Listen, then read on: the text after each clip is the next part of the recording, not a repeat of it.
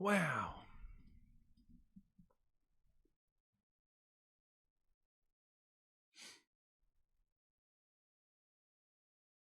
Hi, everyone.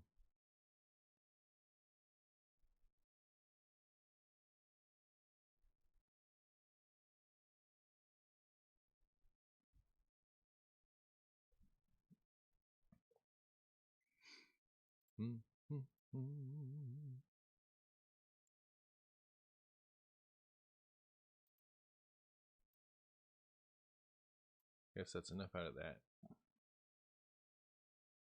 But I really like. Be prepared, chat. You're about to see the desktop. Oh, no, you're not. Never mind. We're fine. All right. Now you can see the desktop. All right. Now you don't have to see it anymore. All right. Perfect. Now that I've ruined you all.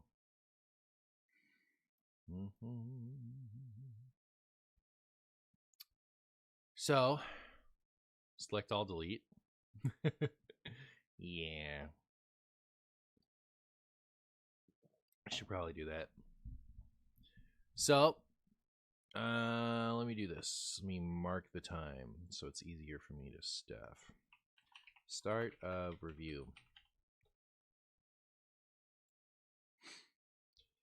All right. Greetings, humans. Welcome to the Marshy Wild set review for Cataclysm, the fancy new expansion that has all the cards in it that didn't exist before. So for me, wait, can I put a little vote?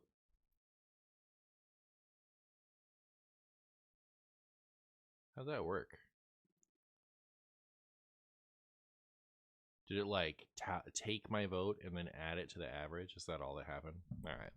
I was gonna like tell you guys my normal star system, but then I was like, if this will just let me do it, I'll just put a star right there. That'll make it easier. But nope. So I have a 3-star system. 1 is we'll see no play. 2 is good enough for Martian content / just decent. It could be like fringe playable, or like if you wanted to build an off meta deck around it, basically. That's why I say, like Martian content viable. And then 3 is we'll see playing wild. So this is a wild set review, right? I don't know anything about standard. So there's that. You haven't actually read any of the text on these cards yet. Neither have I, except for the ones that I have. All right. So we're going to start off with Death Knight. Here we have Arisen Onyxia. It's a colossal. It has 2 appendages. It's when your hero would lose health on your turn, gain that much max health instead. And the appendages are Onyxia's Wing. So they're the same thing. You get 2 wings, and it gives you a 2-cost minion every other time you herald, it upgrades. So I got this up to, what was it, 8 in the theory craft at some point. Does it upgrade by 2 or upgrade by 1? Like, does it go from a 2-cost to a 4-cost, or does it go from a 2-cost to a 3-cost? I actually don't remember. You like when Marshy says appendage? Well, either way, this card was really funny. There's that one spell that it costs health instead of mana. It costs 3. It's called like Blood Rune or something like that. Always doubles. All right, sick. So yeah, it builds up pretty quickly. The amount of health you can gain from this, if you've heralded it enough, is extreme, because you get 2 minions right away. So like if you can gain 16 extra health from that, that's pretty good. If you have those spells in your hand that cost health instead of mana, that's pretty good. There are other cards also, I believe, that are wild exclusive that cost health instead of mana too. So yeah, it gets pretty nuts. This is a 2. I think, like it's kind of like Reno Death Knight playable. Reno Death Knight is a pile deck that's pretty decent, but it's not like the best Reno deck you could play. It's kind of just an aggro stomper. But yeah, it's a solid 2 stars for sure. It's not going to be like, wild defining by any means, but solid upgrade for Reno pile. 2 Blood Runes is kind of bad. 2 Blood Runes Yeah, because actually that is a bit bad because you want to run plague stuff, but this lets you run corpse explosion, which is also good. So I don't know. I think it's fine. But it is more restrictive than 1. That's true. But yeah, easy 2. Then we have Victor Nefarious. Craft a custom undead dragon. If you're holding a dragon, reduce the creation's cost by 3. And this is gonna be like a soft 2, because even when I was playing it in the Theorycraft, it felt, you pick a dragon, you pick an undead, and you smush them together, just like with what you call him. I guess it's different. So Rexar, once you picks first from generic minions, all they can have is keywords, and then from things with actual effects. So this, I don't think, gives you that guarantee. You just get an undead and you get a dragon. And I played it a few times in the Theorycraft, and I was unimpressed every single time. Like, it wasn't even giving me things I was standard excited to play. So I don't know if I got bad luck or whatever, but it's something that I'll play. Like, it's a 2-star. It's not bad enough to not play in like a Reno Highlander pile. And it's a good rune, so like you can run it in double blood or you can run it in double unholy. Actually, you know what, now I'm thinking about it, you have to run dragons. So like we have Onyxia, and like I run Curator in Reno Death Knight when I play it, but it's like you run Razor Scale, or for the memes you run that 7 cost that becomes Beetles. So yeah, I don't know. This might be a 1. It's kind of bad, but I don't know. We'll make it work. Then we have Chromatic Broodmother. So 4 mana, 2/5 undead dragon. Whenever this attacks, refresh mana crystals equal to this minion's attack. It has rush.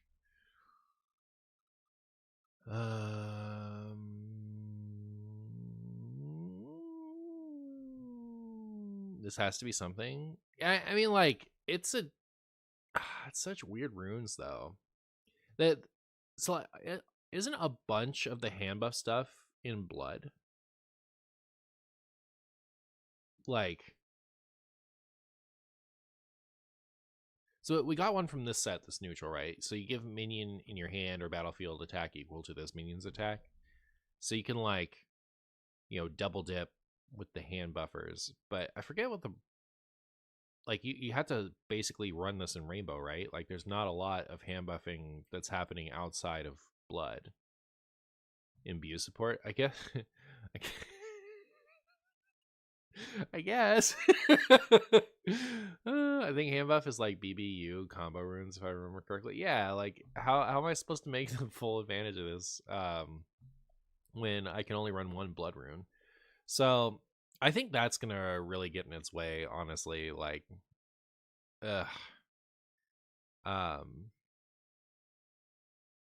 this might just be a 1 just for that reason. Like you can't go enough blood to make the best use out of this. Is Imbue going to be worth it enough to run Chromatic Broodmother? I don't think so. Like, is there some combo you can like? It's so slow starting. The more I talk it through, the more I think it's a 1. I don't think this is anything.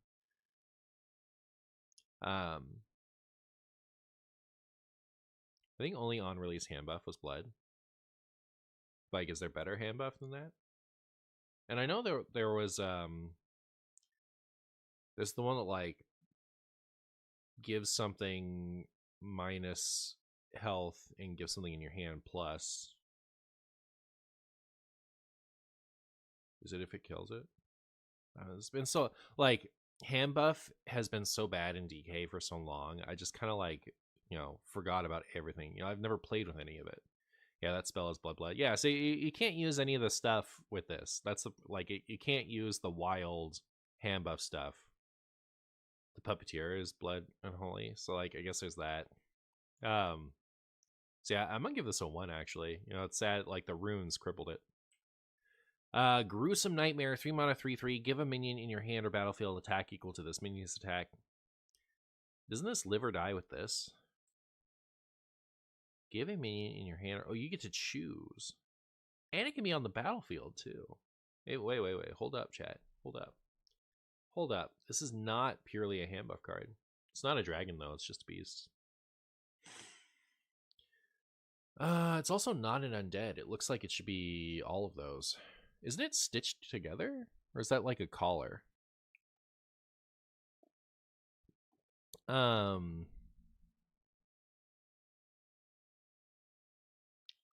3 mana 3/3, give a minion on the battlefield, +3 attack.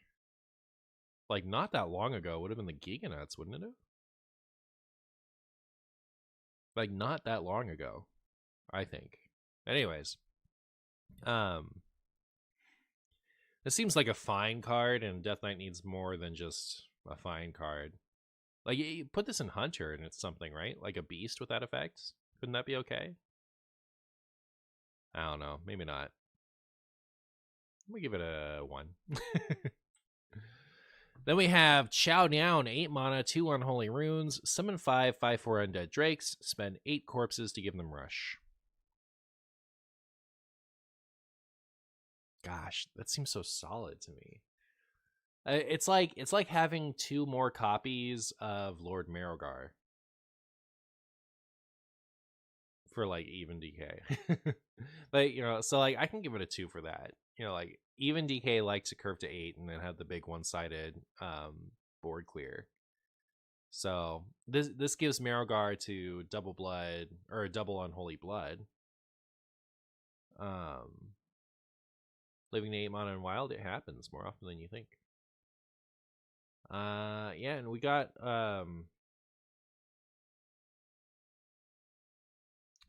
threads back in unholy or in even, right?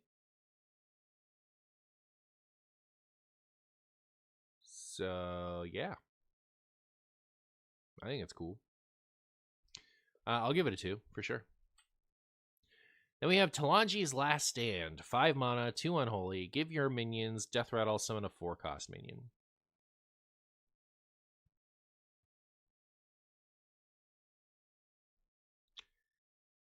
This is good, like, exclusively if you played the Mining Casualties on the turn before. That's like the one case where I think this was good. But you'd have to hit so many things. I think it's a 1. I think it's hard to pull off in DK. Imagine if it was 4 mana. It'd be better if it was 4 mana. I still don't think it's great. I guess on 5 you could hero power plus have whatever. Yeah, you know, maybe it'd be alright if it was 4. But it's not. Blackwing Experiment, 2 mana, Frost Rune, 3/1 Undead Dragon. Death Rattle, get a 2-cost spell that deals this minion's attack damage. So you get a Dark Bomb.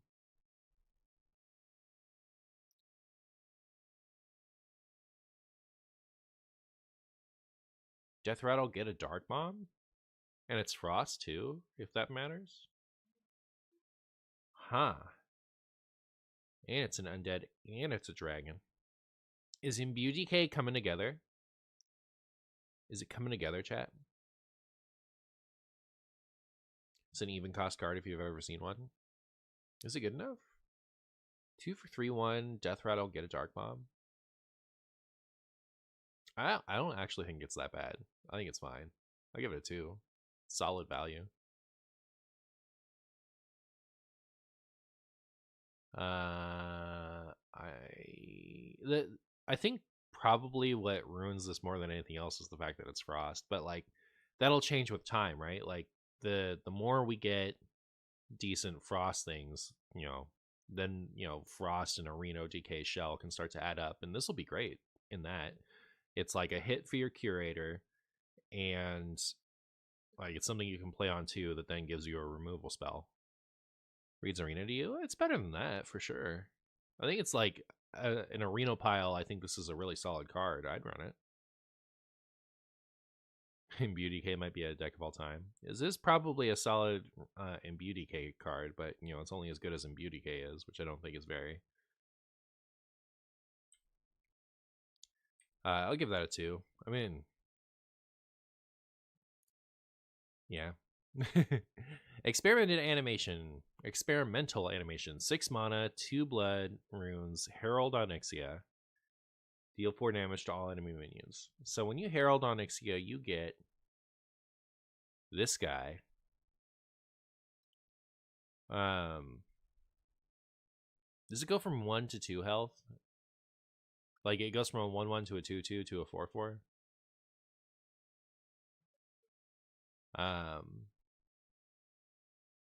And you get this effect. So you would get 2 cost, 4 cost, 8 cost.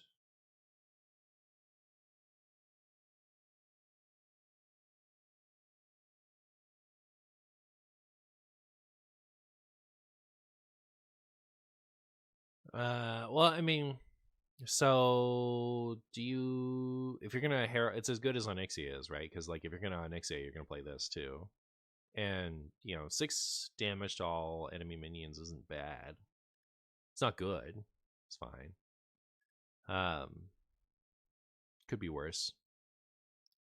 Not gonna lie, the fact that I have to run this to run Onyxia kind of makes me like Onyxia less. It's so expensive. Like in Warlock, I pay 6 mana and I deal 9 damage to the whole board with Entitled Customer. It's like, this is so much less. It's so barely good. But yeah, I mean, I'll give it a 2 because I give it Onyxia 2. Like, you have to run them together. Corpse Explosion is 5 mana. Why is this 6? Because it doesn't just clear the board, it also gives you board presence.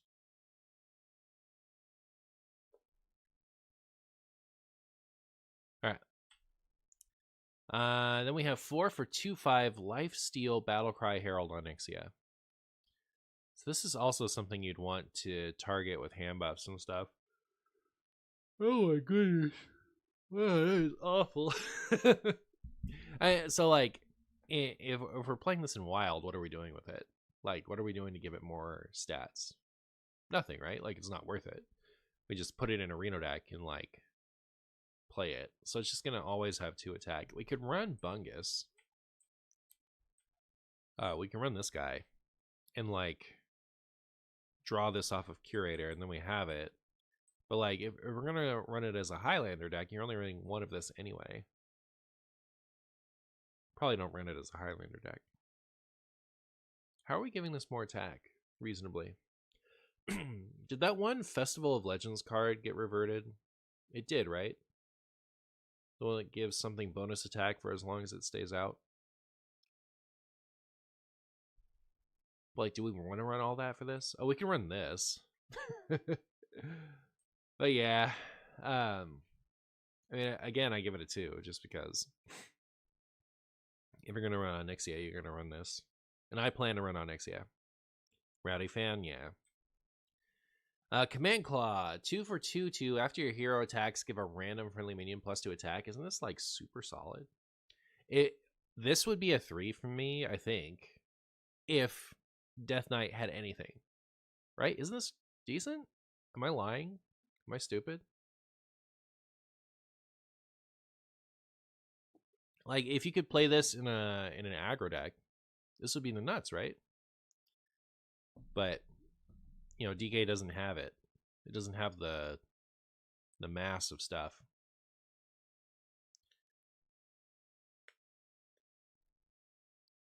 This is definitely an even cost card if you've ever seen it. Like, I'd probably run that, but like, is it gonna make or break it?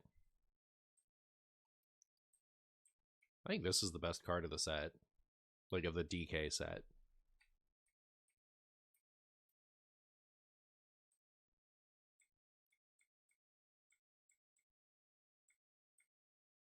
Huh. I got some interesting cards. I'll say that much. Like, it did definitely get some interesting cards, but I don't think it got anything that like Wild really wanted. So I don't know. Such is the way with Death Knight. I don't know what it is, but I feel like I've broken my mic stand. Did that fix it? Maybe. All right, so on to Demon Hunter. We have Ashara, who's an 8 mana 8/8. Look at this. They're rating it 5 stars for standard. Look at that. I like this one, huh? So it's Colossal +2. Your hero has Wind Fury. The tentacles are when summoned, give your hero +1 attack. this turn and Herald twice to upgrade. I mean, it's a big finisher, right? All on its own. But yeah, like, are you gonna play the Herald stuff in Wild? I don't think so. I think it's a 2. It's definitely content worthy. If we can make content with what is it, Unleash the Colossus? We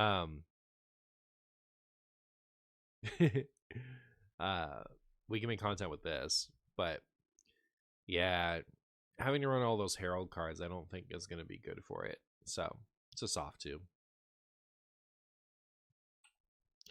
Then we have Nishmarmas Enthralled. What is this thing? It's gross, is what it is. Can you go inside that thing?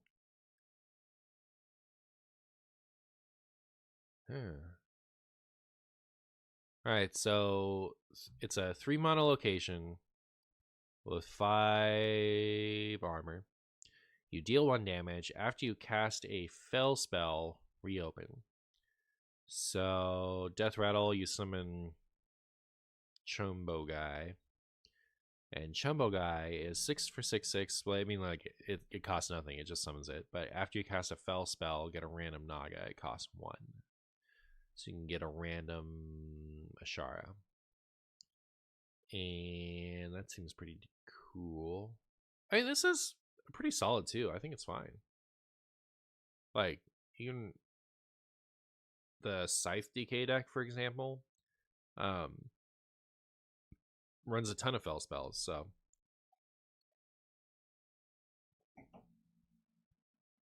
See what you did there, Big Tamser.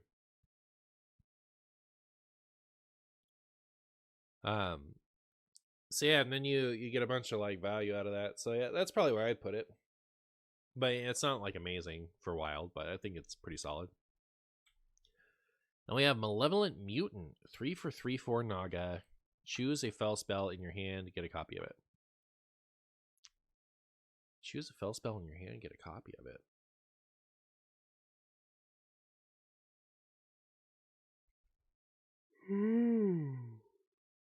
Man, is there anything? Is there anything that would make me run this? Like the Unleash the Colossus pile likes having Jace's chicken goodness. What was that one called? Deal 2 damage twice. It's called Fel Barrage, maybe? No. Is it? Like that would be a good reason to run this. Yeah, Fel Barrage, okay. Well, not that would be a good reason. That's like the first reason that can come to mind. Is there another good like Fel spell? There's that 0 cost Fel spell if you played a Naga or whatever. Oh. So you guys want to play this in like Naga Demon Hunter? Fan the Hammer? I don't know that I want a second Fan the Hammer. Oh, Mana Burn? Do I want a 3 cost Mana Burn?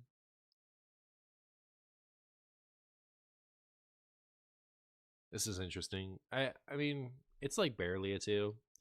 It's like I could see myself wanting to play this at some point in something for fun, but like it's the type of card where thinking about it, I'm pretty sure I'm never going to. Is Relentless Pursuit Fel? No, I don't think so. Fel Infusion. Oh, you can get more Ashara Heralds. 2 for Herald Ashara, and your hero has Lifesteal this turn. Do I want more Ashara Heralds? Maybe that's more of a... It's a less shaky 2. Still probably not going to play it, though. I mean, this is as good as Ashara is. But it kind of makes Ashara a little bit better, right? Because you can, like, put a bunch of bonus attack stuff in your deck, and you use it as healing until you use it as big Chumbo kill 'em times. Does make me want to copy it. Are there other ways to copy Fel spells? For some reason, I feel like there are. Blade Dance is so back. Oh man, I'm so happy. I'm so happy that Blade Dance is back. That's another one where I've just been like, why is that still free? Then we have Ravenous Fellfisher. 6 mana, 5/5 Naga. Costs 1 less for each fell spell you've cast this game. Is that a 3? How many fell spells go in? Well, okay, so here's the thing. In Questline Demon Hunter, you probably play enough fell spells for this. You might. But this doesn't have Rush. This doesn't have Taunt. So, like, it's just a thing. It's not even like we have a 5/5 with Rush already in that deck, and the Taunter has more stats than this. And for that deck, I don't know that Fell Spell is even an easier requirement. Oh, it's never better than Walloper. It's just like, do you want more? Wow, this is actually I think a 2. My inclination was like, wow, we could actually have a 3. But like, yeah. Okay, so the fact that it's a Naga might be relevant actually. Because I mean, you run Fell Spells in the Naga Demon Hunter deck, right? And then this is a 0 cost Naga that's huge. So I think you could make something that's fun with it. This is in Reno slot piles? I don't think so. I think it's like you have to have a massive fell spells, I think. I don't think a slot pile would have a massive fell spells. We are waiting for a wild only, aren't we? Yeah. It's a 3-point scale. 3 is meta impact in wild, 2 is good enough to enjoy in wild, 1 is terrible. I think it's a good card, just homeless. Yeah. Yeah. I mean, like, I give it a 2, but it is quite homeless, I think. I'll try it out, though. Then we have Flash Flood. Flash Flood. For 5 mana, deal 5 damage to your opponent's left and rightmost minions. Outcast, do it again. So now I just sit here and think, if this was just 5 for deal 5 to all minions, would I play this card? I think the answer is no, right?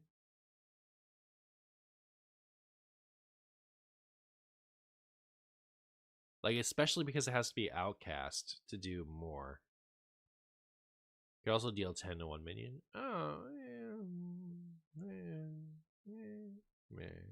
I don't know. I'm gonna give it a 1. I don't think it's good. I think it's too hard. Like, the type of deck that could play this can't make use of Outcast, like a slot pile.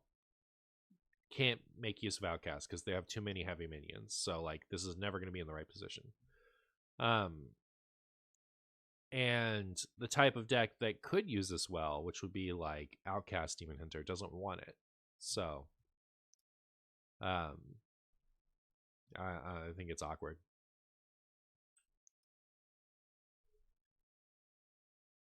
So we have Broxigar's Last Stand, which is a like, it's such a weird title for a spell to me, right? Have they had spells with names in the title? They haven't even had like Jaina's Fireball or anything like that. It's just kind of like Broxigar's Last Stand. Seems like something that you'd put on a quest or on a location, maybe. But anyways, yeah, I guess there's Gloop. Malgos's Frame Strike is like to distinguish it from regular. They have 1 for each Fabled unit in the set. There's a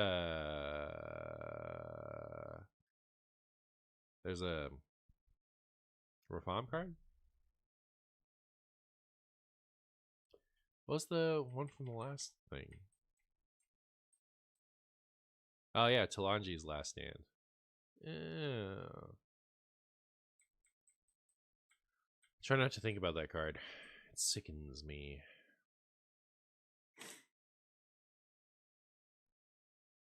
Skull of Gul'dan is an artifact.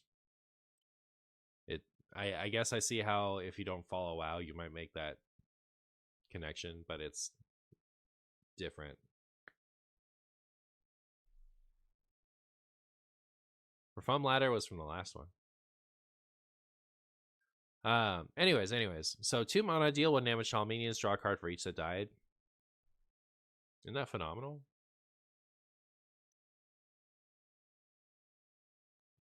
Do you ever play this in Questline Demon Hunter just to like swing with all your patches tokens and then play Broxigar's Last Stand and draw a bunch of cards?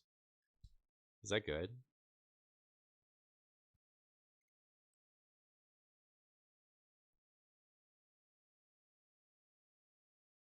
Interesting. It's kind of great, right? Is this our first real 3? This is a real card, isn't it?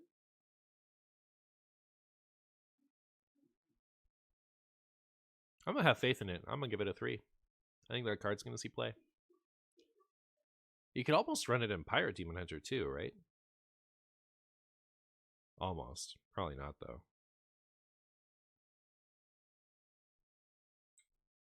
Then we have Dread Leviathan, 9 mana, 9/9 beast. Taunt, Battlecry, choose an enemy minion to steal 3 health from the 3 times.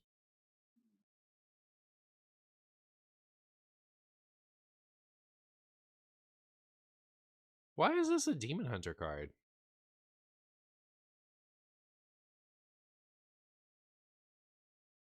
Why on earth would this be a Demon Hunter card? It's not a demon. When is Demon Hunter doing big beasts? What does Demon Hunter have to do with Krakens? 4+? What do you mean?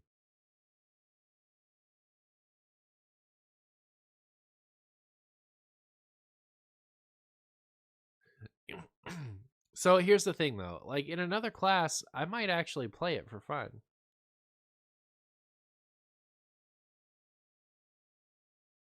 Really is a neutral card shoved in a Demon Hunter. It's just like, I can't possibly make use of this in Demon Hunter. Like, I could throw this into a Druid deck and have fun with it. This is a 1.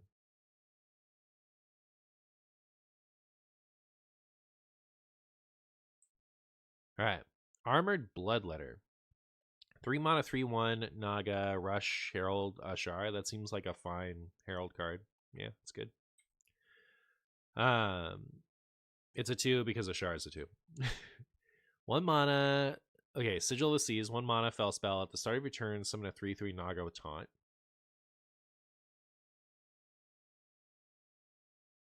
That's gotta at least be a 2.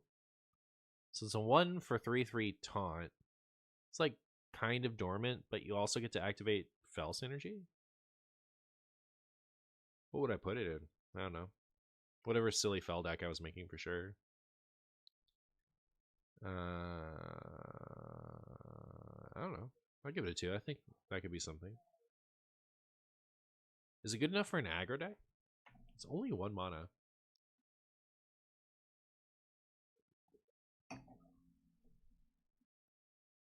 I don't know. I look forward to playing with it. Looks like Demon Hunter got a good set. Like, it got something that I actually think we'll see play, and it got a bunch of stuff that I think is like funsy viable. There's a lot to consider with this one.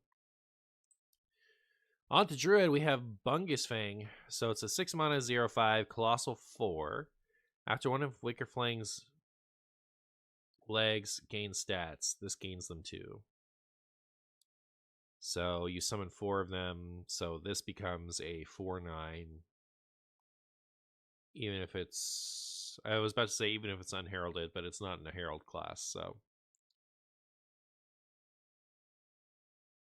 you could, like, on 7, you could play this with Jade Lotus, and it would gain all those stats also.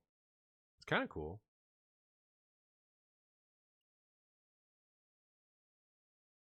Imagine Sigil of the Seas into the Fel Murloc. What a turn 1/2. Yeah, seems decent. Hey, Mr. Person. Meat Wagon?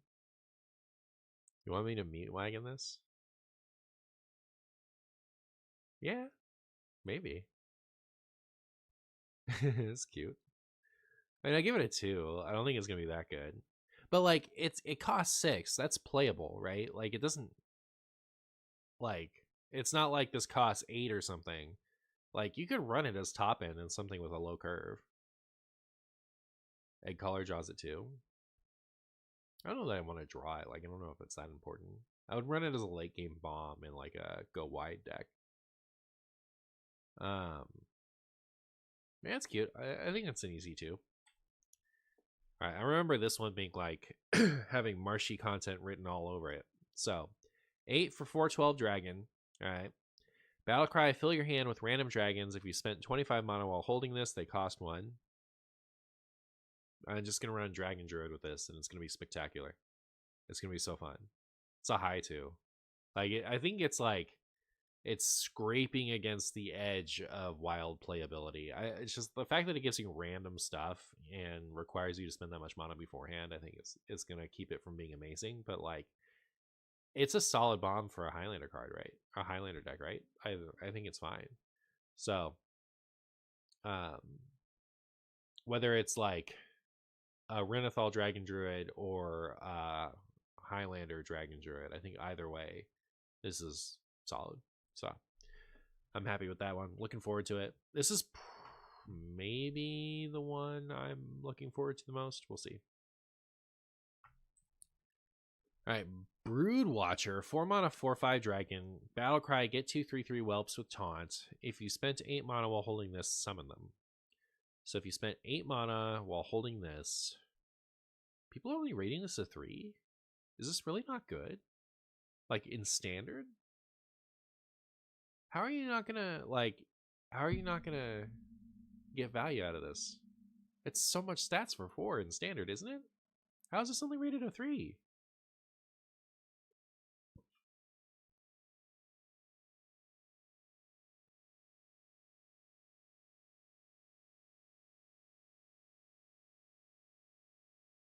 I don't know.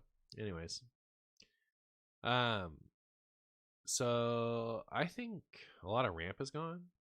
But like you don't have to ramp into this. It costs 4. It's never active on 4. I guess, but still. You can only spend 6 mana until 4, I suppose, and that's how everyone is rating it. Okay, fine.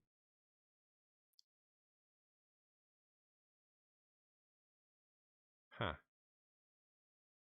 I guess that's a good point.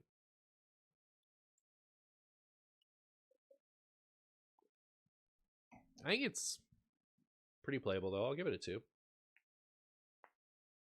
I'll give it a 2.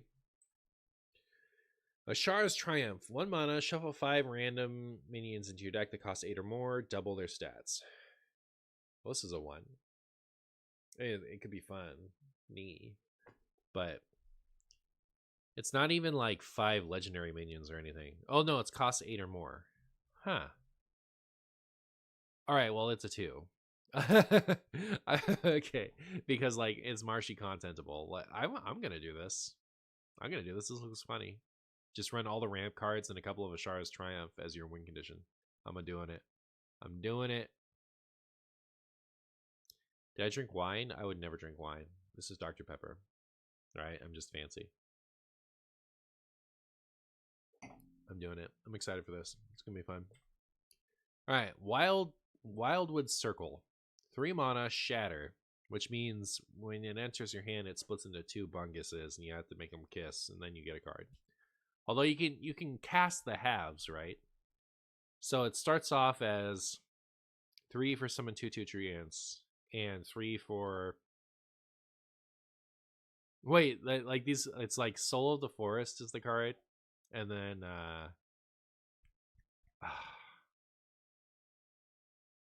what's the it's so bad, it's so whatever, I can't remember its name. What's the 3 for 2 make 2/2 treants? Landscaping, thank you. It's literally those 2 cards smushed together, and if they actually get together, it becomes a good card. Do you guys think that this is good in Treant Druid?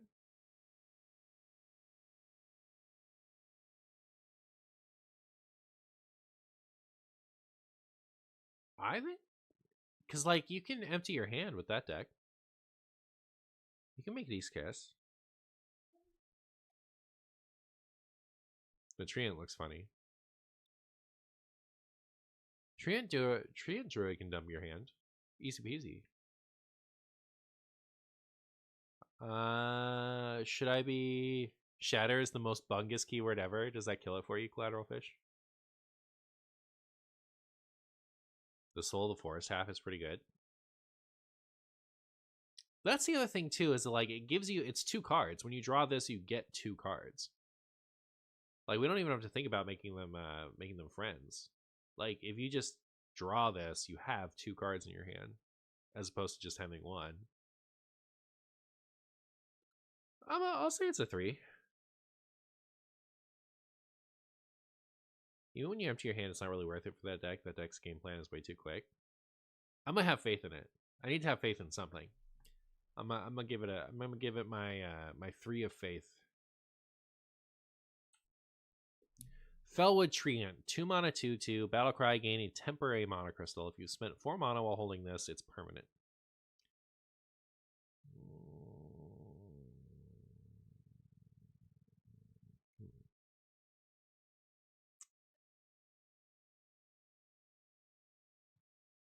So it's a wild growth you can't play on 2, but it comes with a 2/2 if you play it later.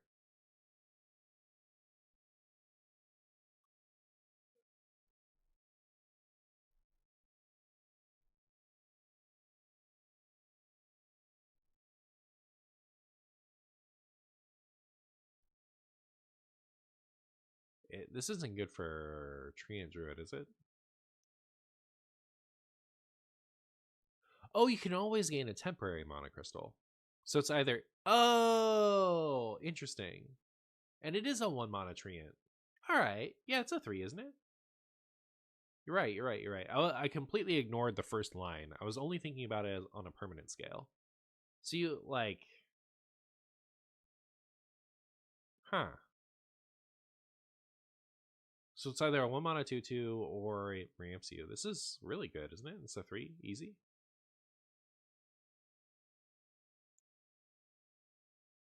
Because, like, the Treant Druid deck plays every 1 mana Treant it can, and this is a good one with upside, right? I guess it's not a spell, which is a bad thing. Because, like, it doesn't discount the Owl. It doesn't discount the...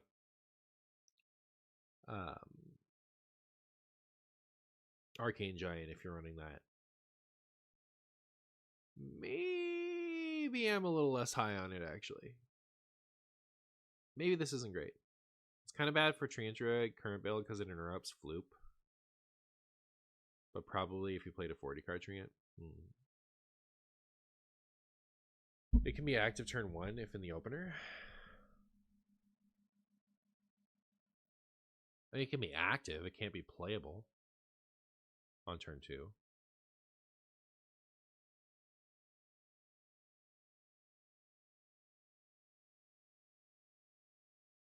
Is it just me that Martian Boost streams seem way too low volume-wise compared to other streams? Do you guys all feel that way?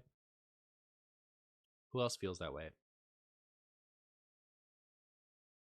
Raise your hand in chat. I hear that periodically, but then nobody ever backs them up.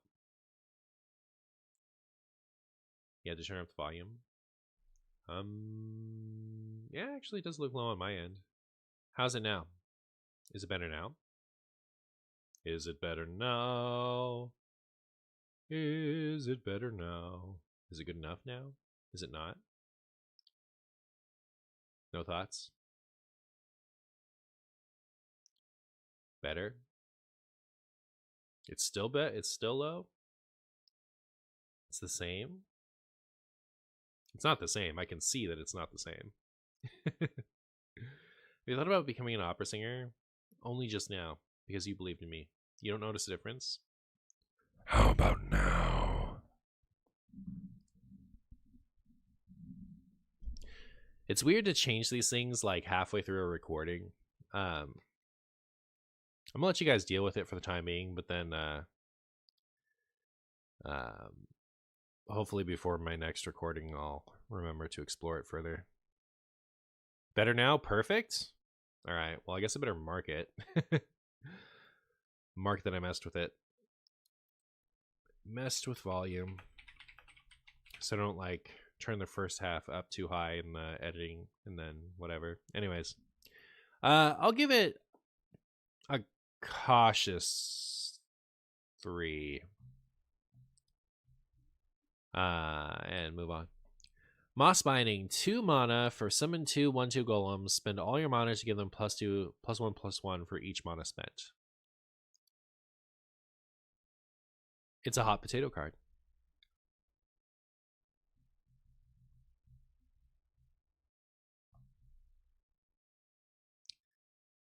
Isn't there something in Druid that like gives things that have 2 or less attack taunt or something like that, like when they come into play?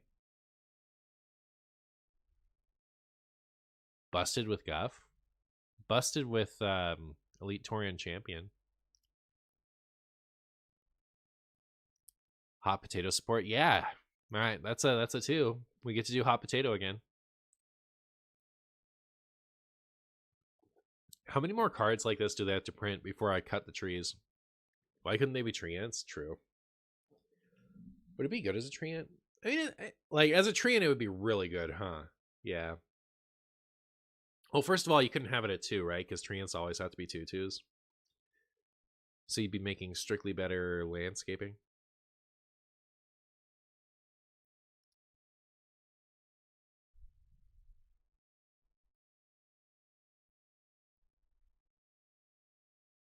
Oh, Mr. Boolstool, that's what they call me. But yeah, it's a 2. I'll play Hot Potato Druid at least once and then never again. Hot Potato Druid, for those of you who don't know, Elite Taurian Champion is it passes the Pick of Destiny back and forth. If you spent all your mana at the end of your turn, it passes it to your opponent and it gets bigger.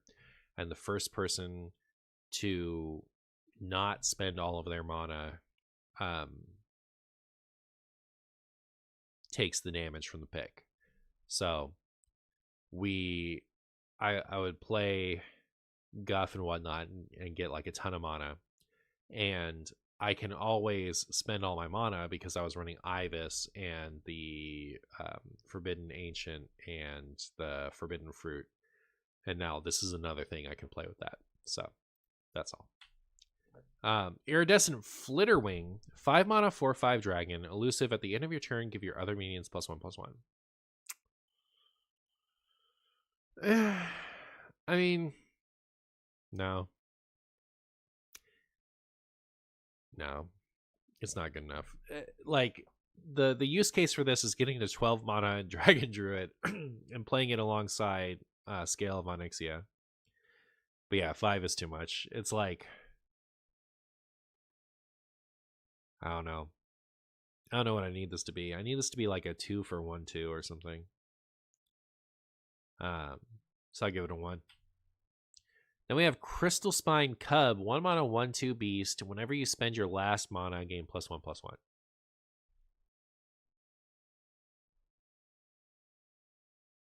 Does it count when you just play it? Like if you play this on 1, does it work?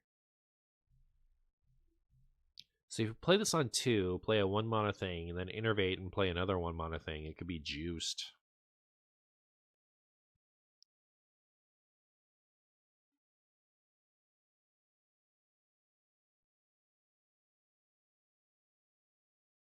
I'll give it a 2. I think it's interesting. But yeah, Bio Project support? Yeah, stuff like that. You can make a cute beast druid with this. We have Force Gift, 2 mana nature spell. Give a friendly minion +1/+1 for each minion you control.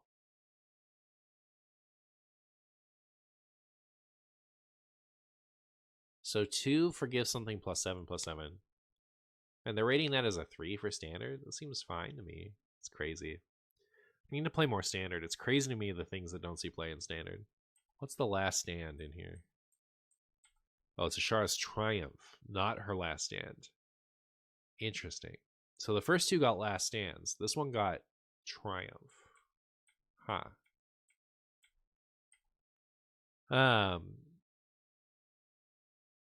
So we go wide really early, and then, like, couldn't this be good in wild?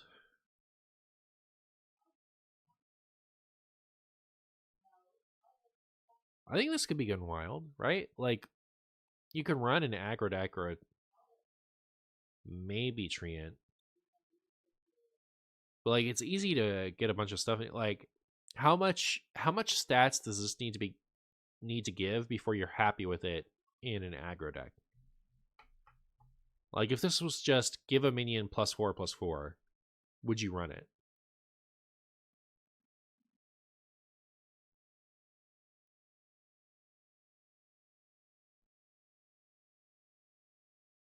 It has no synergy, and why decks don't run that?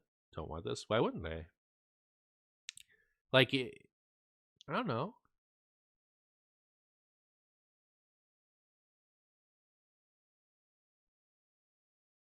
The thing is, so what's tripping me up about this is I actually think that this is a really solid card for aggro druid, but aggro druid hasn't existed in a while, and I don't think that this just brings it back, right? Like, this isn't the card that deck was missing that it would need to become a deck again. So I guess I would give it a 1 for that reason.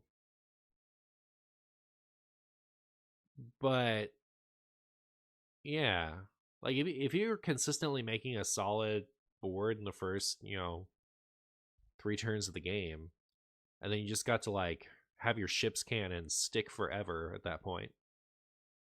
I think this is a card, like, I'm gonna give this a 1 because I don't think it's good now, but I think it's one to keep an eye on. Playing this card on a Crab Rider in 2023 would have been sick.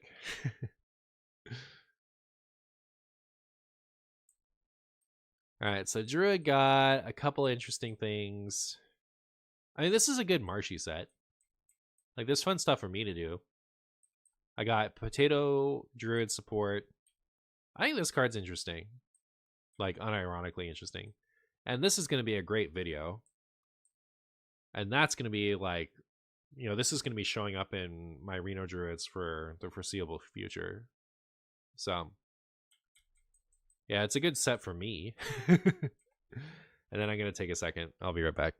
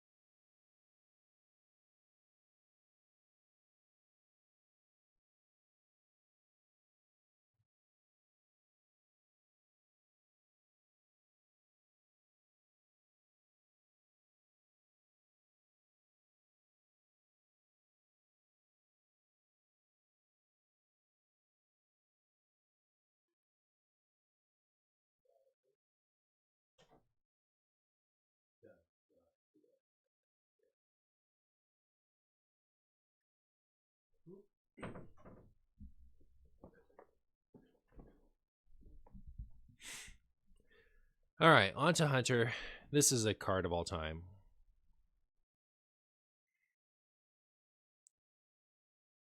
Summon any leftover appendages when there's room. So with Magma,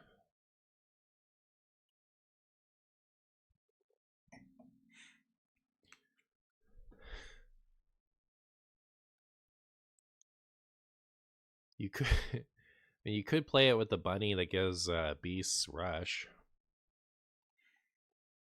It's good with the Oldham quest if you like losing. All right, but so you don't just get all the appendages forever, right? Magma still has to be out. Huh.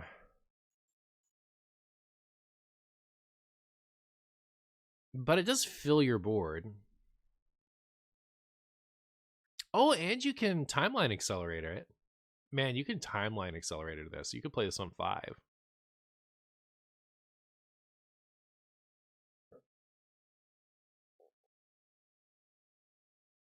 This might be a Reno Hunter card.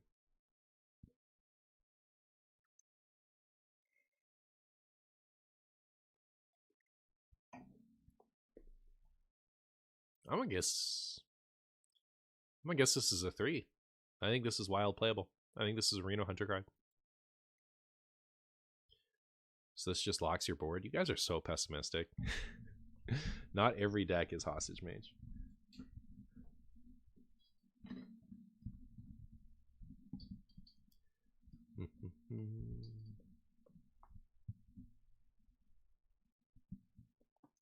All right, let's go. This just screams like Highlander playable. I think this is fine. I expect nothing, so I'm not hurt when guards are bad. Yeah, I mean, if it weren't for Timeline Accelerator, I would look this over. But the fact that you can tutor it and make it happen so much earlier, I think it's fine for a Highlander deck. You talk about the infinite APM health decay when reviewing Onyxia. What is the infinite APM health decay?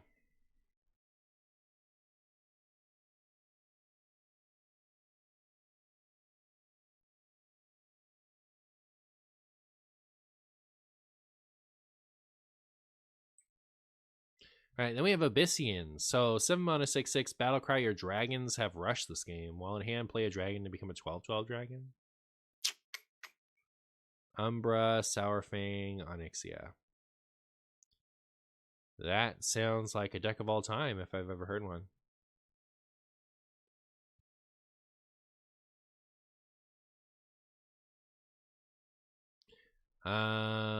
This game is pretty good. Being a 12/12 is pretty good. It's probably fine. I'll give it a 2. This into end time Morazon. Doesn't it gain infinite attack back to your turn though? I think this is fine. It's at least a 2. Why is this Bola Dragon? Because its true form is a dragon, and Abyssian takes the form of a Tauren when it's going around as a humanoid rather. Most dragons, like Alexstrasza and Deathwing, they'll go for either a human form or a blood elf form. But some of them, like Chromie, go for gnomes, and this one happens to go for a Tauren form.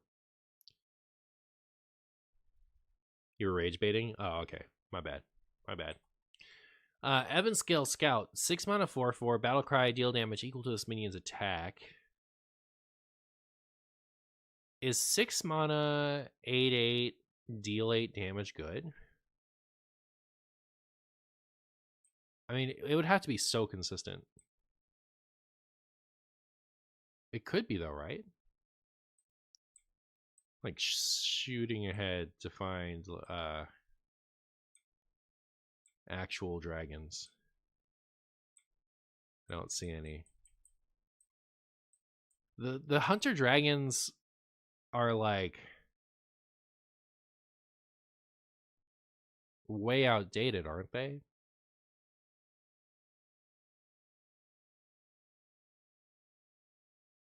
I'm gonna give this a 2. Man, I'm excited to build this deck actually. Probably as a Renathal deck first, and then when that fails, go Highlander. But these cards are so good once you activate them. Yeah. So then we confront the Tol'vir. 3 mana, replay each 1-cost card you've played this game. I know that there are combos with this in Wild. It's like Leper Gnome and Play Dead type stuff.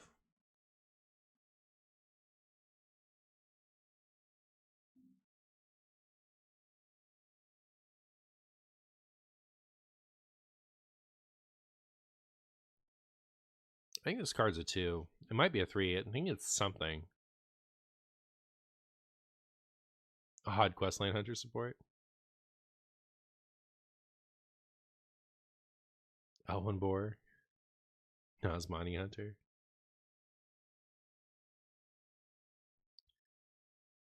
Polkelt into Carrion Grub that hits Tolvir is infinite and bad. Oh, very good. Has there been a 4 yet? I have a 3-star scale. 1 is unplayable, 2 is good enough for marshy content, 3 is wild impact.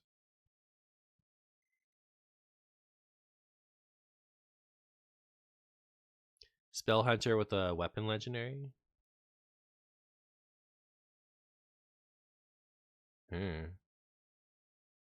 I feel like this card might pop up somewhere.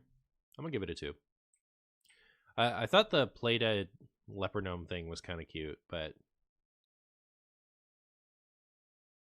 like theoretically, if you played this, and after having played both Leper Gnomes and Playdeads, you know, you're dealing 4 damage and summoning 2/2/1s that will deal 2 damage each.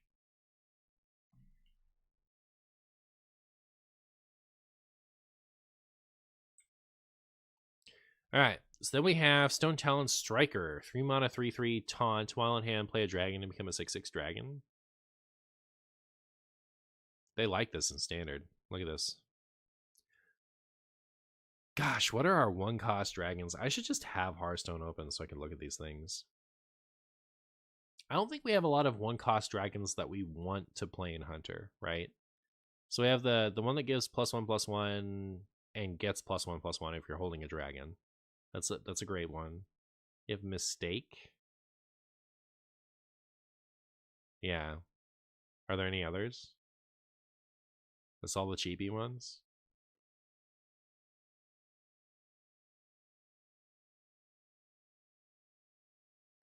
I actually think that this card's like the weak, like as far as wild is concerned, there's a tempo difference when it comes to standard. I could see how this would be the strongest one in standard. But like I like this and this both better for wild.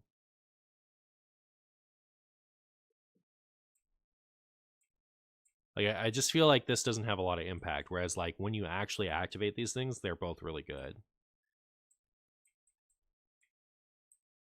I think it still gets a 2, but it's a soft 2, whereas those are like, you know, solid 2s.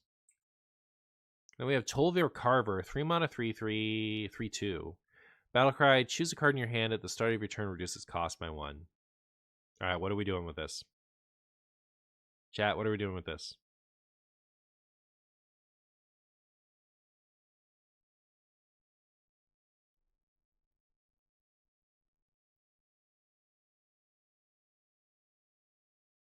Discount Ceaseless? Reno on turn 6? Like Reno Hero? Are you guys saying Reno just like run it in a Reno deck? Nobody's excited about this. You guys just like it as to target Reno Hero? That's all? That's all this is good for?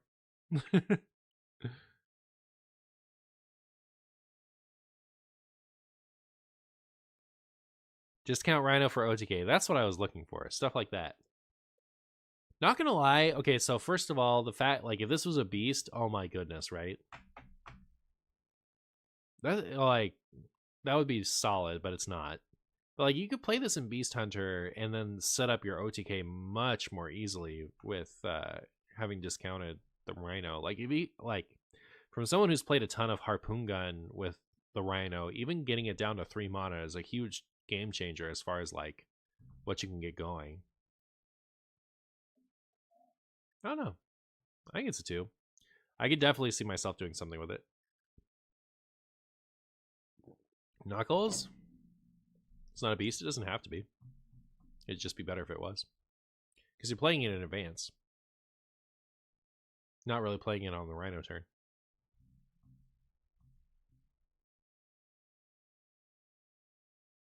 You can discount the guy that summons beasts. You're talking about Leorox? Yeah, they said that. Discount Zul'jin. It's so interesting. It is a 3 mana 3/2 is the thing though. Like on 3, all you're doing is making a 3/2 and possibly gaining stuff later. There are a lot of good hits in Highlander decks though. Like the difference between playing something on, you know, like turn 8 versus turn 6, or turn 6 versus turn I don't know, more like turn 7 versus turn 5.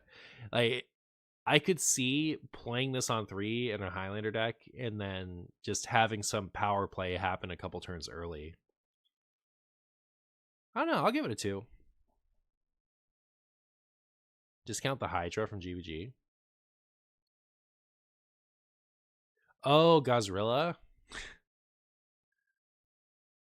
Would you play Emperor Thorson if it were 3 mana and only hit one card in your one card of your choice? That's not what this does, though. Okay. I'm reading this as though the whole text is attached to the battle cry. Does it only tick down if it's still on the board? It doesn't have to stick. Okay. In which case, like, this card is not comparable to Emperor Thorson then. It's just kind of like it. If you play it on curve, it takes a big thing and makes it a mid thing. And that could be super relevant. So Dino Tamer Bran actually, like, if it hits Bran or Dino Tamer Bran, Dino Tamer Bran becomes more powerful, right?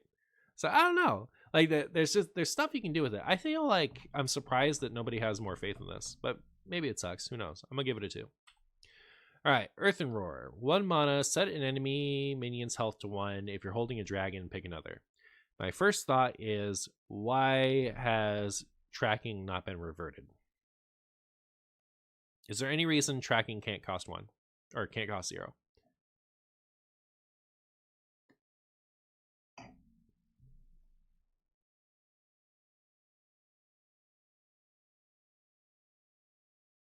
All right, back to the matter at hand. Wait, tracking used to be 0 for a long time. It was 0 until kobolds, right?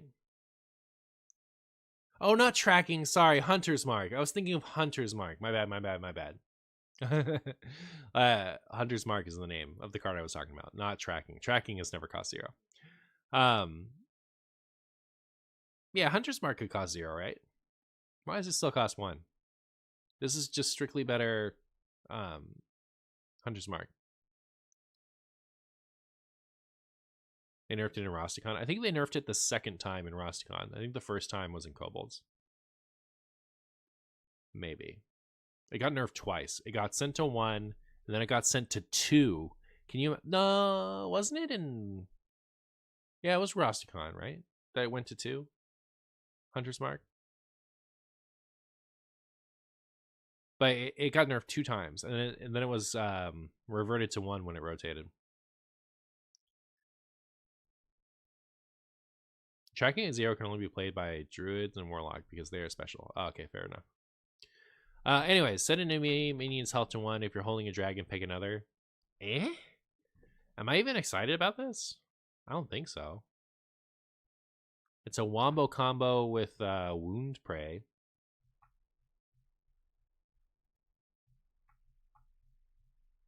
It's almost a wombo combo with Dreadscale. Abysmal dog shit? Well, okay, now you're being pessimistic. It's not that bad. I don't think it's good. I think it's a 1, but it's not abysmal dog shit. There have been worse cards than this. And while we don't need hard removal, is that true? I think we just need efficient cards, and sometimes it's hard removal. This isn't that efficient. Combo with Kolkar Pack Runner. I don't know. I'll give it a 1. I'm not excited about it. Supply Run. 4 mana, shatter, draw 3 minions, give minions in your hand +2/+2. And you have to make them touch before it's a good card.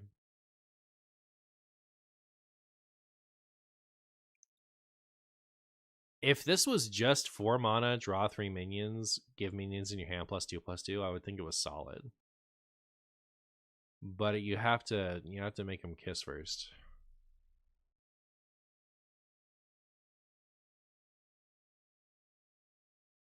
I don't want to ever pay 4 mana to draw 3, and I certainly don't want to pay 4 mana to give minions in my hand +2/+2.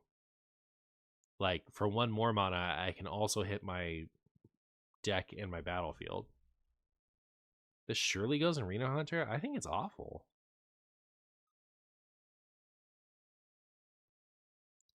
You don't consider a 4-mana tutor 3 solid? This tutors 3? I don't think this tutors 3. This tutors 3 if you only run 3 minions in your whole deck. That's what tutoring means. It does not tutor anything. I mean, it can tutor 3 if you build it. Are you going to do that? What are the 3 minions you're running to make this a tutor?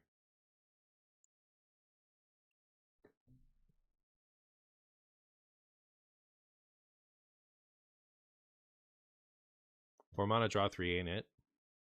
Acid Maw. I can tutor Acid Maw without not running any minions. All I have to do is only run 3 beasts, and I can tutor Acid Maw, and I do.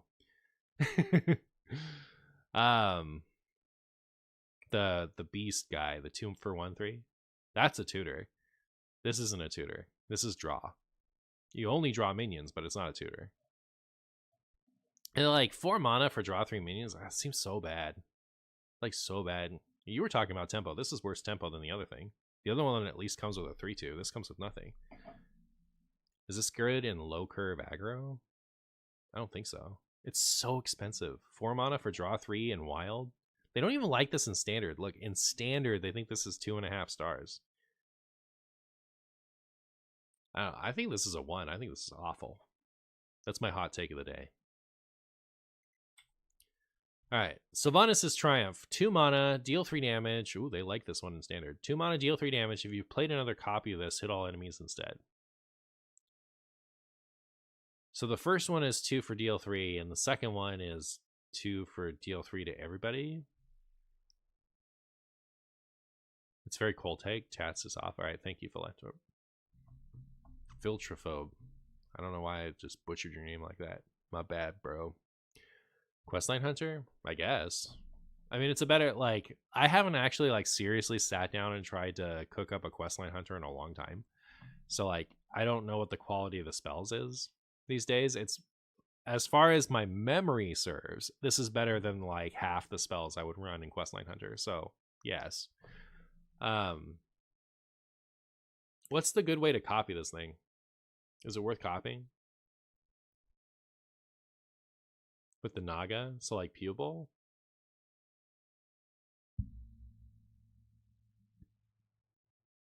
Look how high they're rating it in standard. That's so high. What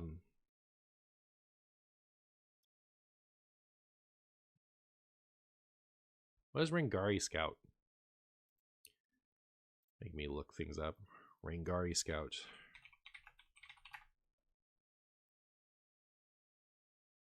After you discover a card, get a copy of it. I see.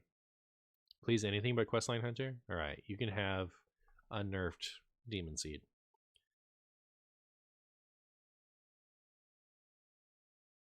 The Perils Macaw. Oh. I don't know. I mean, like, it's a 1 for wild, right? Like, even if you were running a... Like, okay, it's a 2 if you count Questline Hunter. Because I think you, like, 2... I think Dark Bomb in Questline Hunter is good enough, probably. Unless it isn't. Honestly, it might not be. But, like, even if you were going to run, like, a Renathal deck that's mid-range, are you going to run this so that you can run the second copy? You could run the second copy in the ETC in a Highlander deck. It's just, it's so bad. I think it's 1. I can see how it might be a good card in standard, but for a while, I think it's a 1. Chat, look at this. Look at this vanilla card. Chat, when was the last time we had a card this vanilla? I mean, I'm not even saying it's bad or anything. I just, like, look how vanilla it is. It is... It's not even French vanilla or vanilla bean. It's just, it's straight up vanilla. Look at this thing. It's so... Alright, it's a card. It's new, right? We haven't had 1 for 2/2 elusive before. I'm not saying it's bad. It's just like, it doesn't have any kind of like death rattle, deal 1 damage or anything like that. Sama was a 7/2. Alright. Fine. 1 for 2/4 for priest because self damage is not a thing. Anyways, I mean, like, the raw stats on that make it not vanilla. Like, this thing is like stats for curve. That thing was huge. You wish this was a Dragoon? Me too. We play Snake Oil? Are you just like, I'm not, is this not in response to the vanilla question? Because the Snake Oil was not vanilla. That thing had like, it was like 1 for 2/2 and give you a mulligan. And if you had spell damage, you can make use of the Snake Oil. It was more complicated than that. It was an interesting. This is just kind of like, cheaper Brightwing or cheaper Fairy Dragon. I don't think it's anything in Wild, right? Like, if I was going to put this in anything in Wild, I think it would want to be Druid because you're doing like wide boards. But even then, this would have to be a pirate. So it's 1. All right, Hunter is interesting. I think Highlander got a couple interesting things. Maybe Renathal. So there are several things in here that I think could potentially see play, but I also feel like there's a solid chance that none of them will. So, Hunters, I don't know. We'll have to find out. Before we get Mage, I'll be right back.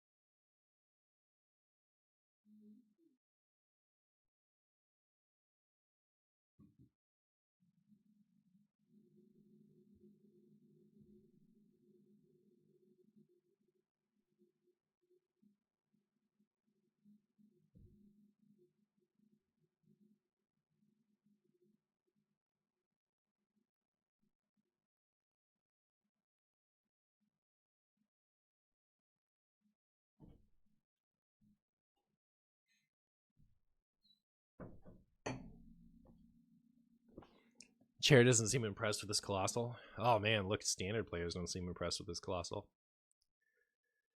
So on to Mage, we have Volcanos. It's a 7 for 4/8 elemental, Colossal +2. At the end of your turn, deal 2 damage to all other minions. It's like Baron Geddon. Whenever this takes damage, get a random fire spell. It costs 3 less. Wow, this seems terrible. I'm gonna give it a 1. I'm not even excited to play it for funsies. All right, Archmage Calic. So this is like Caligos if he was a human. Give all spells in your hand and deck spell damage +1.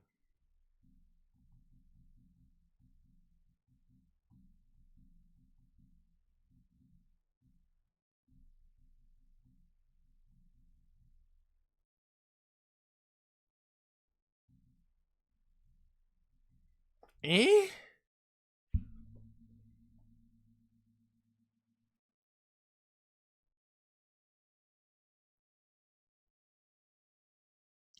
This doesn't see playing anything. That's true. It's not out yet.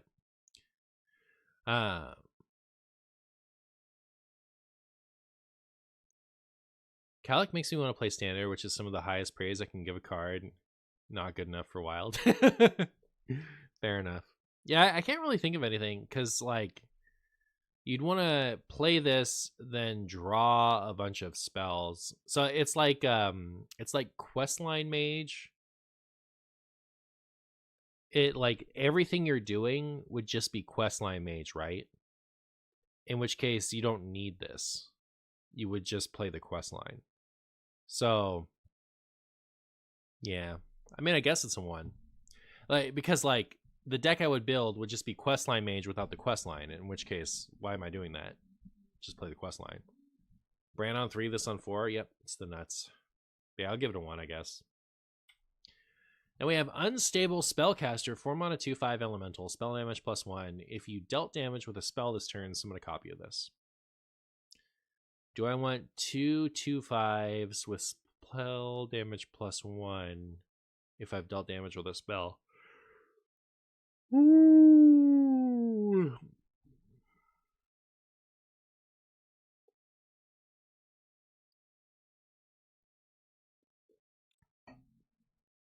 No, it's a 1. Is this really old art? This looks like old Hearthstone style art. Is this reused from the TCG? Is it?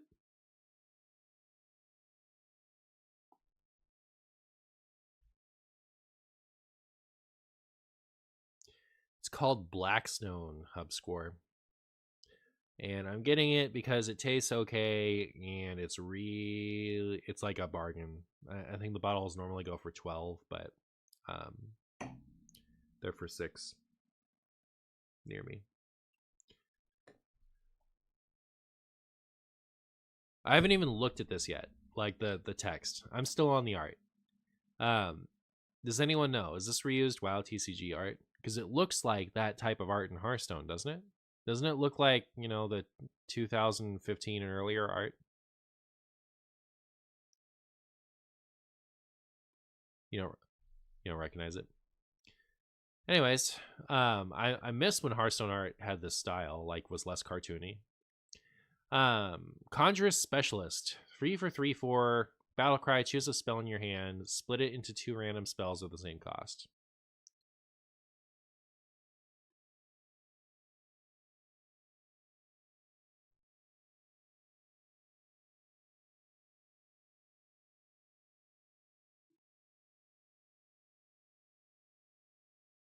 If this was just choose a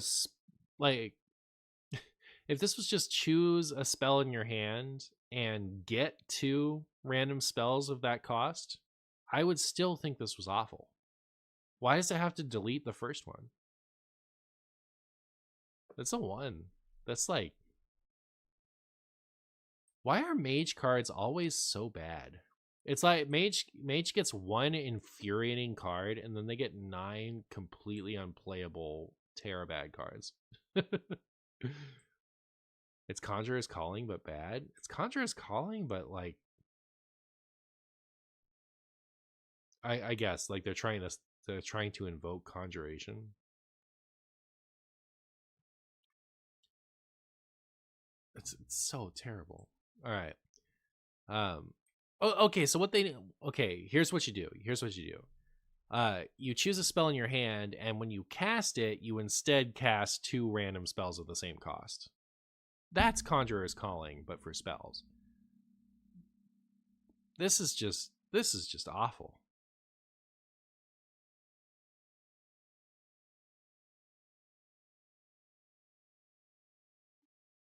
I just made a much cooler card. Sindragosa's Triumph, 5 mana, deal 8 damage to a minion, reduce the cost of a random card in your hand by the excess damage.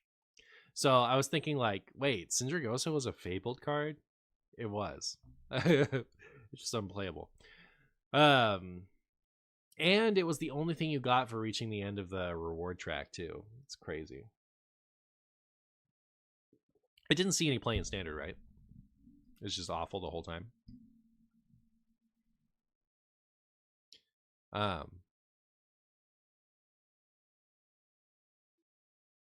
So anyways, 5 mana, deal 8 damage to a minion, reduce the cost of a random card in your hand by the excess damage. Random card in your hand. If that said your highest cost card by the excess damage, I'd be in. But it says random card, so I'm out. It's a 1.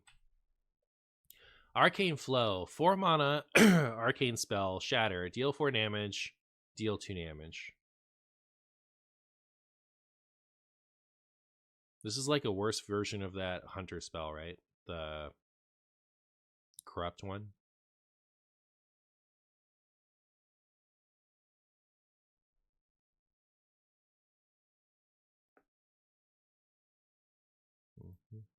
That's not what I wanted. It just occurred to me, like, if someone subbed to me, I would never know. Alright, cool. We double checked. We're fine. Dunk Tank, yeah, that's the one I'm thinking of. It's like Dunk Tank, but the ask is harder, isn't it? Well, it's 4 for deal 6, right? Okay, I was talking myself into it by 4 for deal 6, but you know what Mage already has without having to shatter 4 for deal 6? This is a 1, right?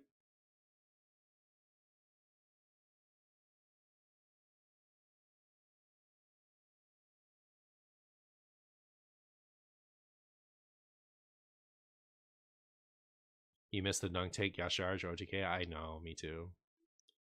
The worst cards in history. That's fine. Like, there's worse cards than this. It's just kind of like, what are you gonna play it? Why are you gonna play it? If you play Calicos and give them each a spell damage, and then they kiss, does it have +2 spell damage, +1 spell damage, or +0 spell damage?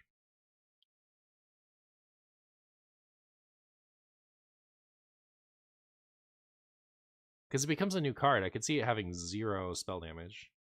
It's +2 for sure. Like, once they merge, it'll keep the effect of both.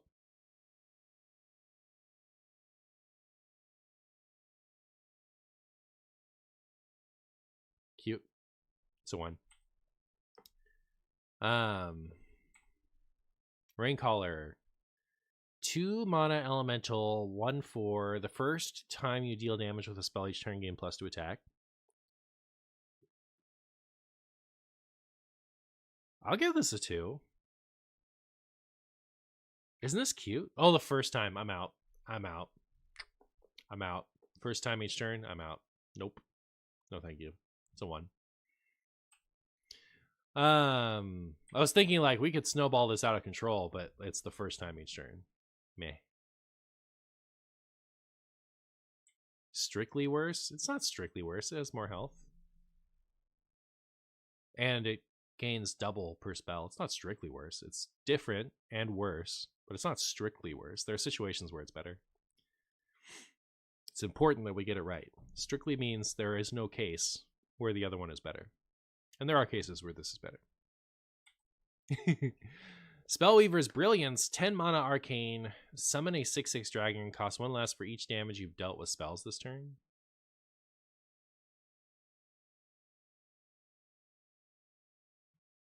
Thoughts on... Pyroblast does deal 10 damage, right? It's 10 for 10 damage. Do you guys want to do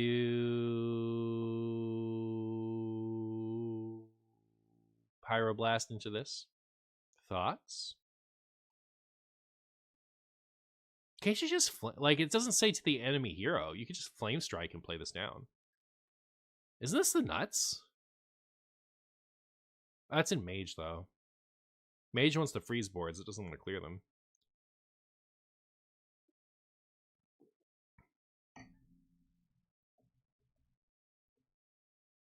Is the card called Fire Sale? 4 for deal 3? It's not even enemies. It can hit your own stuff. But what plays this? I'm not going to slot it into the only existing Mage deck that runs freeze, like I just said. We'd have to build something.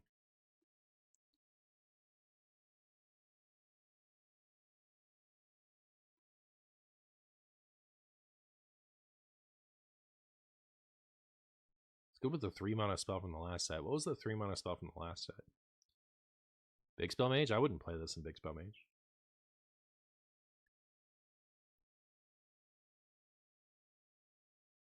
I think this is a 2, but I think it's a high 2. I think this is kind of nutty. It's like... I don't know. What's a realistic amount of damage you can do on turn 4? I mean, if your opponent has 4 minions out, and you play Fire Sale, this is free. And you've cleared their board. Oh, it's summon a 6/6 dragon. Chat, I was evaluating this. I was evaluating this as fill your board with 6/6 dragons. All right. I'm out. Nope. I'm out. Goodbye. No, thank you. I mean, it's still a 2, I think, but it's a soft 2. It's not like a strong 2. Yeah, this is whatever. Like, it's so this needs to cost like 6 for just 1 dragon. All right. So 1 mana frost spell, Sleet Storm, deal 2 damage. Martian can't read her. Text confirmed. Yeah, I guess not. For deal 2 damage, deal 1 damage to a random enemy minion.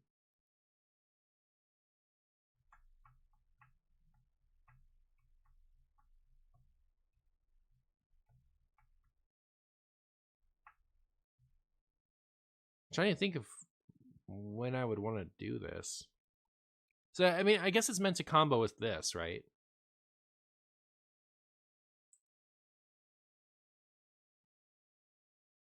Is there a deck that values using a different type of, like a different spell school for dealing damage? Like would Questline Mage maybe want this? Not really, right? Because you really want to just use your Ice Block and your Frost Novas to satisfy your Frost or Ray of Frost. Like those are just better cards to advance the quest line. And once you get there, it's just better to use like whatever.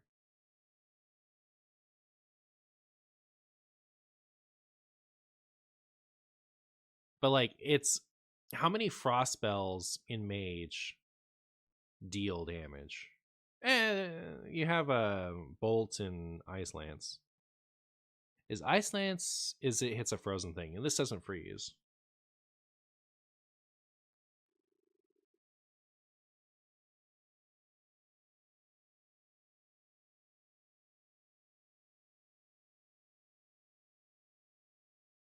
Yeah, that's the one. I can't think of a use case for it. 1 mana, 1/1 dragon. Battlecry, discover a 1-cost spell from any class. It just looks solid. What one's a solid? I feel like this was wasted on Mage. Is Mage gonna play this? Probably okay in Reno. I think you have to value the dragon tag. But like, yeah, so Reno Pile is the place that I would do it. Does Reno, the Highlander Mage, it doesn't run the quest anymore, right? That's done.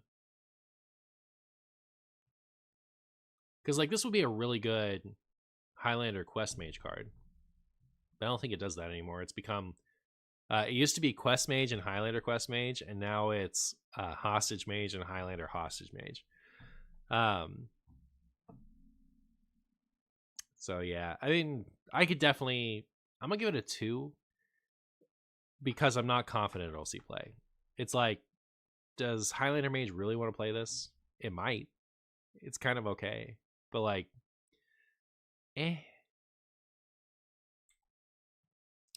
Mage as usual got a bunch of garbage. Like I'm always so unexcited about Mage sets. It's always as much as just like random crap that doesn't quite work. Like for Wild at least. And then the 1 or 2 cards that end up being playable are insufferable. It's so awful. Like Mage is just like for so many years now has just been this like if it gets played in Wild, you're gonna hate it. Ruins Kaldara Drake with Curator. Do you really want random nonsense in your Roma? All right, yeah, that's fair. I'm not excited about it. It's a in a vacuum, it's a really solid card. And if you do care about the dragon tag, I think it's a really solid card. So I'm sticking by the 2, but it's a pretty unconfident 2. All right, on to Paladin. And chat, I gotta tell you, I don't understand this card. Like I see how it works. I don't understand it from a design perspective. My big question for this is why. So it's a Paladin card, costs 8, Colossal +4, and it has these 4 keywords. It summons its appendages that each have one of the keywords, and if they die, the main guy loses the keyword too. Is it just too many stats? I haven't sat down and like thought about it. So it's an 8/8 that summons a 4/2/3s, each of which has one keyword, and it has 4 keywords. Am I just too wild pilled to trust this? It's like a Hydra. I mean, I get it. I don't understand. Like I don't understand why it has to be bad, I guess is what I'm saying. Like, I guess they like it for standard. So maybe it's just standard fine and I'm too wild pilled to appreciate this. It's like all they have to do, it's cute, right? Like, you've cut off this head, so it doesn't have divine shield anymore. But like, yeah, honestly, by being able to remove taunt from the main one, if you remove taunt from this one, like, it having taunt is pure downside because it just gives your opponent the opportunity to kill the head before this if it makes sense to.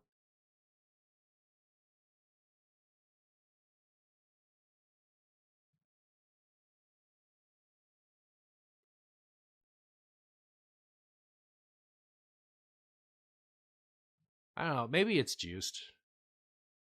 Like, okay, so if this was like a 12/12 or something, like big, it would make more sense to me.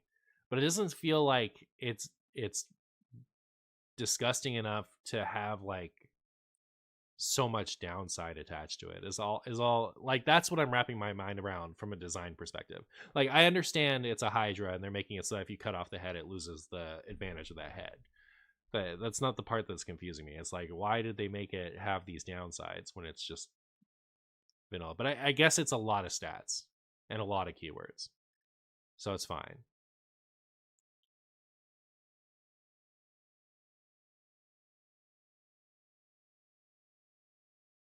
But yeah, would we play this in Wild? It's a dragon. It's a dragon, really? It's like a beast to me. Things that look like this in World of Warcraft are usually beasts. Yes, this looks like a dragon. That looks like a dragon. This could go either way, and that definitely looks like a beast. Like in WoW standards, this looks like a beast to me. Anyways, how good is this in Wild?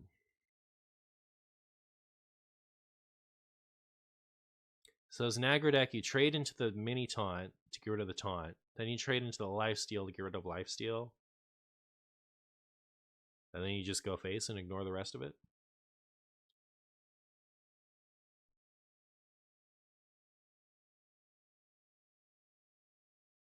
I don't know. I think it's a 1. I don't like.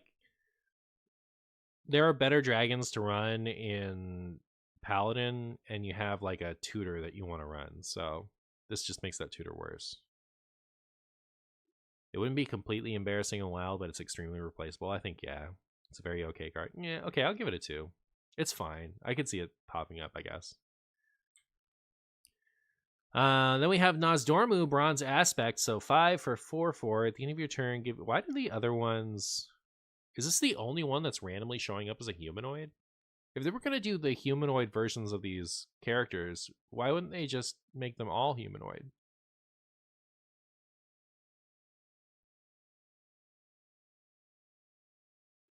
Calic is humanoid? I guess he's an aspect. I guess. Like in Cataclysm, he has taken on the mantle of being an aspect. Fine.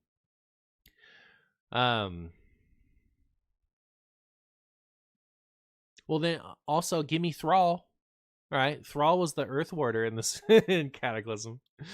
Anyways, at the end of your turn, give your minions Divine Shield. Any that already have it gain +3/+3. Isn't this the nuts? Because it gives itself Divine Shield.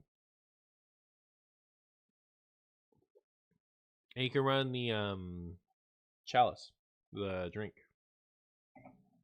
This thing's gross. Do you run it as top end in Call to Arms?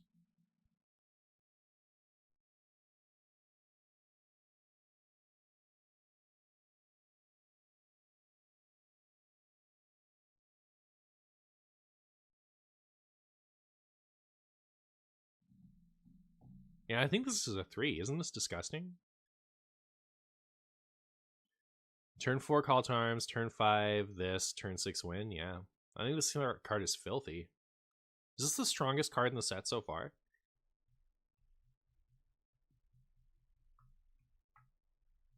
I think so. I think this card's really, really, really good.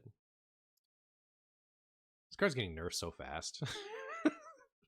There's no way Standard suffers this for more than a month, right?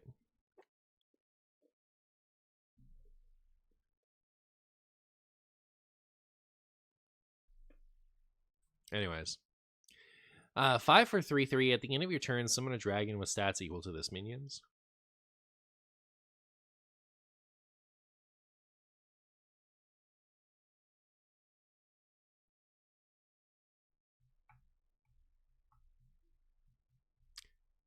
Summon a dragon with stats equal to this minions. This is like such an honest hand buff payoff. This is like so fair. This is bad, right? This is a 1. I'm just trying to imagine if there was ever a time in hand buffery where I would have wanted this. Because it doesn't have a keyword. 2016? I wouldn't have played this in 2016. Well, I mean, is this good just like without buffing it? That said, you don't have to hand buff it.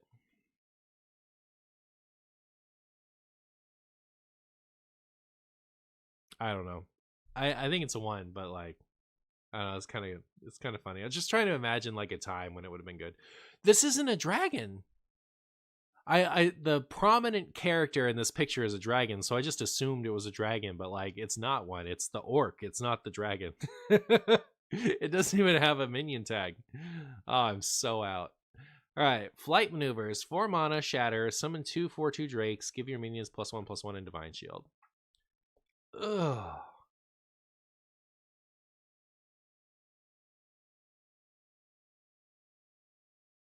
When they're together, the card is good, but separately, the card is awful, isn't it?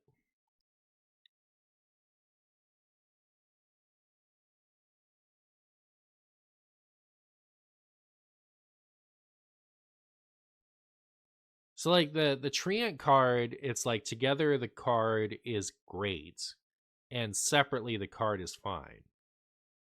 Like the card is decent. This is just like together it's pretty good, and separately it's awful.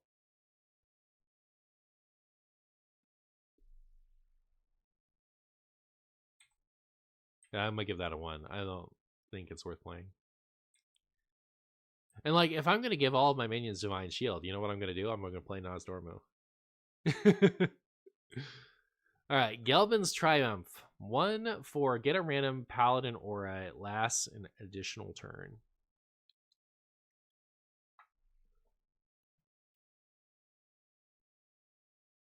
These are just the standard orders.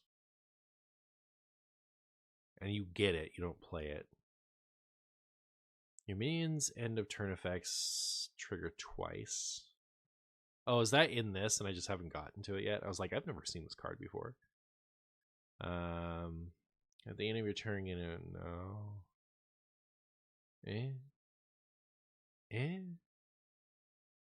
No, I mean, getting a random one in wild, like you get more stuff in wild, but you still have to get those things. 1 for each mana it costs. At the end of your turn, get a random holy spell, reduce its cost by 3. 4 for 3/4 dragon. All right, let's see the card pool. Okay, the reason I'm looking at the card pool is I'm shocked that this card is only 3 in standard. I don't know that I'm shocked, but I'm surprised a little bit. Like, that's a big discount. So there must be hot garbage. That's a lot of holy spells. All right, maybe that's the variance is too high. Oh, they're all cheap. Who cares if they get a 3 mana discount? All right, fine. Yeah, that's another one. All right. Sand Fury Aura, 3 mana. Your minions' end of turn effects trigger twice. Last 3 turns. All right, what are we doing in Wild? We're wishing we had this in. Nope, never mind. I was thinking I wish we had this in Warlock. Could play it with the Wheel of Death, but no, it doesn't work that way anymore.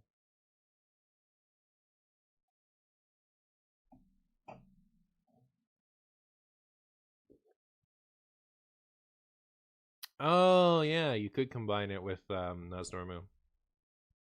Wheel was not reverted, no. Doesn't work with KJ Portal? It would. It would give you +2 twice, wouldn't it? Mogu Cultist. Desert Obelisk. I can't think of anything.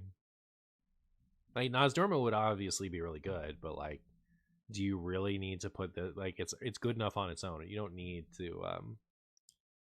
Oh, Gold Panner. Still not worth it, I don't think. Oh, your minions end of turn effects. Never mind. You're right. Ursol.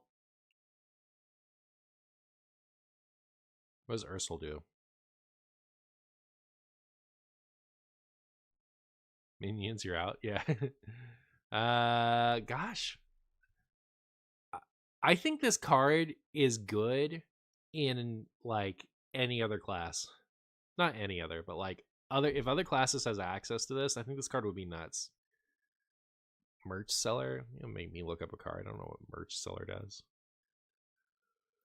Hearthstone merch seller. The beginning of your turn, put a random spell at the top of your opponent's deck. All right. Emperor Thorson card solved. It's cute. So yeah, any other class, not any other class, but like other classes, maybe I think this card would be interesting, but like not in Paladin, I don't think. Then we have Scalebreaker Bulwark. At the end of your turn, deal. Oh! At the end of your turn, deal 2 damage to all enemies. Neither of those cards are good. That's a 1. Is this Priest? No, it's Paladin still. Choose a minion in your hand. Give it +2/+2. Why does this only have 2 charges? Are they scared now? Have they given locations 3 charges too many times and now they're scared?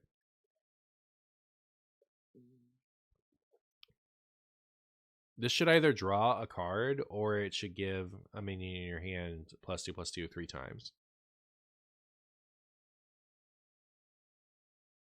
Explodineer, sure. It's not random, so it has to be bad.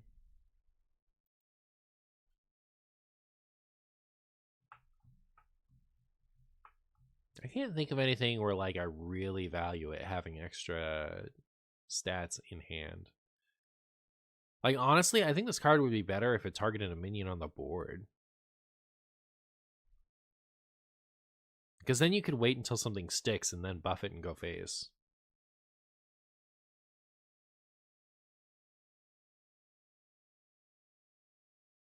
They already kind of made the board one. Which one are you talking about? Last expansion? What is it called? I don't remember. Anyways, I don't think this is good, right? It seems awful to me. Blade Master Samro, I'm in. I think like this needs another trigger. This needs to have 3 durability. I don't know why it only has 2. Inspiring Maul, 2 mana 2/2, Death Rattle, trigger random friendly minions end of turn effect. What is end of turn Paladin all of a sudden? I mean, I is that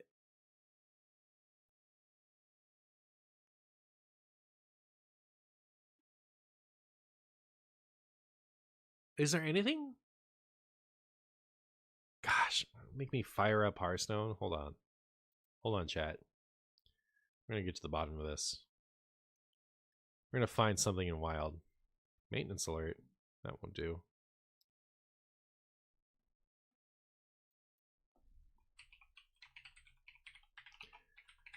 I need to see. I need to know. All right, chat. We're gonna figure this out.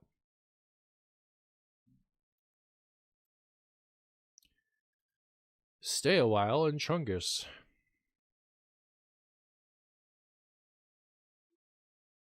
Ragnaros? That's funny.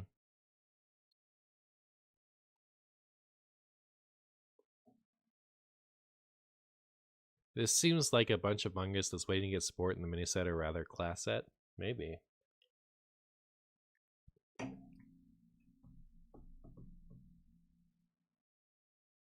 With Rag Lightlord for insane healing? Yeah, it'll be insane. Gather round, everyone. It took me forever to get in Hearthstone chat.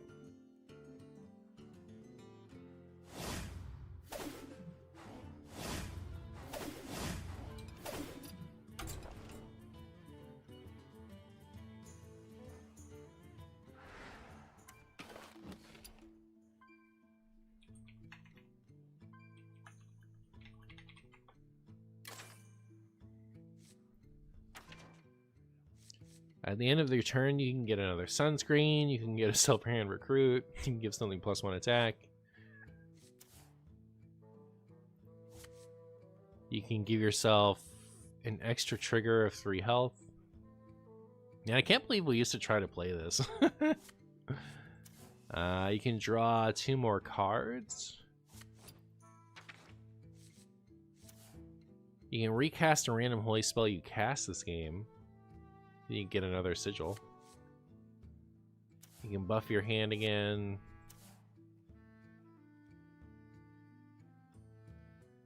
Oh, it's a minions. It's a minions. I was about to say, like, wait, can you get an extra one of these? No. So it doesn't trigger with this either. Earthen. Chat, it's fixing Earthen Paladin. We're saved. Earthen Paladin finally gets more support.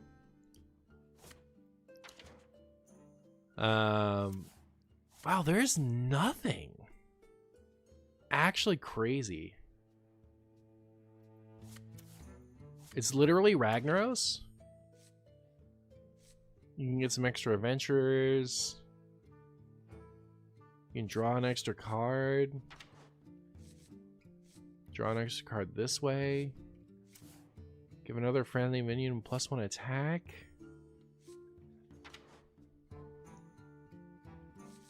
Serpent Ward. Serpent Ward chat. We solved it. It's actually kind of crazy, chat. Okay, Narrowlax, right? We'll get some dream cards. It'll be great. It's like all support for specifically Nosdormu or Explodinir. Bomb Paladin. Oh, we can Morose. Cthulhu. On 7, we could play the Sigil with Vargoth. If Vargoth can cast the Sigil 2 more times. What are we doing with that? What are we doing with that, chat? Does it do anything?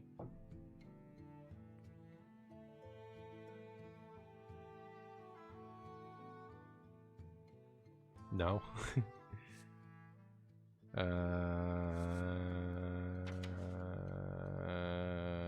Oh, AFK? Huh? Yeah, I guess we could just like power through Thorson. Have like a super cheap hand.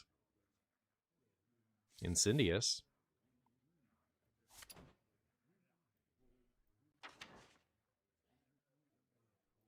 There really isn't much that I'm excited about with this. It's crazy. Feels like it's like a really strong effect, but it's not in the right class for it. I don't think. Huh. I give it a...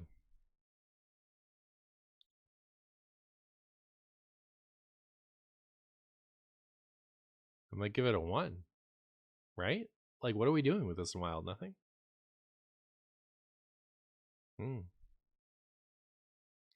Let's see. Did Paladin get anything cool? Okay, it got the most broken card in the set, and then the rest of its cards are trash. So, On to Priest, we have the Black Blood. Colossal +3. After you restore health to a character, attack a random enemy minion. I played this in the Theorycraft. It did not seem very good. Martian is not an end of turn believer. Should I be? Why am I missing something? Colossal's not trash. It's just mid. And this is a wild review. Is this doing anything in wild? I think the answer is no. You return restore 3 health to a damage. Oh, I forgot that it restores its own health. I'm stupid. So you could play this and it restores health like 9 to your hero and hits 3 random things. Maybe. But like we have Highlander Morazon is better. We have Behemoth is better. We have so many 7 cost things already that we don't run because we have too many 7 cost things in Reno Priest. I feel like, you know, like an Amanthul is like so has a stranglehold on the 7 cost in Reno Priest. So like, you know, you could run a couple more, but are you really going to run this over Behemoth and Morazon? I don't think so.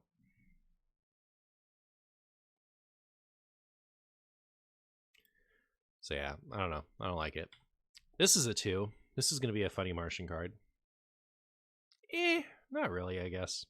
I'm not that excited about it. It's like the heal 15 is cool. See, the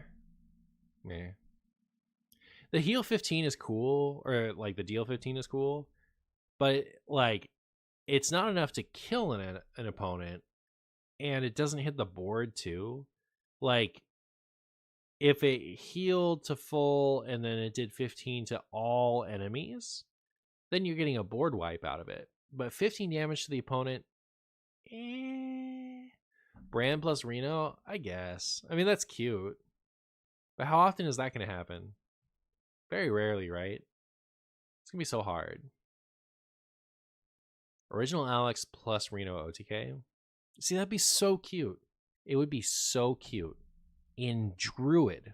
But this is Priest. I would love to play that in Druid. I would play Highlander Alex OTK and just have 2 different ways to do the Alex OTK.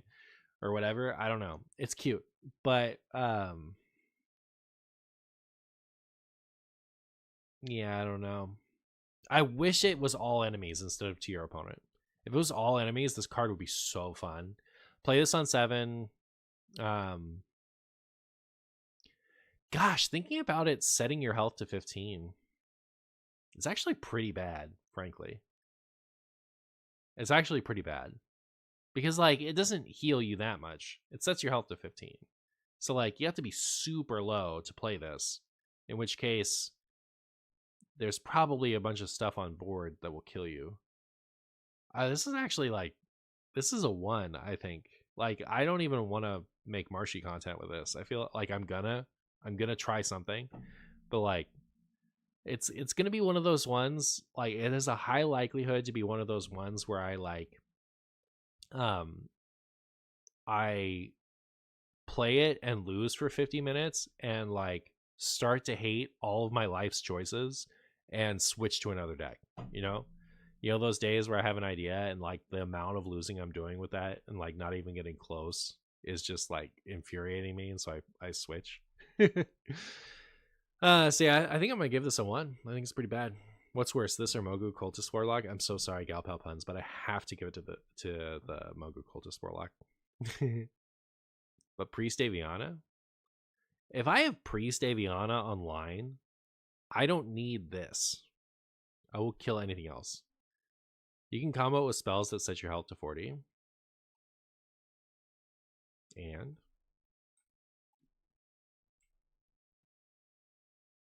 like healing to full once I've done this is not my concern. My concern is going through the trouble to play this card. This card sets me to 15, chat. I don't know if you guys noticed this, but if you read the first half of the card, when I play this, I go to 15 health. Do you know what it's like to be at 15 health in Wild? It is terrifying. A light breeze will kill you. So, that's my concern. So like, what's the payoff? Like me going down to 15 health and then playing this 7 mana 8/8 that doesn't even have taunt, right? I play this on turn 7. I'm at 15. Whether I've healed to 15 or healed down to 15, either way, I'm at 15, and all I've done is played a 7 mana 8/8. All right. If I then heal all the way to full, then I deal 15 damage, which is half of a non-Renathal player's health and a third of a Renathal player's health. So the payoff, it's BA. Yeah, I mean, like, it's cool. It's a cool concept. It just needs to deal more damage. It just needs to hit the whole board, really, I think.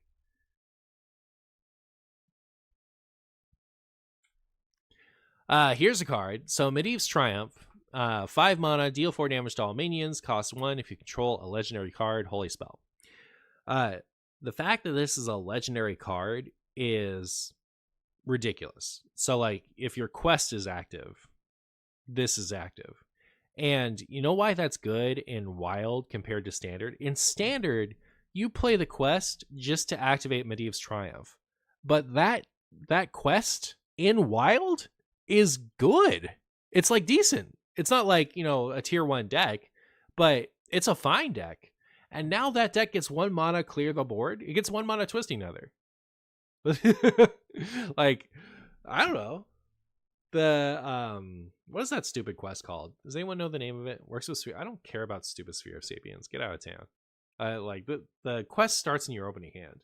And once you've completed the quest, that deck, like, what that deck is doing is it's resurrecting the quest reward. So even, like, unlike Standard, where once you've completed the quest, this card doesn't have text anymore. In Wild, all you're doing is resurrecting the quest over and over and over again. So you always have access to the 1 mana cost Medivh's Triumph. Reach equilibrium? Yeah, exactly. I think this card is better in Wild than it is in Standard, because I think it, like, is actually really good in Reach Equilibrium. I never considered the quest or legendary. I only thought of the 3 mana legendary spell that discounts spells. Yeah, Love Everlasting is interesting with it too. Welcome back, Egg Warlock, just in Priest instead. Yeah. Are the rewards considered legendary? They are. They are. So I give this a 3. What do you guys think? This or Nozdormu? Which one's the better card so far? I think it's this, but it could be Nozdormu.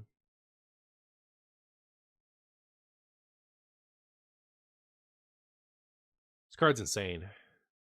I feel like this card is another one that's like a high likelihood to get nerfed for Standard's sake pretty fast. How to get Priest to play Holy Cards again? Well, the deck that this would play is... The deck that would play this already runs Holy Spells.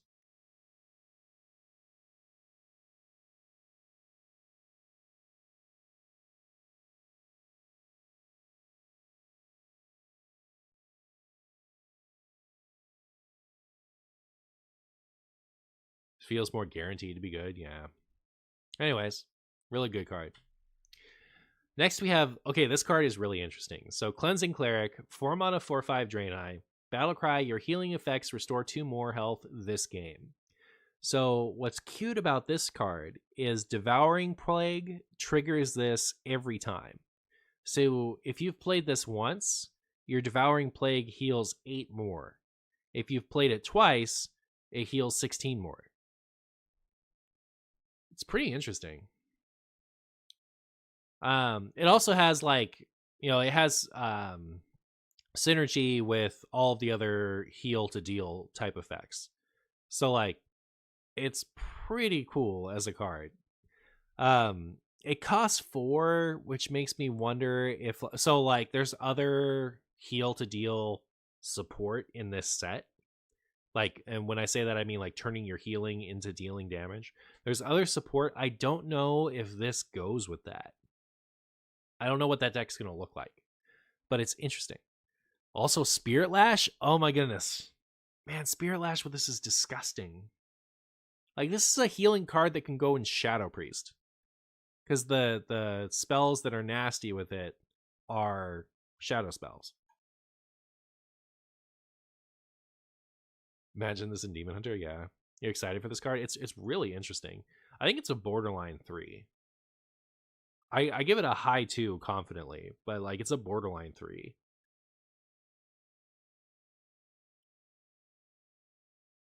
Isn't Spear Latch just one instance of healing? I don't know, honestly. I'm not sure. Really? Sure, yeah. This effect is really strong. It's just a matter of figuring out what deck needs it. Don't forget about the Velen neutral card.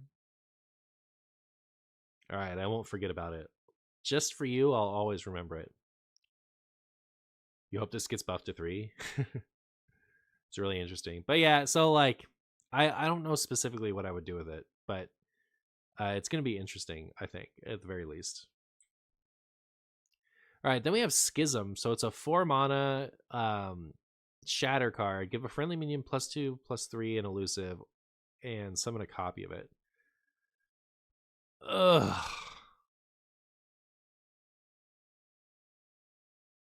So the thing about the shatter cards, like, I feel like Standard might be underrating them just because you get 2 cards when you draw these, right? Like, it's card advantage. And then you get a really good card if they pet each other. But like,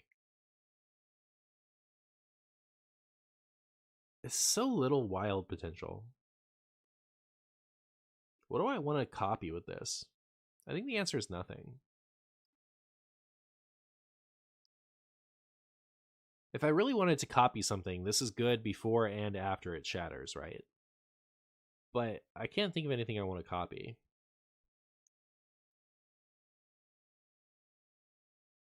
You get 2 bad cards. Sometimes that's good. Like, sometimes just like having card advantage is good, but wait. Am I missing something? If you cast one side of Shatter, does it get rid of the other side?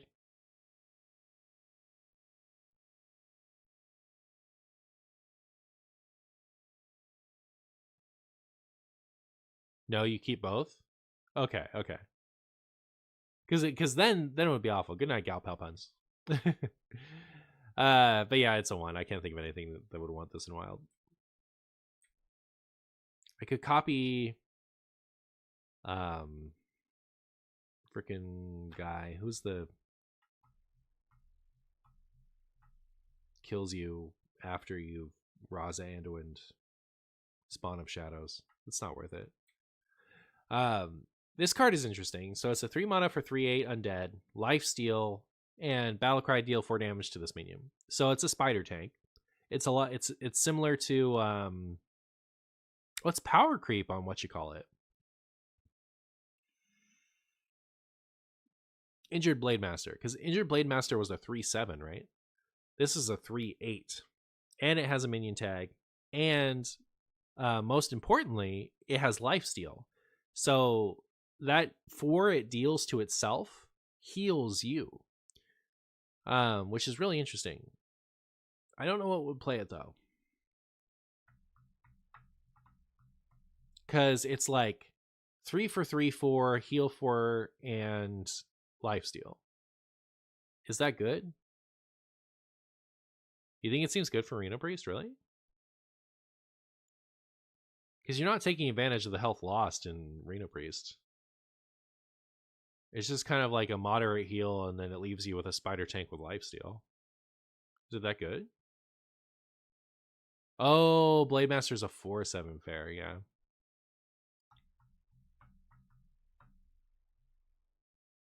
We did it. We powercraft Earth and Farseer. Yeah, that's true. Right now, Arena Priest runs Fanboy, and I'd rather run this than Fanboy. Arena Priest doesn't have to run Fanboy. I think we can just cut it. Would I rather run this than Fanboy? I don't think so. Maybe. I don't know. They both seem like kind of bad. Like, if we're comparing this to Fanboy, then I'm much more confident that this is bad. If this was a 15/10, I would play it. Well, me too, but whatever. I don't know. Maybe it's good. I'm gonna give it a 1. I mean, I'm gonna give it a 2 because, like, not considering Reno Priest, I think a different deck maybe could be interesting. Maybe not. I don't know. This is a 3, right? This has got to be a 3. So first of all, why does this have 3 triggers? And that stupid give a thing in your hand, give a thing in your hand +2/+2. That only has 2 durability. This one has 3 durability. Insane. But like your next healing effect this turn deals damage instead. And you can use it 3 times. Like it's just like such a, it turns like, I closed Hearthstone. I don't want to start it up again. Story of Amara. Does that just set your health to 40?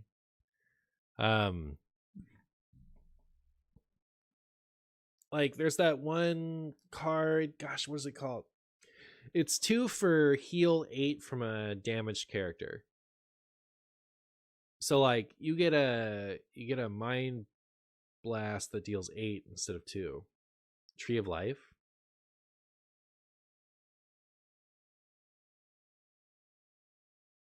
So let me think about it.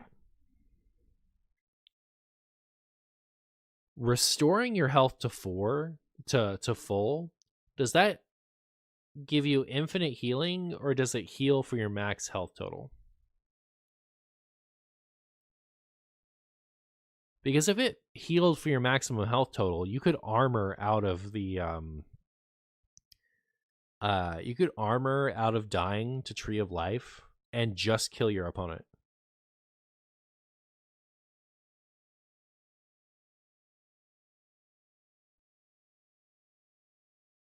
It's an exact heal for the difference. Okay.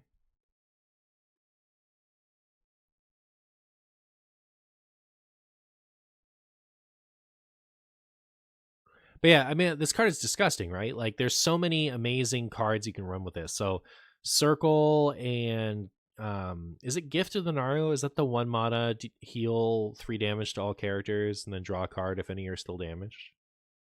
Is that Gift of the Naru? Is that what that card is? Okay. So like this in Gift of the Naru is great because it becomes 1 mana Hellfire that draws you a card. And Circle of Healing is 0 mana for deal 4 to everything. And you can run both those cards to otherwise, you know, get value out of like Northshire Cleric or something. Like there's so many cool things you can do with this. And especially now because you get this thing, right? Becomes 1 mana, destroy a minion, draw a card, and you know, benefits from all those same cards. So I don't know, like I think Heal Priest could be interesting. I think an aggro deck with a heal package could be, you know, possible because of this card. It's gonna pop up somewhere. There's so many possibilities for this card. I feel like it's a pretty strong 3. Then we have Incensed Matriarch. 4 mana 3/3 dragon. At the end of your turn, if this is at full health, gain +3 health. Purifying Breath. 2 mana, deal 5 damage to a minion. If it dies, restore 5 health to the enemy hero. So it's a fire spell. That's gonna limit it. Because I was thinking like 2 for deal 5 damage to a minion isn't that bad. All right, let's think about that for a second. Imagine Shadow Spell, 2 for deal 5 damage to a minion. Would we play it? No, right? I don't think that's good enough. So yeah, I think you have to be running the heal to deal cards to want to do this.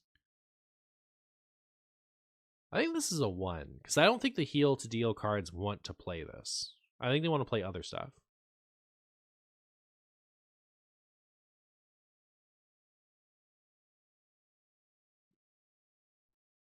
The 2 mana priest minion that makes all your healing do damage this turn. Never found a deck though. But this is different. Like it costs half that much mana and you can play it in advance and use it when it's relevant.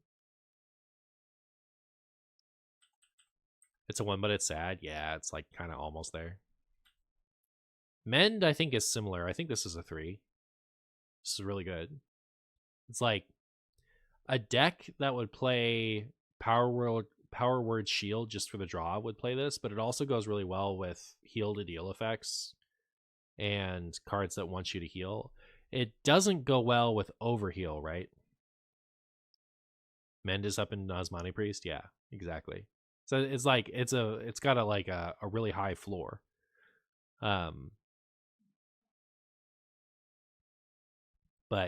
yeah. So I think Priest got some like disgusting wild cards. Like they're not like particularly showy, they're just kind of like really, really good. And it got some garbage. Namely this one. On to Rogue, we have Sinestra. Your spells from other classes cast twice. And when summoned, you get a random spell from another class. It costs one less, increased by Herald.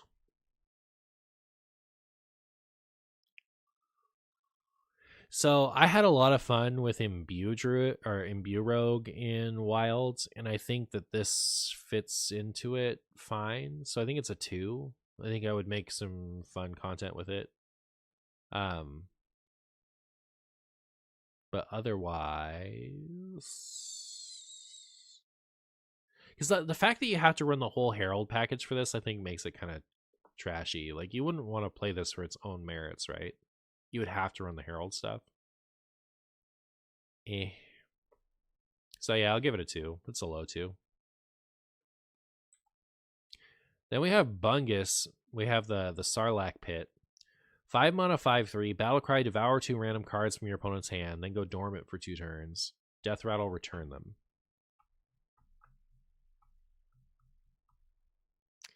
So you steal 2 random cards from your opponent's hand on turn 5, and then you can Shadow Step it 2 turns later to deny your opponent ever getting them back again, and also devour 2 more cards.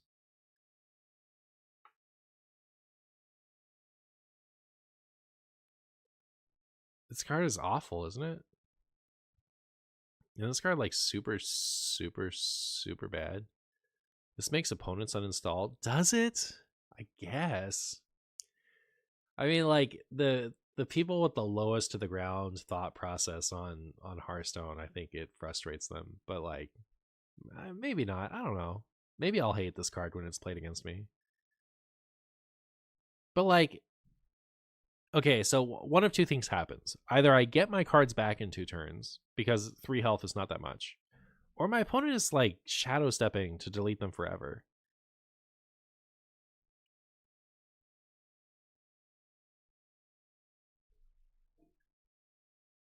And it's only 2. This is like the terror of rank 5000 legend jank piles, but like the jank piles don't care if you lose. Like the pile itself doesn't care if it loses 2 cards, right? 2 cards every 3 turns. Like, it's so bad. I want to say like the people that this gets under the skin of, like the people who are saying like, I didn't agree with the people who hated Ticketus, but I wasn't embarrassed for them. I feel like this card, if this makes you uninstall Hearthstone, I feel like I'm embarrassed for you. I don't know. I think this is a really firm one. I think this is really bad, but I don't know. I'll save my judgment for this card going live, right? Like maybe I'm missing something, but I think this card is hot poop. Then we have Twilight Mistress, 9 mana, 4/12 dragon. Return all enemy minions to their owner's hands. I think this is the Shadow Step killer. Not really though, right? It costs 9. Meh. This is an interesting card. I think it's probably in the wrong class, right? Like, I feel like Druid would like this. Does Rogue ever play this? This is so expensive for Rogue. People hate hand disruption. You saw how fast they nerfed Blackthorn. But like Blackthorn was a really good hand disruption card. This is a really terrible one. They're like Blackthorn is way too cranked up to 11. And this is super slow and conservative. I don't think they're comparable. Like Blackthorn is actually disruptive. Like you play it on 7 and certain strategies don't exist anymore. Like you automatically checkmate strategies. Whereas this is like,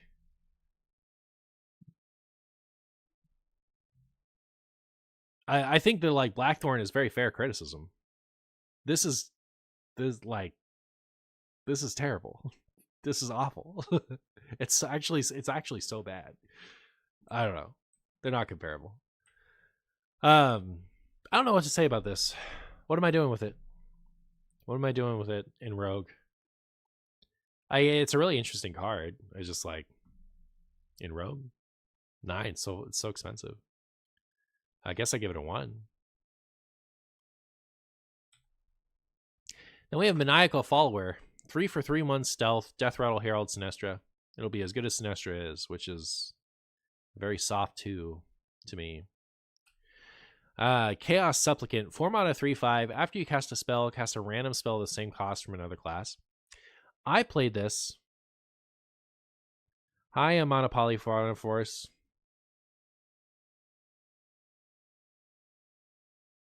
Good to see you. Blackthorn wasn't negative tempo either. I mean, that's true, but like the Blackthorn was like actually disruptive, whereas this wasn't.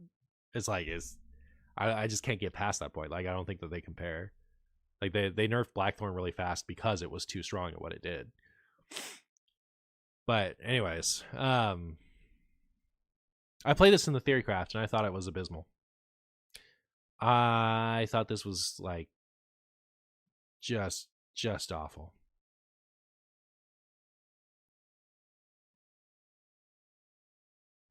Doesn't Mage have this card but 3 mana with Elusive? Does it? I don't even want to play that. This card, I don't know. I played it and it was like, it was actually so bad. It made me want to puke. It was so bad. I'm not even giving this a 1. I'm giving this a... Alright, Daze. 3 mana. Return an enemy minion to its owner's hand. They can't play it next turn. Is Sap strong enough that we have to be worried about strictly power creeping it?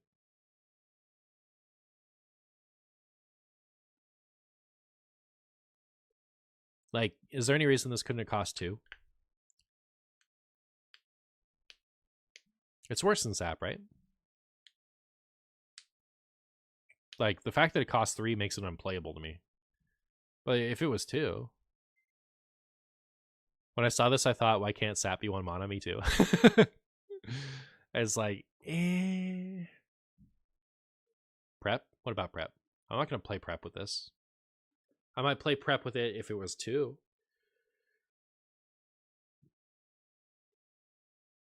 Oh. Yeah, I give this a 1. Like, even in Wild, I don't think you play Daze at 2. But like for Standard, I think they're saying Prep is why this can't be 2. I don't know. Like, I think it's still fine. This would be unplayable at 2. You know, Wild, sure. In Standard, probably. I don't know. I think it would be an interesting card at 2 at least. It's pretty bad in Wild though. This would be very good at 2. I don't think so. In Wild, certainly not. In Standard, maybe. Anyways, Rite of Twilight. 2 mana, Herald Sinestra, combo, deal 3 damage. I didn't like this in the Theorycraft. I ended up having to Herald it, like, without combo sometimes. Meh.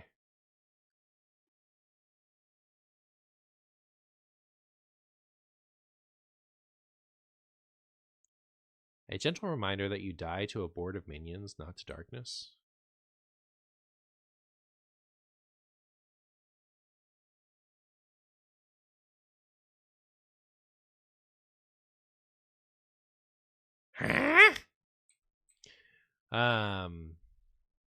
But yeah, this is as good as Sinestra will be, which is a low 2. I think that this is like, I don't know. I feel like I want it to be 2 for deal 3 damage combo Sinestra, you know, or combo Herald. Like, the fact that this doesn't deal the 3 damage unless you've comboed makes it meh. Like, does it even need to combo, really? I don't think so. Anyways, Stolen Power, 3 mana, get a random Shatter card from oh, it already has the good effects combined, but you've already paid 3 mana for it. Shouldn't this card cost 1? Because like it's not of your choice, right? If it was Discover, I could imagine it being 2 or 3 mana, but like it's a random one. You get no agency over that. So like you're paying the extra 1 premium because you still have to cast the card once you get it. You're paying the 1 premium to skip having to make them connect, but you also haven't built your deck specifically to synergize with the connected cards. So like you're at the mercy of the randomness already. So like this card does not need to cost 3, right? Couldn't it cost 1? Couldn't it cost 1? Right? Like I understand it's unplayable. I'm not on that. Like it's unplayable. It's a solid 1. But like couldn't it cost 1 and still be fine? It's insane at 1. I don't think it's insane at 1. It would be OP at 1. This is mid at 1. I don't think it's mid at 1. OP at 1. Are the Shattered cards really that good?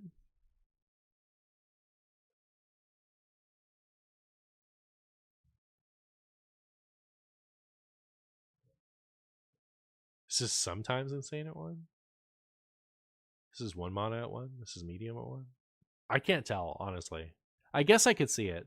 But like we all agree it doesn't need to cost 3 at least, right? Surely 3. Deal 6 at 1 is good. But it doesn't cost 1. It's 1 more. It's 1 more than the Shattered card. Like this would be good. Like if it cost, if you only had to pay 3 for the Shattered card with this, it would be good. But it doesn't.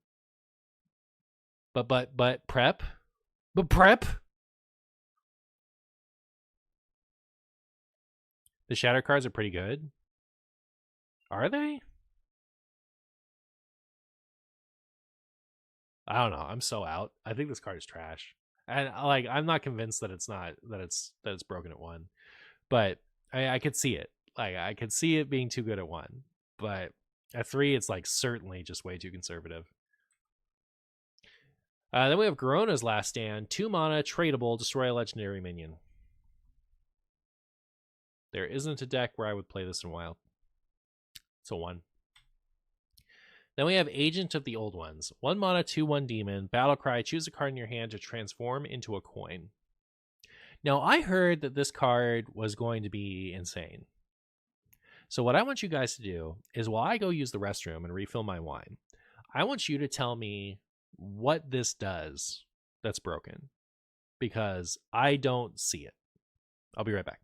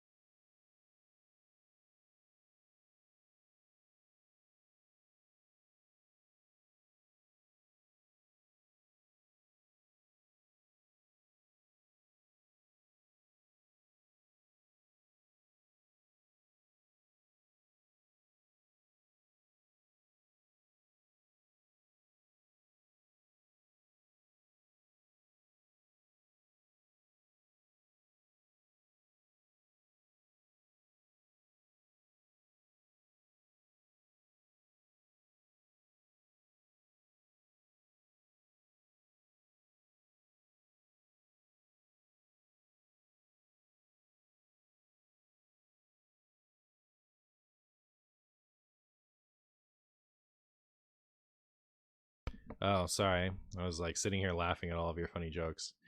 Um, like if you're running 3 costs, get a random shatter card. This one turns it into a coin. Yeah, that does make it better. These cards help you deal with bad RNG and can let you ramp at the same time. It's not insane, but it's a must-have in decks that generate a bit too many random cards. Is it a must-have? If anything, I think it would be like slightly useful in those decks. But honestly, I do like your premise. I do like the idea of if you're running like a thief rogue and you generate something that's just too stupid to play, you can get that out of your hand by turning it into a coin. It's cute. I might actually use it for that, now that you've said it. This card is broken because if you turn a card into a coin while going second, you have 2 coins. Just kidding, this card's terrible. It's the hotness for Imbue Rogue. This turns Grono's Last Stand into a coin. Perfect.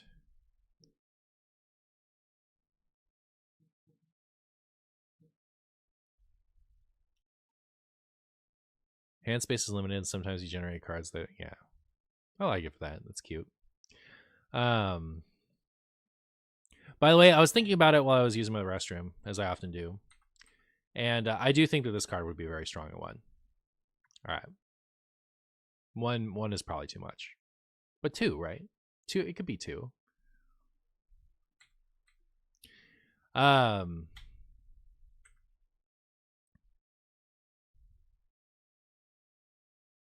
Going second, you can play Edwin on turn 1. With this,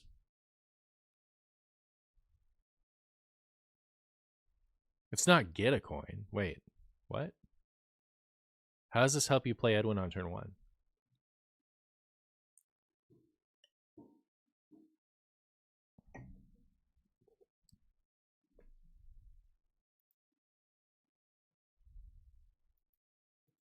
Yeah, it's interesting. I like the idea of playing it in Thief Rogue. That's cute. Wishing Well is still in standard. Then we have Alec here. Oh, okay, we're done with Rogue. How good was Rogue? Oh, it was quite bad. Yeah, Rogue's pretty bad. Rogue got the least interesting set, I think. Talking it through, I think this is the card I'm most excited for in Rogue. Like, it's just like, it's a nice little, like, if you're playing a tier 5 Thief Rogue deck, it's a nice little, like, out to having hand clutter. It's cute. Wishing Well rotated 2 years ago. Okay. Feel old yet? Yeah. On to Shaman, we have Alakir the Bungus Lord. Colossal +2. It's an 8 for 2/8 elemental. Rush, Wind Fury. Get 2 random minions. Get 2 minions with cost equal to this minion's attack. They cost 1. And adjacent minions have +1 attack. Boy, am I ever not gonna... What? Okay, you can herald it.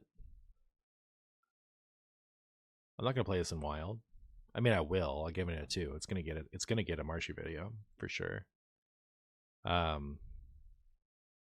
man, that's not exciting. It's a low 2. It's almost gonna become a 1, right? Like, it's not that good, is it? Rush, Wind Fury, like. Okay, so it attacks. Well, I mean, once you herald it, it can get pretty high, but it's rush, right? Not charge. What does herald mean? It's like invoke, but you herald the colossals instead of invoking Galakron. Could be your worst card in Big Shaman. You can play Alakir Hero with it. Give it charge, cowards. I agree. More chalk. 10 mana, 10/10 elemental. Draw a card and reduce its cost by 10. Repeat this with excess cost reduction.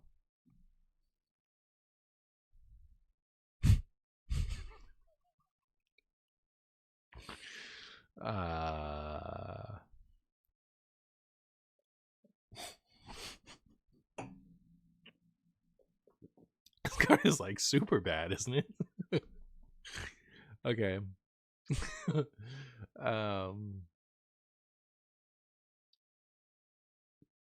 Okay, so you play this is good card, underrated. Oh, is it?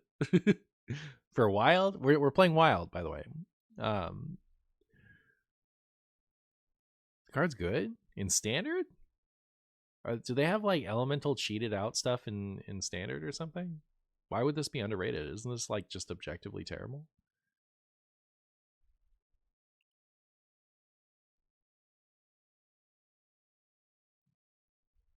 So 0 mana 10/10 is broken. Oh, okay, fair enough. But like, you know, we could play this, then we could macaw and do it again. Like for 3, this effect I think is pretty good. It's gonna be the lowest too, just because I know I'm gonna do something with it. Does it do anything with Murmur? Murmur costs 9 now, doesn't it?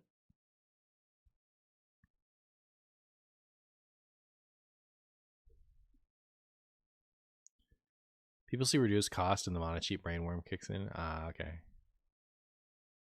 I think Morchok works well in Elemental Shaman thanks to all the elemental discount cards letting you draw through your deck like mad, but otherwise it's probably too much.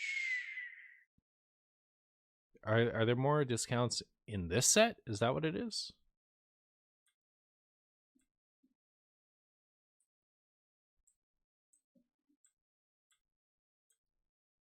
No. Okay, so you guys are thinking of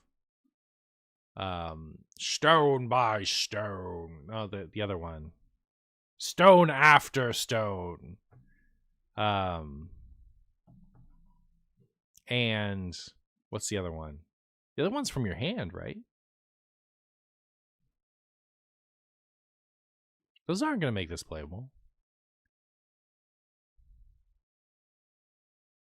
Like, there's funny stuff you can do with it for sure, but it's not good. It's not like even close to being good. Like, it's kind of hilariously bad, I think. Isn't it?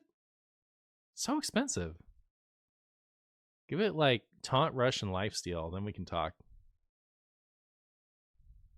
You can end up milling cards with this.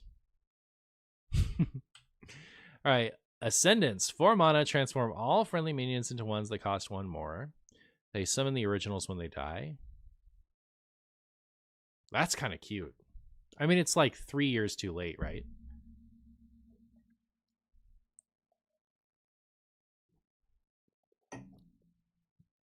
But like for an Evolve Shaman card, that's pretty cool, right? Bunny on 3, this on 4. Play them both on 7. May. The first and only cool Evolve Shaman card ever. I liked Evolve, the original one. Like when it was just a turn, 6 play with Doppelgangster. That was cute.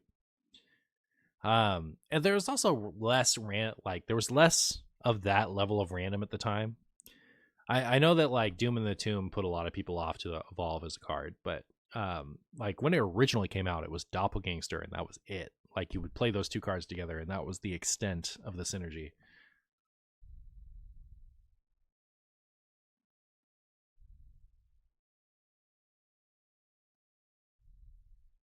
The original bodies in Evolve Shaman are bad though, right? But then you just play Evolve and make them good again.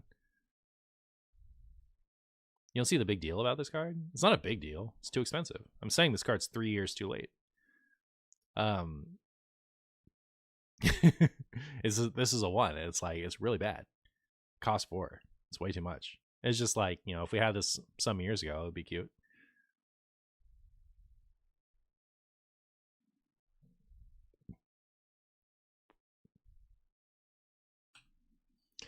Anyways, Crackling Cloud Strider, 3 mana, 4/3 elemental. Choose a spell in your hand that costs 4 or less to absorb. Death Rattle, cast it.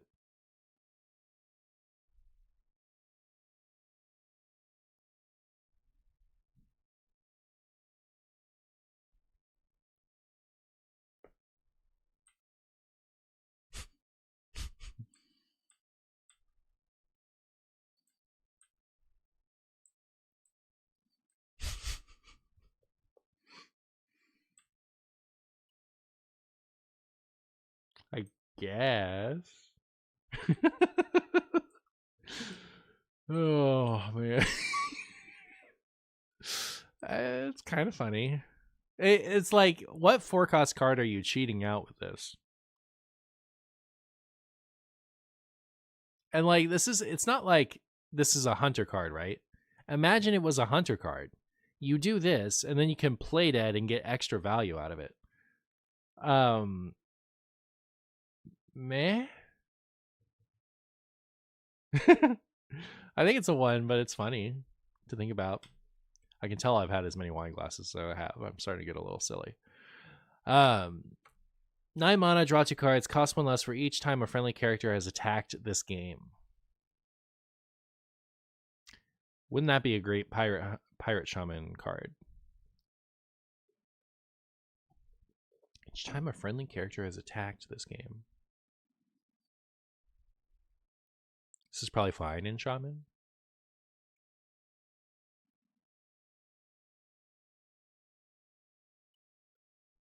Just thinking about how often you attack in shaman. You probably attack a few times by like turn 6, but it's probably like 3 times, right? Oh, even shaman would love this? Yeah, I mean, if it was an even card, sure. To be fair, shaman's class identity is to get bad cards that don't synergize with each other. This expansion's theme was unplayable cards. It makes sense that shaman's cards are also non-synergistic and unplayable. Ah, very good. 9 attacks to be free. I think so. Like, if this was a demon hunter or a rogue card, it would be insane. I think, because you play the pirates, they attack a few times, and suddenly this is a 0 mana draw 2 cards card. But it's in shaman, so like, are we gonna do that in shaman?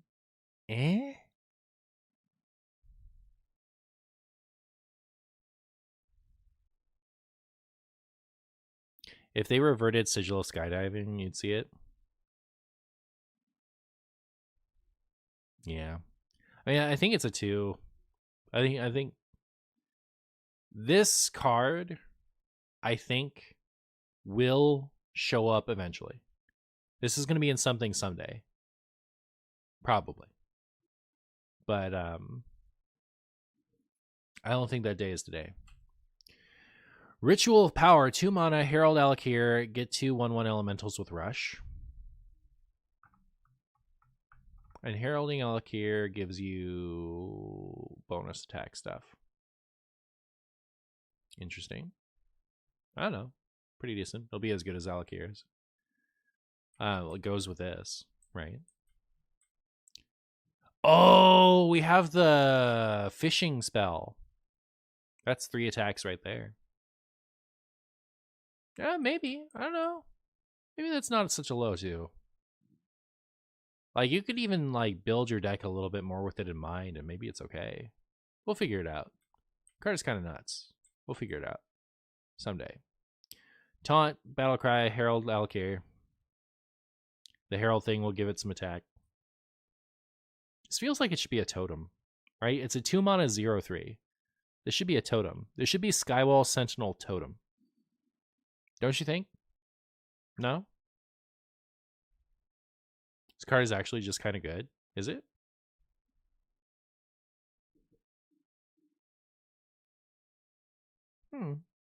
Sure. But like in what? I really want to run like Galakron and Herald in the same deck. I'm going to do that. That's going to be the video I make with Alakir. It's going to be a Galakron, Renethal, Herald deck. I'm going to put Brucon in it, and we're just going to have a ton of hero cards. And we have Air Support, 5 mana 5/5. Battlecry, give a friendly minion Mega Wind Fury. I'm in. It can't attack heroes. I'm out. So depressing, right? Like, what do you even use this with? This would be good with like a 0 mana 8/8 with Rush. And even then, this costs 5. Fart Support. I hate the name of this card too. Yeah, I mean, that hit me too, yeah. Air Support on a Titan. Golganeth on 6. You play the only good Golganeth Titan ability. Then the next turn you play this, and you can use both of the bad ones, and then attack a minion. Attack 2 minions. I'm out. All right. Ceremonial Clash. 4 mana, summon a random 3/2 and 1 cost minion, overload 1. Excellent synergy with Bungis. That's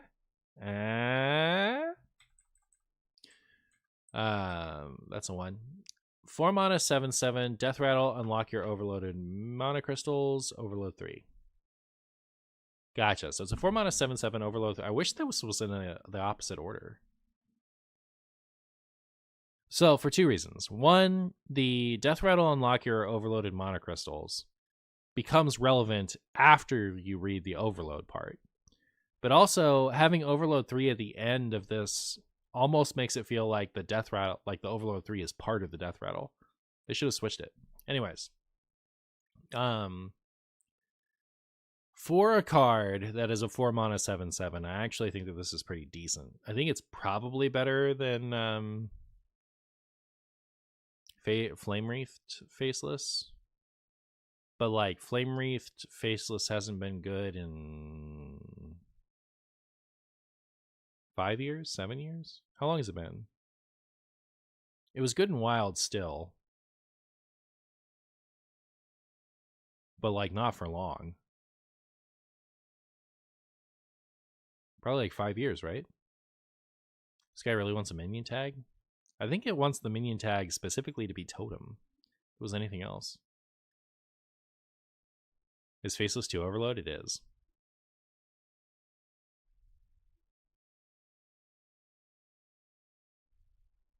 If you cheat it out, I mean, like the joy of a 4 mana 7/7 is that you're already inherently cheating it out because it's ahead of curve. If you're cheating this out somehow, then you're like, why aren't you cheating something else out instead? Yeah. Thank you. Thank you. This is very nice. Renee made me a quesadilla.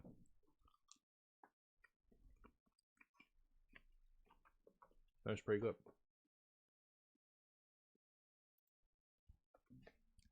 I give this card 1 Bungus out of 1.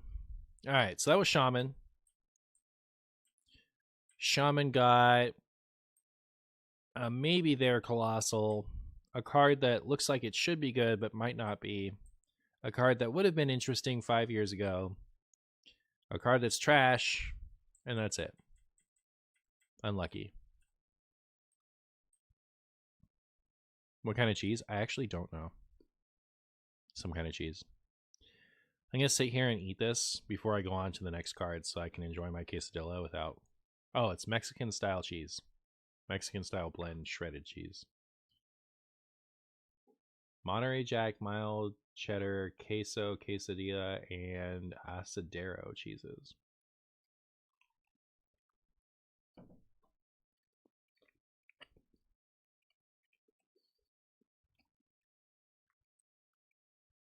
Searched up Flame Wreath Faceless last I played in 2018, and even Shaman. We were still playing in Wild more recently than that. I remember it was kind of significant when it got cut. Also, I might be thinking of Totem Golem.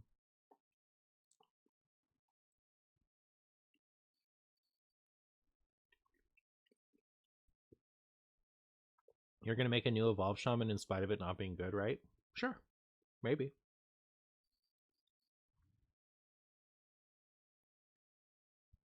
I actually don't really like Evolved Shaman.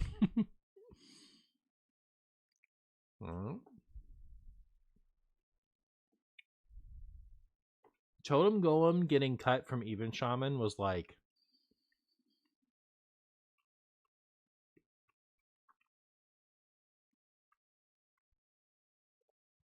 I don't know, it's wild, right? The fact that Even Shamans, like... Totem Golem was strong just with... what's its null? The Trog, whatever it is. Without even talking about Even Shaman. But then it was like the nuts card in Even Shaman, right? That card getting cut from Even Shaman, even when Even Shaman kept leaning harder and harder into totem synergies, is actually insane.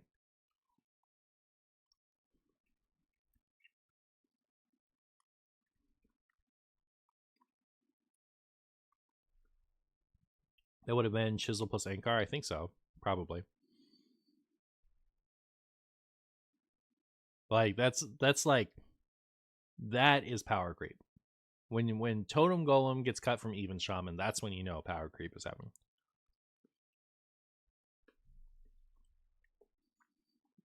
I also remember the Lackey Totem and even Shaman.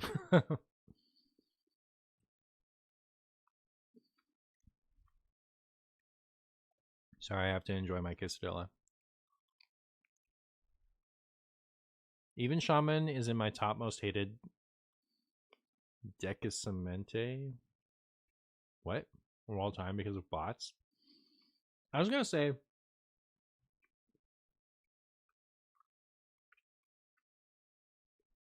as a deck, even Shaman is totally fine. I think ever. I think there's never been a even Shaman deck where the deck itself is an issue to me. But it represents one of Wild's biggest issues ever, which was that botting craze. That like killed all the Wild streamers. Like they all quit because of the bots. Born to be Wild, or not Born to be Wild. State of Wild, like they all just lost love of the game because they were playing against bots all the time. So funny. Like it's tragic. It's just funny that like that's what even Shaman represents to us now, is like this horrible bot epidemic.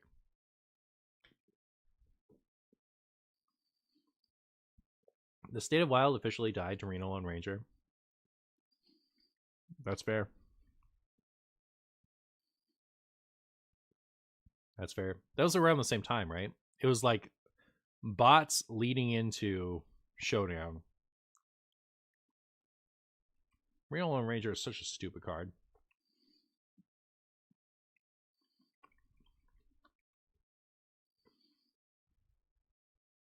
Like the original one, but like even the current one. If there's a card in the game that's fundamentally flawed, it was original Reno Lone Ranger. What a horrible design.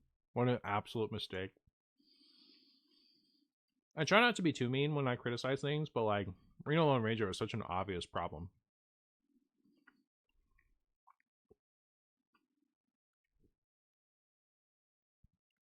All right, chat. I promise not to make fun of you. Let's hear it.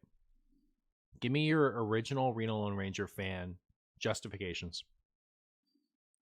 If you love Reno Lone Ranger in its original form, and yeah, give me your defense. I'm ready. I promise not to make fun of you. It was unjustifiable.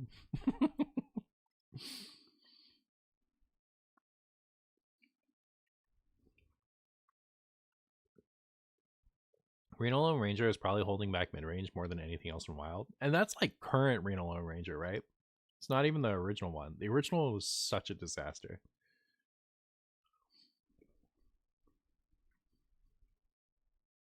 I think the three persons that like it are not in here. There were so many defenders, chat.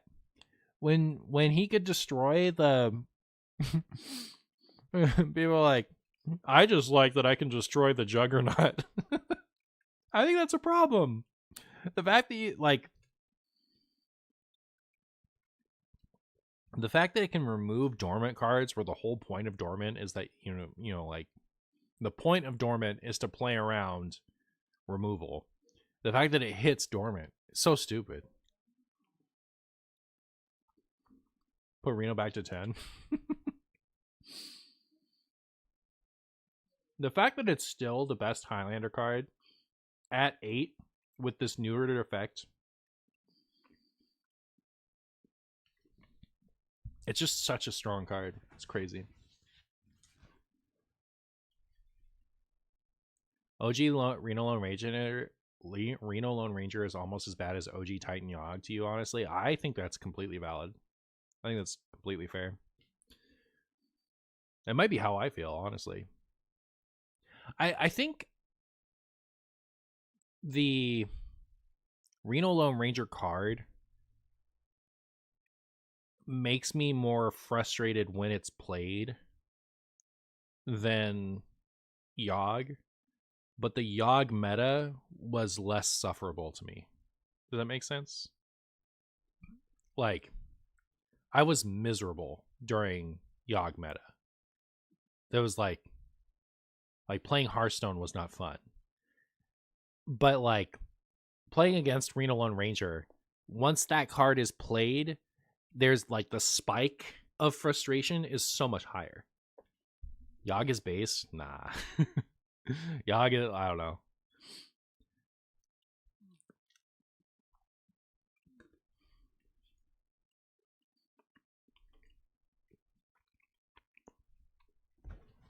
Titan Yog, I can't actually tell if I was more miserable during Titan Yog time or unnerfed Demon Seed time. Those are my two times where, like, I couldn't even enjoy the game. The game was actually just so restrictive and stupid.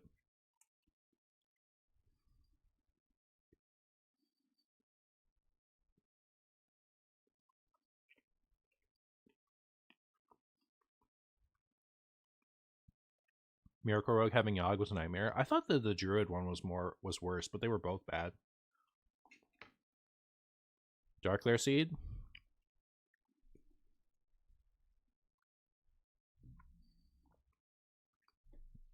Like, original pre-ban Demon Seed, I think that time period and the Yogg time period were the two times where you just, like, you couldn't play anything just because in Wild. Like, you were so restricted to only the most powerful meta stuff during those times. So two of my least favorite times in Wild.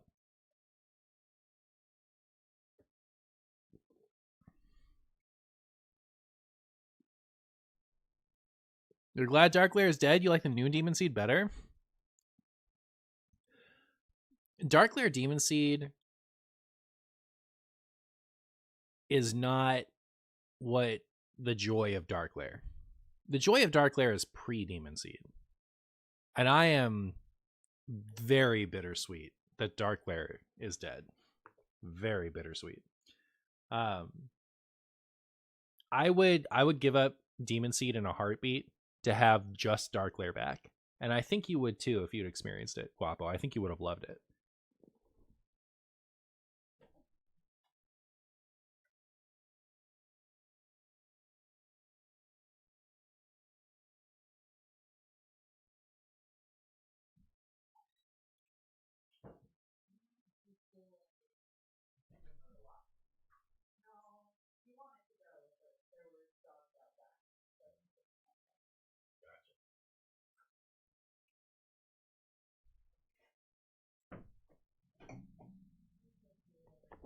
I do like the current Demon Seed. Current Demon Seed is cool. All right, on to Warlock. So we have Cho'Gall Mastermind, 9 mana, 6/6, Colossal +2. Your arms and soldiers destroy minions in the enemy's deck instead. They are, at the end of your turn, destroy the minion to the right to gain +2/+2, and you can Herald to upgrade. So this is one where, like, the reason you're playing it is probably not because of the benefit of heralding. But, like, for 9 mana, destroy 2 minions in your opponent's deck. I don't know. Oh, you know what? This card is actually unplayable. And you know why? Chat, do you know why this card is unplayable?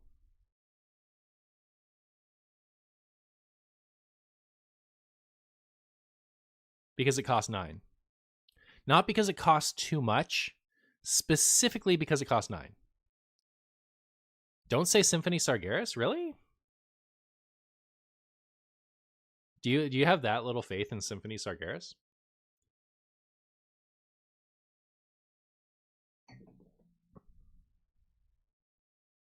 Like, isn't that the best thing that Warlock does right now?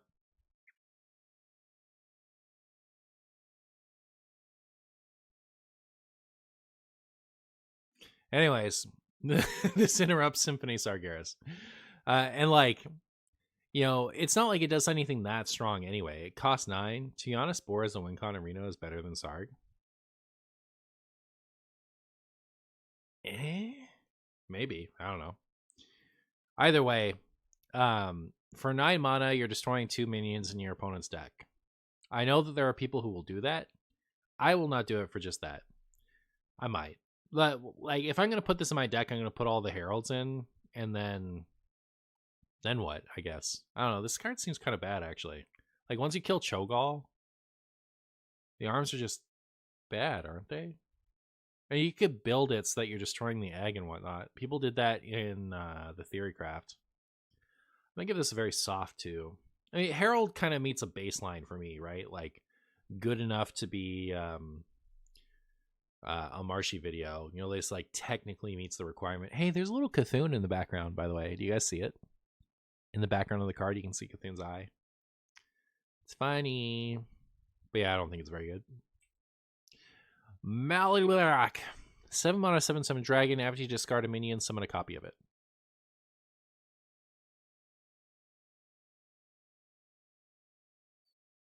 All right, so you play Chamber of Viscerbrigus on turn 6, and then you play this on 7, and then you can cheat out what?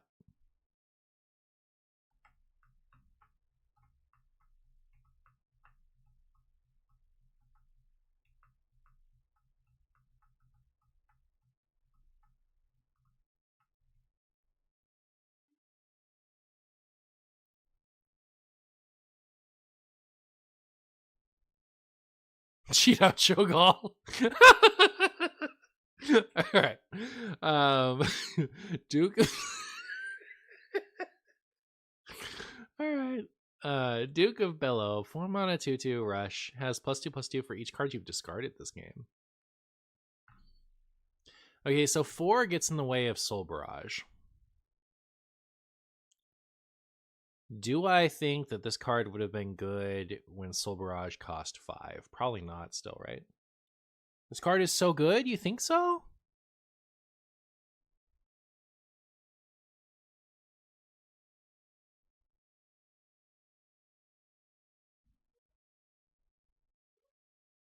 Note that this is an aura, not a battle cry. All right. So we're thinking of a different discard deck, is what you're saying.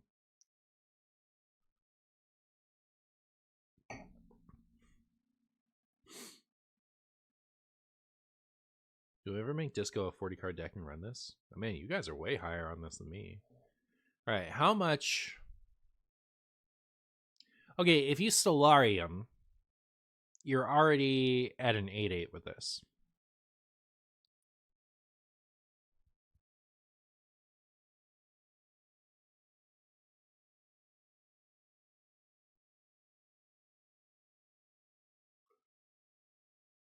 So are we just like putting Hand of Gul'dan back in the deck then? Because if we're running this type of 4 cost in the deck, I don't think that we're trying to specifically hit Soul Barrage at all anymore.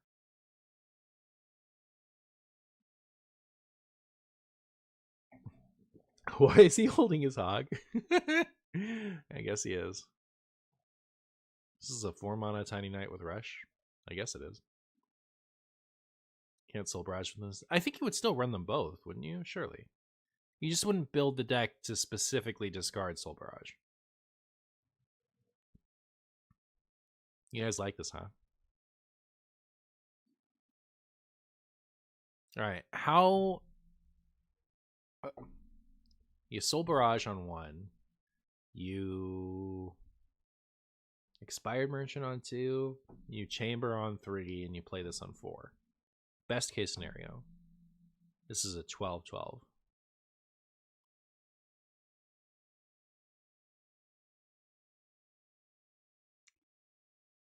I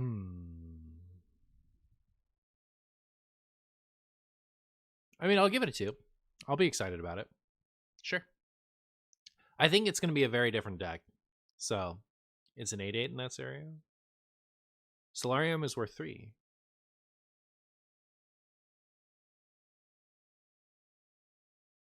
And then Expire Merchant, and then Catacombs.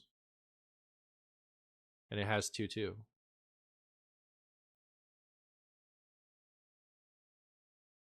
Solarium discards 3. Did I say Soulfire?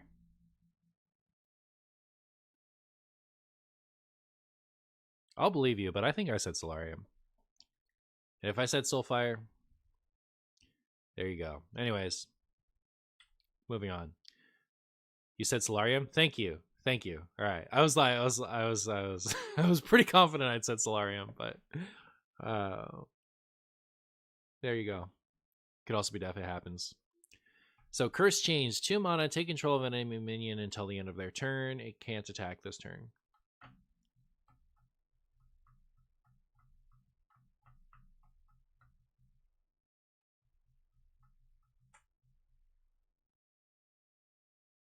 And this got a 4 out of 5.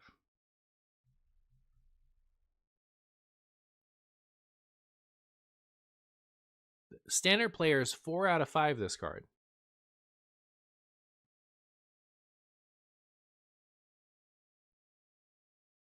Oh, so you can take something and then destroy a friendly. Oh,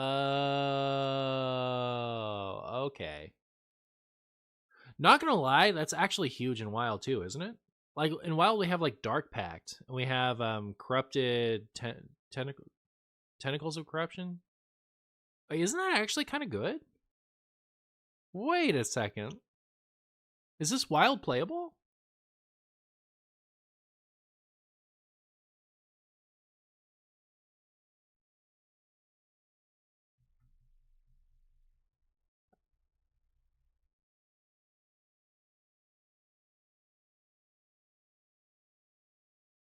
I'm gonna play this.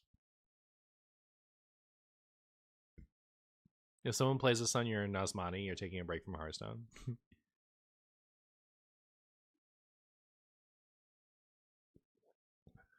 2-card, 2/3 mana, single target removal seems tough. But it, like, you're thinking of it as a 2-for-1. It's like at least a 2-for-2, right? Because you're playing spells that give you a benefit that require a sack outlet. So like, you're paying 2 mana to destroy an enemy minion, and then you get 8 health. You're paying 2 mana to destroy an enemy minion, and then also destroy another one of their minions with the tentacles. Yeah, and like it helps switch Plague of Flames.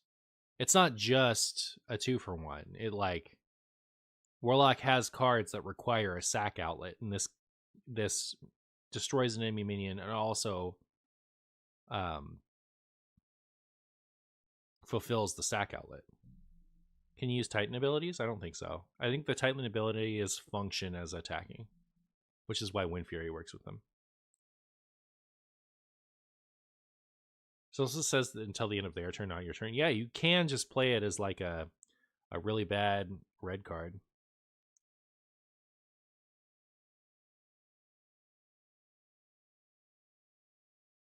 Am I about to give this a 3? That's crazy. All right, I'll give it a 3. I think the card's good. All right, deal 6 mana, deal 3 damage to all minions. Repeat this with 1 less damage. So does this go 3-2-1, or does it go 3-2-0?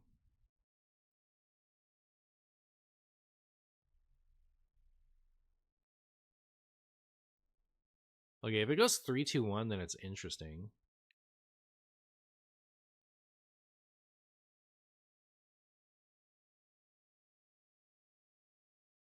So 6 for deal 6, but also like it has the ability to possibly get around Death Rattles and Reborns. Bloodmage Thanos has come up a lot in this review, chat. You guys are silly.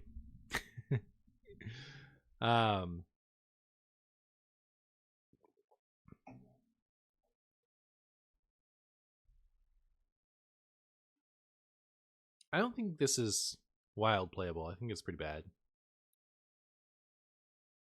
I'll give it a 1. Then we have Shrine of Twilight. 4 mana, 2 durability. Herald Cho'Gall, draw a card.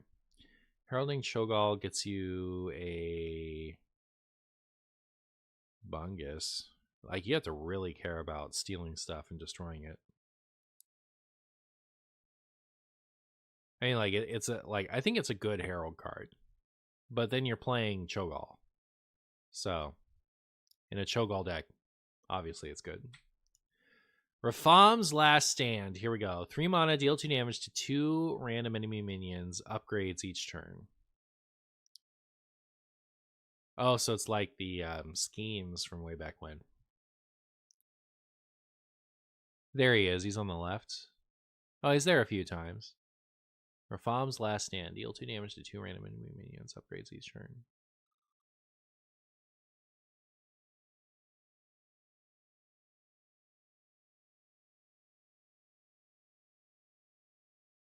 Herald. What did I say? You guys are correcting me, Herald. Did I say something stupid? Did I say invoke? I don't know. In the mulligan, it's 3 mana, kill 2 minions, basically. Yeah, but not always the 2 you want. I think it's a 1, but like I'll play it because it has the word Rafam in the title, and I gotta play Rafam Warlock, or else Herald is funny to say. Abysmal top deck? You're an abysmal top deck, alright? If 2 was a 2, this card would be sick. If the 2 was a 2, this card would be sick. Oh, like if it kept upgrading how many it would kill? Sure. Toxic Streamer. Ocular Occultist, I see. So 3 mana, 3/6 taunt. Choose a card in your hand to discard. All right, chat. Choose a card in your hand to discard should not be worth bonus stats. This is a 3 mana, 3/6. Choose Solarium. This is pure upside. It's supposed to be random. 6 stars. And this card nuts. We have a neutral card that chooses a card in your hand to discard. Oh, yeah, with Death Rod I'll get it back or whatever. This card is like pure upside.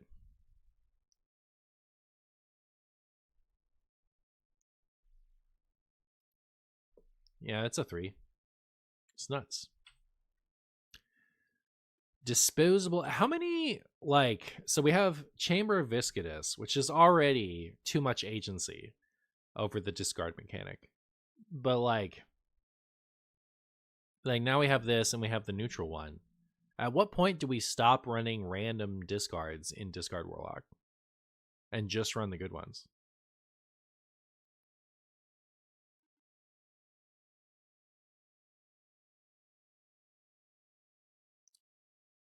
Isn't 3 mana kind of a lot to discard 1 card?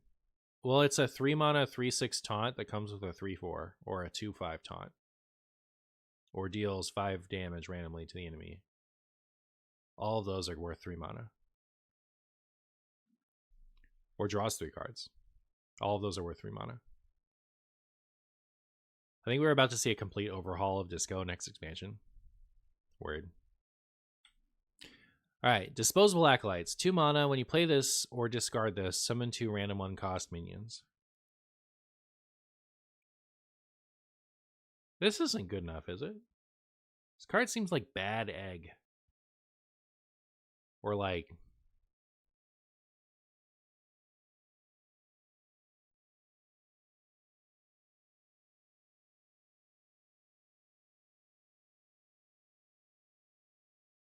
Standard card? It is a standard card. I'll say that much.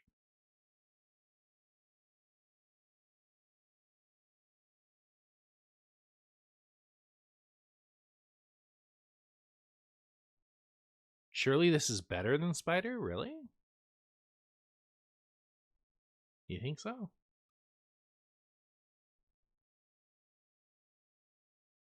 Maybe it is, I guess. Oh, for Sketch? But are you going to run Sketch anymore? I don't know that you are. Sketch Disco might be dead. I think it is. Huh. Alright, maybe this is better. Is it good enough, though?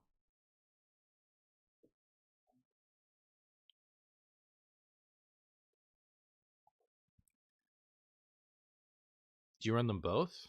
Like, they're both good with Wicked Whispers, right?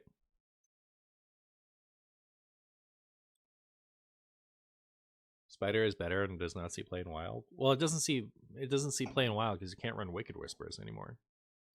Like, the current disco is just different, and that disco is going to die. Drawing this with sketch is probably fine anyway. I guess. Maybe. I don't know. Maybe it is good. I'll give it a 3.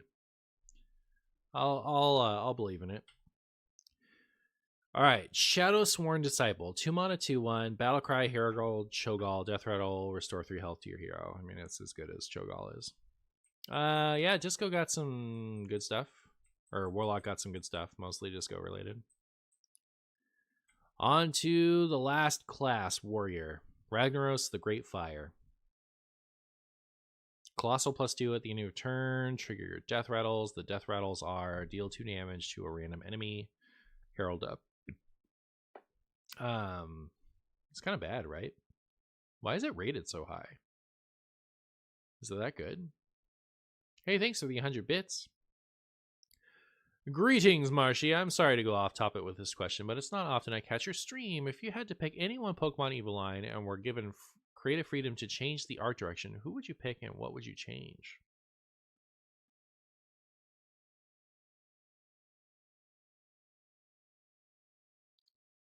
The art direction.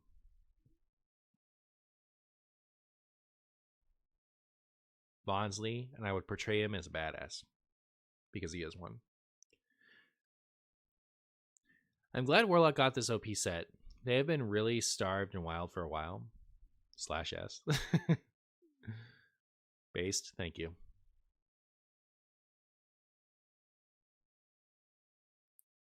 All right, so I was just thinking about their portrayal in the cards, but you're talking about like straight up them. Like, if I could change what the art on a card is completely, or art on the Pokemon itself.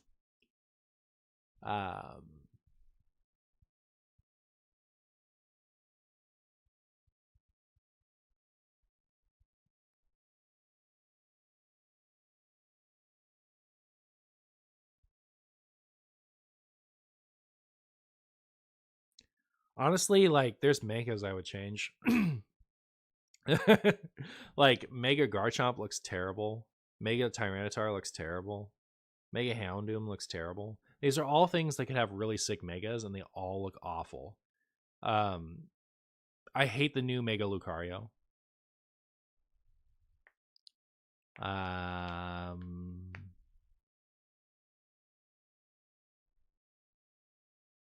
I hate the Mega Mewtwo X. Like, that card, like, that Pokemon conceptually could have looked really cool. Mega Gyarados is horrible. I agree. Like, there are a ton of Megas that I would change because I really like the Mega mechanic, and when they get it right, it's so good. But like, a lot of them, they got it way wrong on, I think. Oh, Samurott. I would change Samurott to be more like the previous two. Yes, that is a line that was ruined by its final evolution. Absolutely ruined by Samurott not looking like Oshawott and the middle one. What else? Oh, that's happened with starters a lot. Actually, where the first two look really good and the third one's like, what are you doing? Yeah, that's a good one. That's my answer. I changed Samurott. Emvor is okay. Like, there's worse things than Emvor, I think. But Samurott was like, yo, we got a banger, and it's stupid. What about that Pyro Cat starter? I mean, I'll agree that I don't like it, but I also liked it a lot in Smash Brothers, so I automatically like it. Change Cinderace. But yeah, you have to like change the whole line of Cinderace.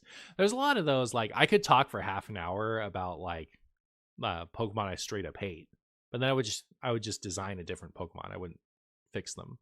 Like, Samurott is fixable. All you have to do is like make it look like the other ones. You know, like the final Evo of the duck. Yeah. Anyways, to the matter at hand. um, um, all right, so on to Warrior, we have Ragnaros the Fire Lord, which is a colossal +2 at the beginning of your turn, trigger your death rattles. So we have, you get 2 Hands of Ragnaros that have death rattle deal 2 damage to a random enemy, so it would deal 4 or 8 once fully heralded or whatever.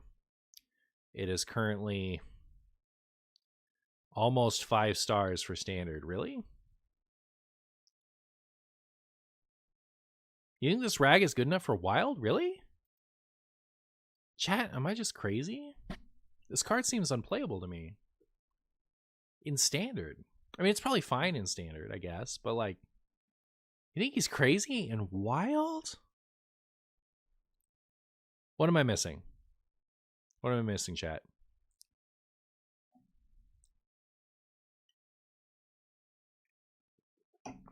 The soldiers get big?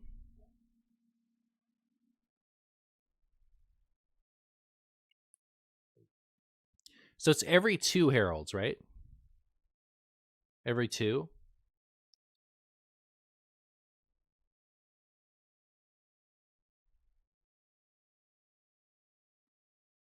So you herald twice, it goes to 4. You herald 2 more times, it goes to 8. You herald 2 more times, it goes to 16. And then you herald 2 more times, it goes to 32.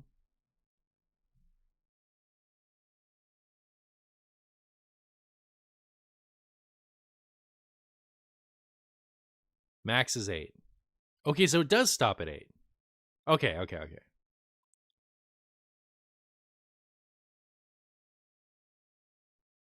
That's what I thought. It's not that much damage, is it?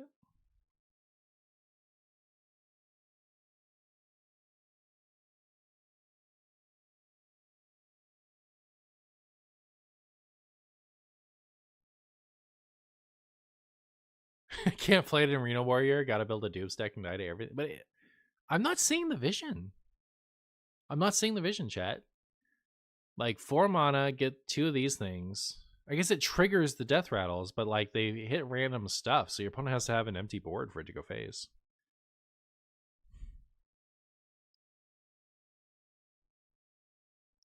I would give it a 1 if I wasn't so excited to play all the heralds.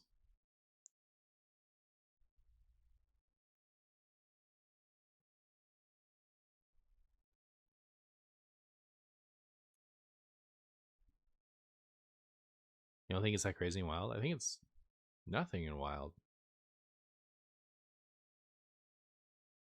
I'll give it a 2. A low 2. Commander Geddon, 7 mana, 7/7 elemental. Battle cry, instead of drawing each turn, discover a card from your deck. It costs 3 less, destroy the others. What are we doing with this?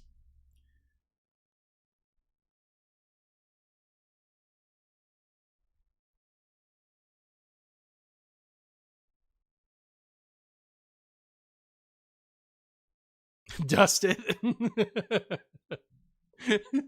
Kill Jaden. Kind of cute.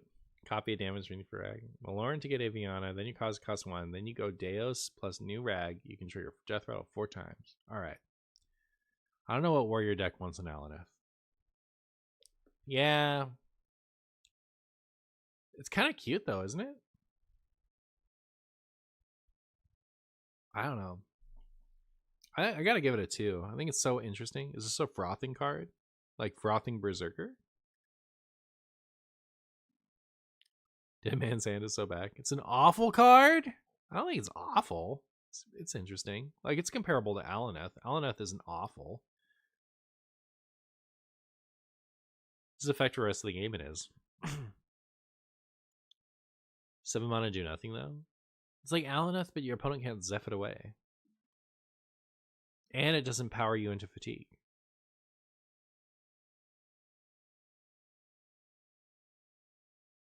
Yeah, I can't think of anything, though. I'm going to give it a low 2. I think it's the type of thing that's going to be on my mind all the time. Like, this is just going to be in the back of my head going like, Marshall, put me in your deck. But Yeah, I guess I won't ever actually put it in my deck. Decimate. 6 mana, deal 1 damage to all minions, improve for each minion on the battlefield. So if your opponent has 7 minions, it's 6 mana, deal 7. I think it's good, but it we have sanitize and shatter, and how many more things do we need? I don't think we need that many. How do people think this is 7 mana do nothing and think Rag is playable? I'm with you. I'm with you, Filter Pope. I'm with you. But yes.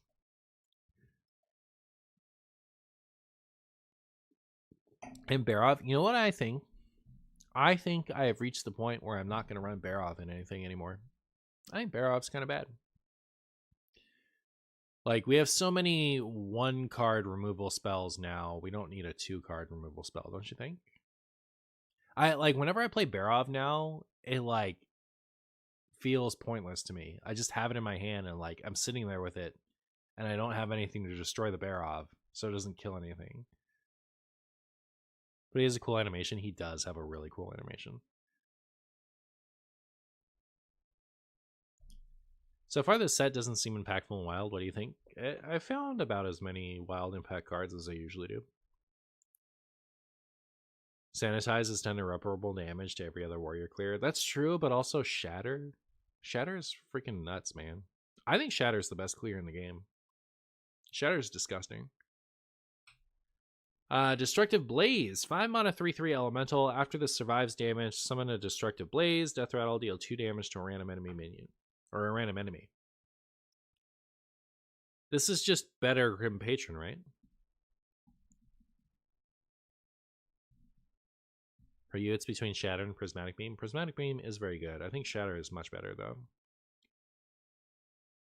This seems like different Patron. Isn't it better, though? It's like Patron, but it deals 2 damage to your opponent's face when it dies. I guess it affects your ability to trade with Patron, but Spammy Arcanist, let's go. Is this going to have the same 13 trigger limit, though? Why is it 13?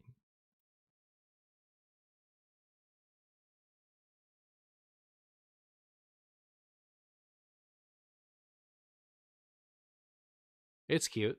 I'll probably make a video with it. I'll give it a 2. Scorching Ravager, 4 mana, 4/3 dragon. Herald Ragnaros, give the soldier rush. I forgot when you herald, you get these things. So okay, so Ragnaros isn't just Ragnaros. When we were talking about Ragnaros, we were talking about Ragnaros to me. But really, when you're talking about Ragnaros, you're talking about the whole Ragnaros package. And all of the Herald cards create 1 end of turn trigger for Ragnaros if it's fully upgraded. You have to Herald so many times for it to be... Okay. 1, 2. You have to Herald twice to get to 4. And then twice again to get to 8. You have to Herald 4 times. Right? On your 4th Herald, they're big. Which means you've heralded 3 times before that? Maybe. But every herald is worth it, is it? Is every herald worth it? Here, I'm sitting in Wild, and I'm going to play this. 4 mana, 4/3. That's my first herald. It makes a 2/1 that deals 2 damage to a random thing when it dies. I play this on 4. Is it worth it?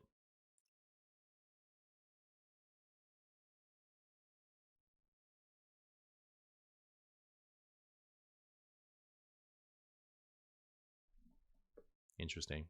I'll give it a 2. I'm more excited for Ragnaros than I was when we were talking about Ragnaros, by the way. Before I was thinking of it as Dudsville, but it's a solid Marshy video. I'll give it that much. All right, Erupting Volcano. This one's interesting. I don't know how I think about it.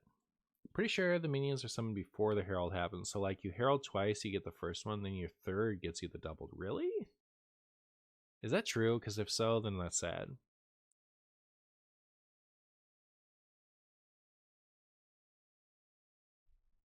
Erupting Volcano.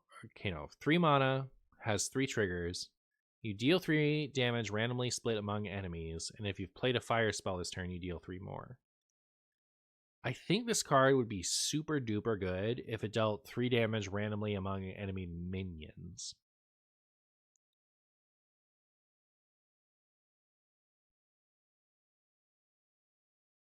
You need to evaluate the cheap fire spells for this one. Don't make me fire up Hearthstone again. This is terrible without a fire spell. Yeah. We're running fire spells with this.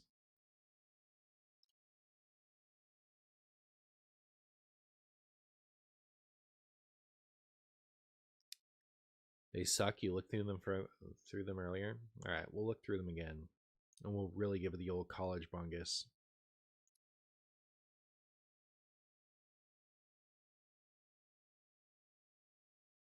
Put me in the game, coach.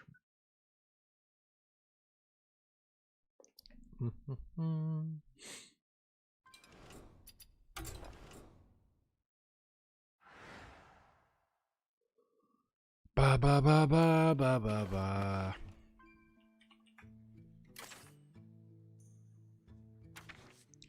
Burning Heart. It's been good.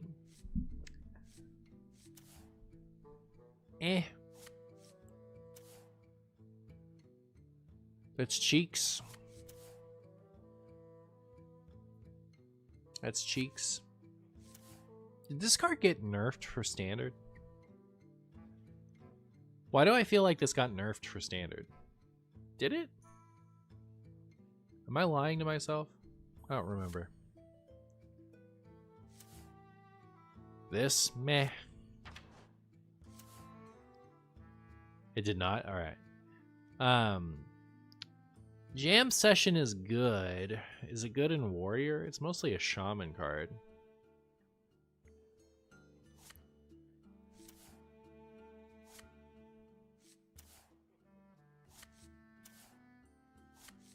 Awaken. Buff this card, please. It's so disgusting at 3. Make it 1. I want this card to cost 1. Fires of Ashari. Let's go. This is a good one. Doesn't need any help destroying the board, though. How's that card 3? I don't know. It's crazy.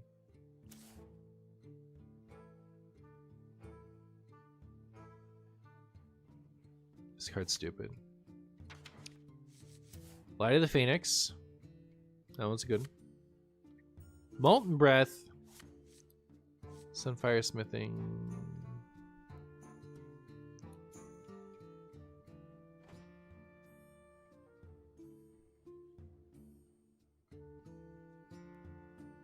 Flight of the Firehawk. Which one is that?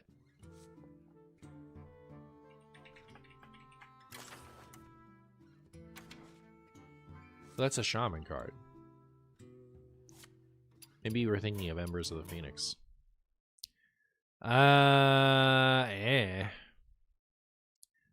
This, like...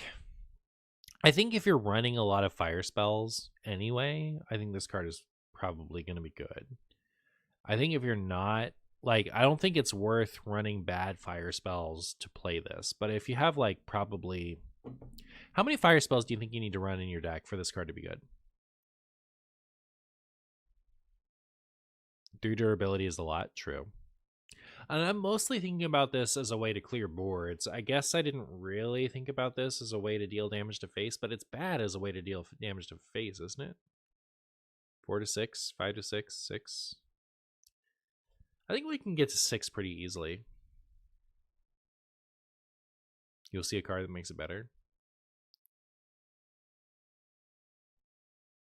Horizon's Edge really blows this thing out of the water. Which one was Horizon's Edge? Oh, yeah. Yes, it does. Yes, it does.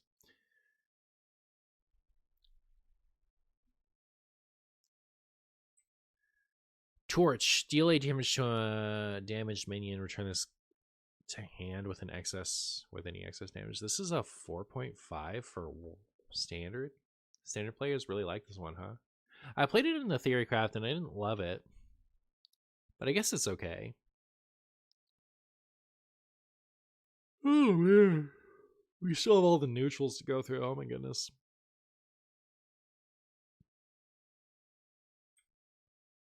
I'm gonna give this a 1 and this a 1 for wild.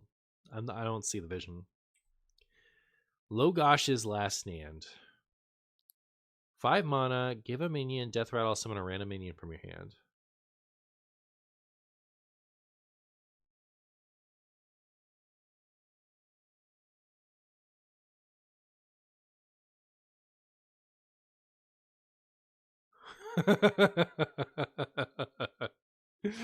Oh man, that is awful. All right, Cataclysm Morax, 3 mana, 3/2, Battlecry Herald Ragnaros. I think that's a good Herald card.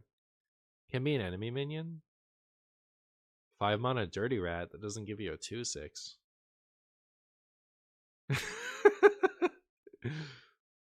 Schmoopy said, "Friends don't let friends play Big Warrior." How much lower than 1 does the scale go? Like, it's kind of surprising how much this card costs, considering how bad it is. This card's as good as Ragnaros is. I mean, that's pretty good for a Herald card, I think, too. It's nerfed War Axe with upside. It's pretty good, probably, right? This is what Awaken should be. This is Awaken but better. Why is Awaken so bad? Stop it, chat. Why is this so bad?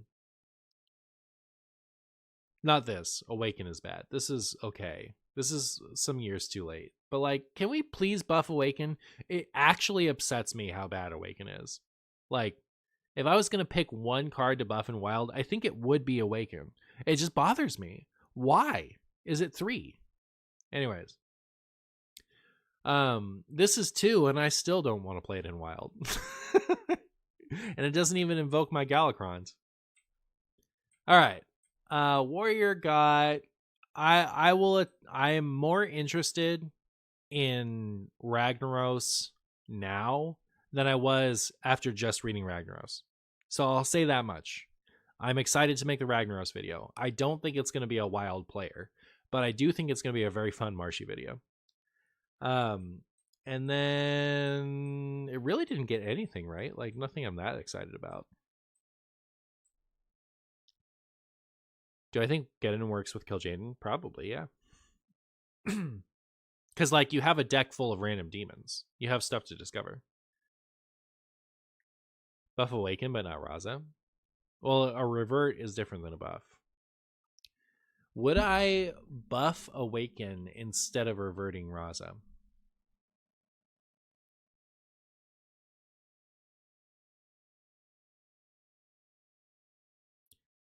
I think it depends on the buff to Awaken. If Awaken goes to 2, I don't worry about it. If it can go to 1, I'm in. Make it happen. That's my answer.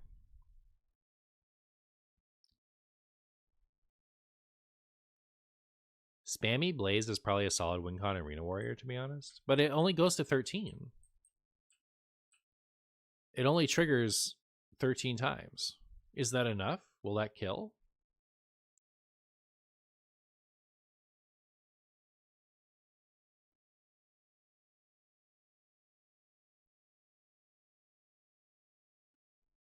Arena Warrior has double Battlecry. I'm excited to try it. I don't have faith in it. I'll happily be surprised. All right, on to the neutrals. This card is the nuts. All right, so here I did this terrible mistake last time too. I should post the neutrals first. So now that I've already reviewed the whole rest of the set, I have to now do the neutrals as if it's the beginning of my video. So, all right, here we go. I've had just enough glasses of wine to do this. All right. I did suggest doing neutrals first to your chair. Chair, why didn't you hook me up with JF's good suggestion? Speaking of this, I'm gonna get a refill.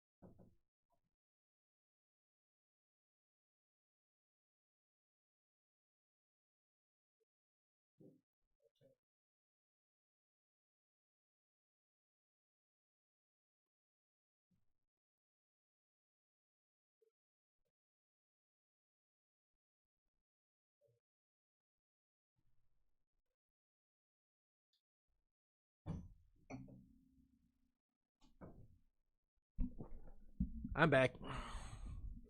I'm back. Let's go.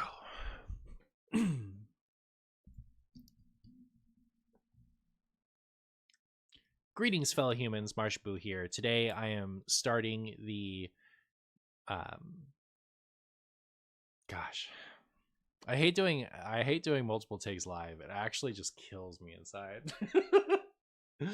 We got it. We got this. What do I want to say? I want to say that I'm doing the Heralds. No. I want to say that I'm doing the Cataclysm Hearthstone review. That's what I want to say. All right. Greetings, fellow humans. Martian Boo here. Today I am doing the Cataclysm Hearthstone review for Wild. So these are a review for the cards specifically in the Wild format. So here in the neutrals, we're going to start off with those. As far as you know, actually, when I did this live, I did all the classes first, which is a mistake. So for you, YouTube, I will be doing the neutrals first, so you have the context of the neutrals when we finally address all of the class cards later. Anyways, we're going to start off with Deathwing Worldbreaker, which when I first read this, I thought it was hot bungus. But then I did the theory craft and realized that all these things stack. And now I think it's a phenomenal hero card. So, 10 mana, 12 armor, Battlecry, choose one Cataclysm to unleash, and then every 2 times you herald, you upgrade it. And when you upgrade it, you get to pick an additional Cataclysm, or double the Cataclysm. So, you herald twice, you get to pick an extra Cataclysm. You herald 4 times, and you get to pick them all. So, the classes that can use it are Shaman, Death Knight, Demon Hunter, Warrior, Warlock. Is there one more? A Rogue can use it, right? And is that it? I said Demon Hunter, didn't I? And I said Rogue. I know I said Rogue. You guys are gaslighting me. Anyways. A bunch of classes can use it, but not all of them. So the Cataclysms are summon a 12/12 dragon, shuffle 5 random legendary dragons into your deck. They cost 1, deal 4 damage to all enemy minions, and destroy the highest health enemy minions. So, getting to choose all of them, which is very likely by the time you get to the last one. It's the first 2 and last 4 classes alphabetically. Death Knight, Demon Hunter, Rogue, Shaman, Warrior, Warlock. I said all of those. Surely. But yes. Thank you, Wapo. So this card becomes very good once you fully upgraded it with the Heralds. And also you can discount it with another card we're about to talk about. So I think this card is nuts. Oh, and we are rating all these cards on a 3-star scale. 1 is completely unplayable. 2 is not going to be a meta card, but it will be good enough for off-meta play, such as a Marshy video. And 3 is wild relevant. So I'm going to give this a 3. I think that some of these Herald cards are good enough to be decent in wild. And by some of them, I mean none of them? Maybe it should be a 2. Maybe it's just a high 2. I think the Herald stuff is like pretty good Marshy content, but probably not going to be a tier 1 deck in wild. I'll say that much. He obviously plays in the Herald deck. Yeah. I think like a couple of the Heralds are pretty good. Yeah, high 2. Because I don't think it's going to be like a big wild deck, but I think that they're all like fine enough for Renathal builds. But yeah, so I'll give it a 3. No, I won't. I'll give it a high 2. Warmaster Blackhorn, you've experienced it. We're not going to talk about it. Ultraxian, 6 mana, 6/7, Battlecry, herald your Colossal, and reduce Deathwing's cost by 1, and you herald to improve that. Herald once, by the way. So every time you herald, it gets cheaper. And that does that go forever, or does it stop at 4 like all the other ones? 6/7, exactly.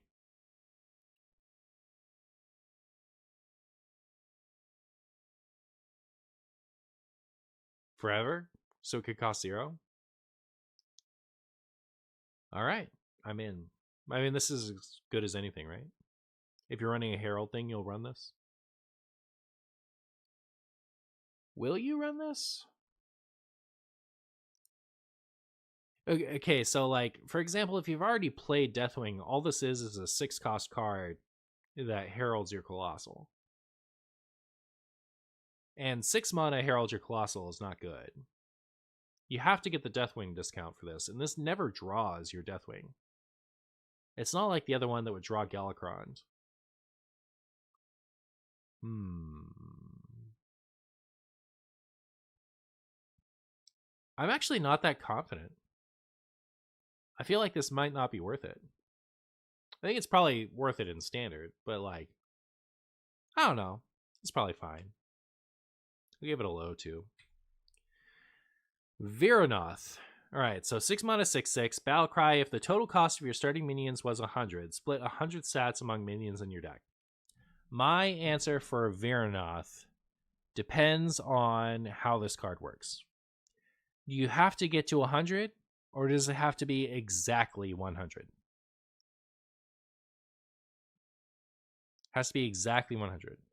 If the total cost of your starting minions, all right, because if it was at least 100, then you would run Vironoth, Ceaseless Expanse, and Stone Tusk Boar, and then you would hit your opponent in the face with a giant charging Stone Tusk Boar.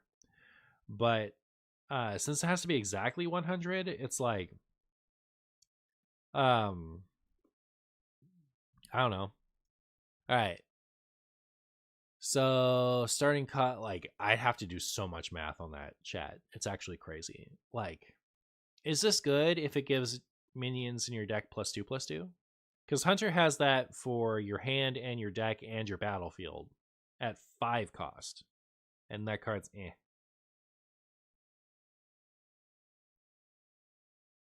Most arena decks are about 110 to 130. I'm not even there, like, about how doable it is to get 100. I'm thinking if you spread 100 stats onto 100 mana worth of minions, what's the average buff that those minions are getting? Is it +2/+2? Is it +5/+5? Because at +5/+5, I'm in. At +2/+2, yeah. I can't even evaluate this card because we could pull Celt into it, right? We could find this card every time, and then we could like charge our opponents into oblivion. But I don't know. Honestly, I feel like this would have to be a lot because in the average deck, you're playing your deck and then you just tempo this on 6 and then you draw more cards. Nah. I'm gonna give this a 1. I could technically give it a 2 on the, good enough for a Marshy video because I'm gonna make a video with this card, right? This card is way too unique not to. But I think it's probably pretty bad, right?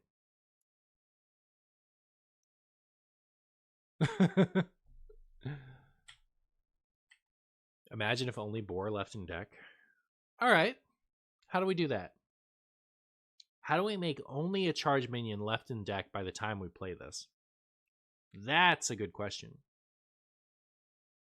Or a good thought. So Hemet. Okay, if you're playing this and then playing Hemet, you lose. Poke out plus elaborate chain of events. I only think about it if we can somehow get to 100 mana of minions in Elemental Mage without making it terrible. You know what? We play it in Shutterwalk because this isn't once per game. Every time we like Macaw or Cold Storage or Shutterwalk, we get to do it again and again and again. Wow, a card of all time. I think it's still a 1. All right. So again, Cursed King, 4 mana 5/4. While holding this, if the rest of your hand is all even or all odd, transform into the Worgen King. Again, Worgen King is a 4 mana 6/5 with Battlecry. Upgrade your starting hero power at cost 1. My thoughts are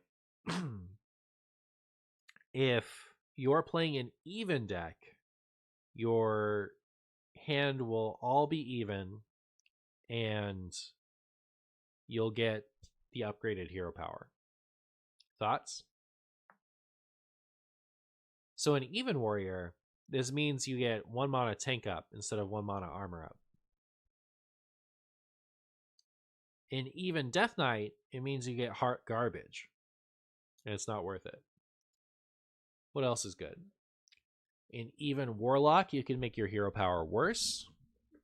In even Shaman, you could choose your totem, which isn't relevant at that point in the game. I'm really talking myself down from this.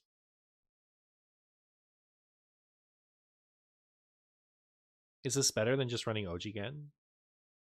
I'm saying in addition to. Like, because you can upgrade your hero power. I can see the vision, but not the practice in even Warrior. Even Paladin. So you get 2/1/1s. Meh. Even Paladin, actually, I think is probably... that might be the best of them. I just don't think that this makes an even deck suddenly good, right? I think if an even deck was already good, it would be easier to talk about, but like they're all so behind at this point. So is there a deck that can easily get to just one or the other that would value an upgraded hero power that costs 1? That's my new question. If I was going to run this in the intended way, which is not to already have Gen or Baku in play, how would I go about that?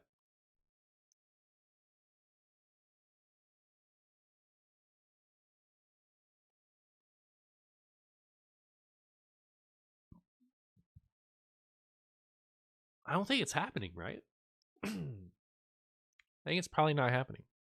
The fact that it can go either way is interesting. So you'd want something that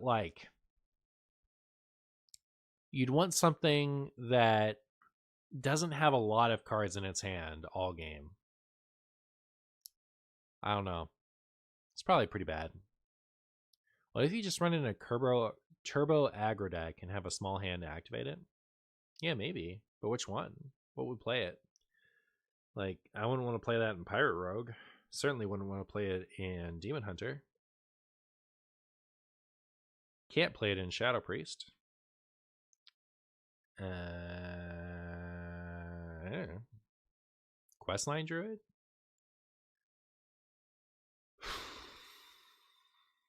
Maybe Questline Druid, actually, yeah. That's a deck that can empty its hand and also would value the upgrade. Yeah, sure. This card seems wild irrelevant. I mean, is it standard relevant? I guess they're giving it the better part of 4 stars. Hunter, then? Maybe. I don't know. I think it's probably bad. But I'm definitely going to try to make it work. I'll give it a very reluctant 2 stars. Grand Giant. 9 mana 8/8. This minion's cost is reduced by the cost of the last card you played. What 9 cost card are we playing that we would want to play an 8/8 to go alongside it? What is our 9 cost Lotheb? Is there a 9 cost Lotheb?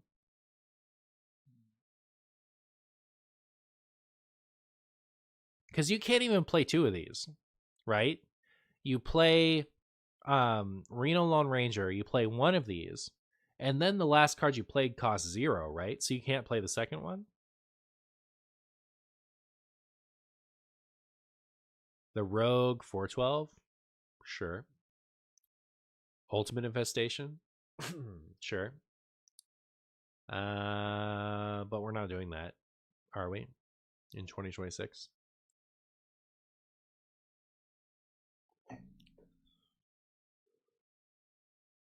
How does it work with Giants? I assume it doesn't work with Giants. If it goes by true cost and not actual it's played cost, if it went off of true cost instead of played cost, I think it would be one of the most broken cards in recent history. Can you imagine it? Like, you just any giant you can play for free, suddenly you can play this for free.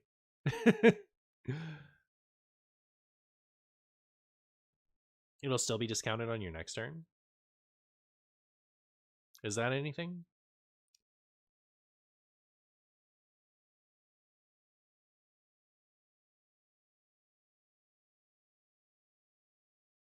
Anyways, I think it's a low 2. I think it could be something, but I don't think it's that interesting. It's like kind of there. Survivalist. Here's your 9 mana card. So 9 mana 6/6 has immune while you control no other minions. So you can play this and then turn it off by playing this. Huh?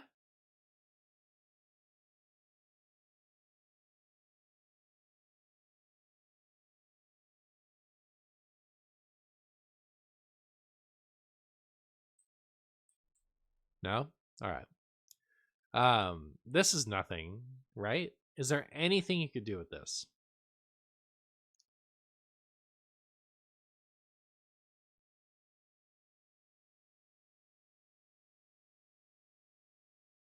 I don't think so. I think this card is just the worst. It's actually so bad, isn't it? Like, holy moly, why is it understated? This could be a 10/10. Has immune while you control no other minions? Who cares? Make it a 10/10. Do it. Cowards. Cowards. You play it to pretend in your head that they reverted Jailer. Is it a big card? This card is trash, is what it is. The more I think about it, the more I hate it. I don't want to look at it anymore. 1 is too generous for it. 4 for Sticky Mong's Saboteur. 4 mana 4/4. Battlecry. Give your opponent a 2-cost Sabotage. Cards next to it cost 1 more.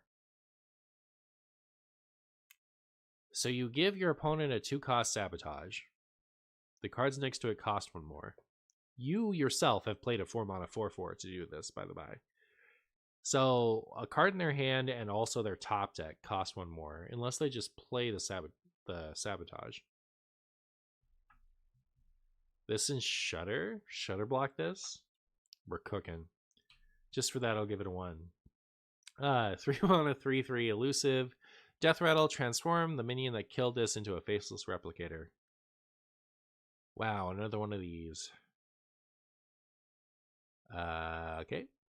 2 mana 1/1 Murloc Warlock. Get it? Me neither. Battlecry. Your next Murloc that costs 3 or less costs health instead of mana. This card is probably good, right? Like in Murloc Paladin, you would play this, wouldn't you? It's kind of like a 1 mana 1/1. Maybe it's not good.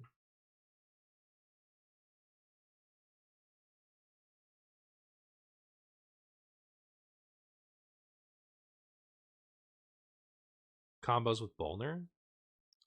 Yeah, you could do a lot with that. It's interesting.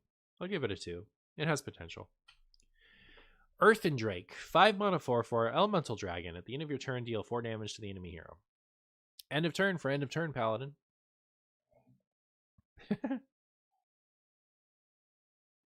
You play the 3 mana Sigil, then you play this on 5, and you've dealt 8.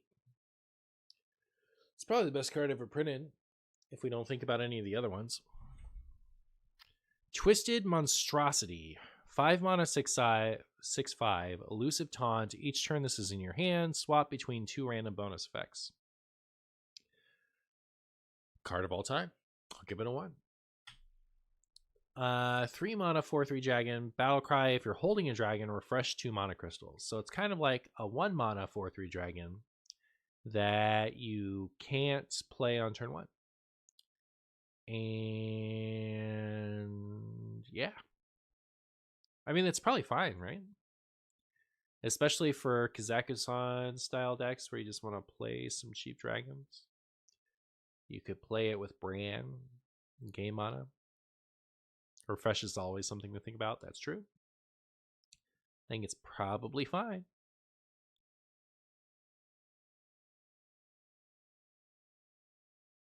Zarimi Shadow Priest. Zarimi Priest, baby. Yep, that's a 2. Seems solid.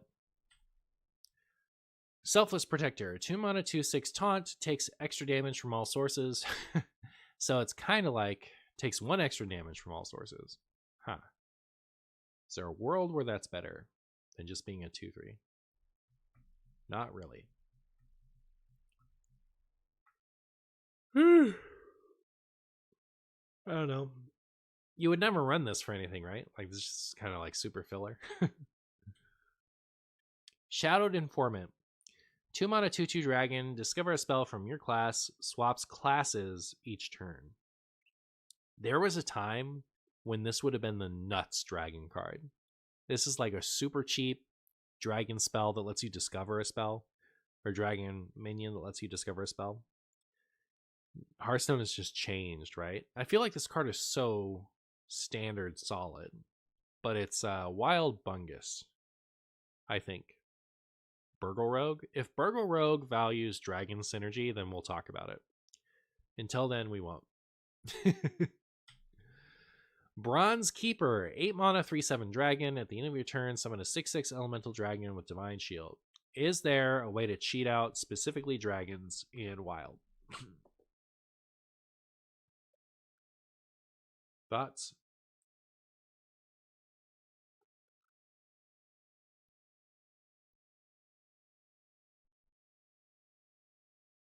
End of turn poggers. It is end of turn for an end of turn paladin. Wow, that's gross in Arena. It did feel really good in the Theorycraft. But I was playing Theorycraft. Apothecary. If we're apothecarying, I think we just win or lose on the spot regardless of this. If there were, you'd be cheating out better dragons. I think better dragons largely are battle cries. In Wild, you can play the 7 top legendary that doubles end of turn effects. You can do that. Or you can play the 3-cost paladin spell that does it. I don't know. I'll give it a 1. Dragra. 7 mana 8/6 dragons. Summon 2 random 4-cost dragons as a death rattle. You know what? I think this would be good in remember that commons only twist? I think this would be a stellar card for that. Like, this would just be like your late game bomb. Pretty good. Obviously pretty bad for constructed. Then we have Envoy of the End. This will be as good as a Herald card is. Like, I think you'll probably run it in most Heralds. It has taunt. So most Heralds don't seem that much better than this. It's not like Invoke or Imbue, where like some of the Imbues and Invokes are just way better than others. They all seem similarly bad this time around. Maybe like some are cheaper, but meh. I think you probably play this in all the Heralds, don't you? Seems fine enough. Maybe not. Not sure. Scaled Lancer. 4 mana 6/6 dragon. All enemy minions have taunt. It's a good way to like attack the minions behind taunt. Your opponent plays taunt, protecting their minions, and so you get to attack it. Are you going to choose to run a dragon for that reason? I don't think so. Give it a 1. Battlefield Blaster. 3 mana 3/4. Choose a spell in your hand to give spell damage +1. These neutrals are like actually so much worse. Chat. I feel like I haven't hit this many neutral duds in a long time. Usually like we have neutrals to talk about as we go along, but like this has been dud after dud after dud after dud after dud. Like this one was okay.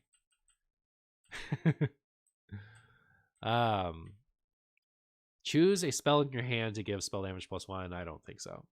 Just wait till I see the next one. All right, this is the good one. 3 mana 3/4. Battle Cry. Choose a card in your hand to discard. Death Rattle. Give it back. It costs 1 less. So you can play this targeting Play Dead, and then use the other Play Dead, and then just go infinite. Then what?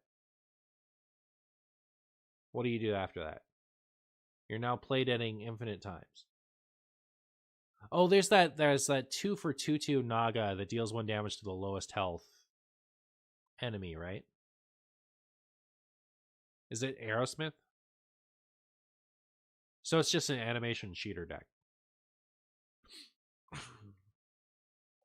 What else can you do with this? So the real good thing you can do with this is play it in discard Warlock, and then you choose Soul Barrage, and then when this dies, you get Soul Barrage back. Or you choose Hand of Gul'dan, and when it dies, you get Hand of Gul'dan back. Actually, I don't think that's that good. You want to hit things like Silverware Golem or Soul Barrage.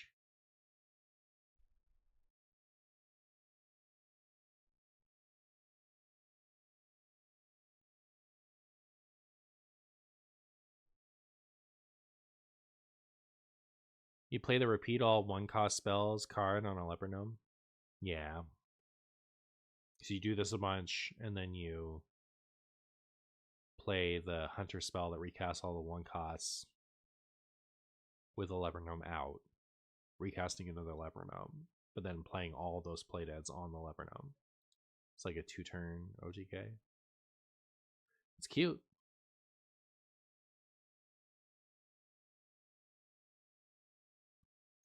Isn't there a card that does damage when you deal the left or rightmost card? When you play the left or rightmost card? That's the that's a Demon Hunter card though. So I think this card is gonna see play in stuff in Wild, and I think it's possibly gonna bring back animation cheaters. So I'll give it a 3. Frostbitten Imp, 2 mana 5/3 demon, freeze this. If this was a 2 mana 5/5, I think we'd be onto something, but it being a 2 mana 5/3 is stupid. Sheltered Survivor, 2 mana 2/3, Battlecry, choose a card in your hand to shuffle into your deck and draw a card. Call to Arms? I mean, we already have stuff like that for Call to Arms, and we don't play it because it's bad. And look, I think people have been playing Dirty Rat because Dirty Rat can be helpful sometimes.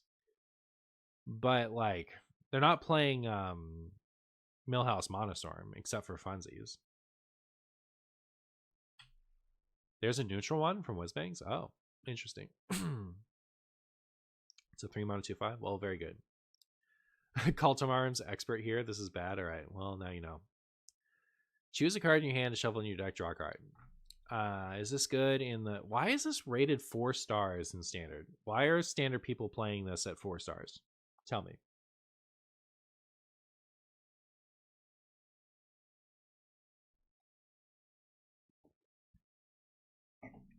Help me.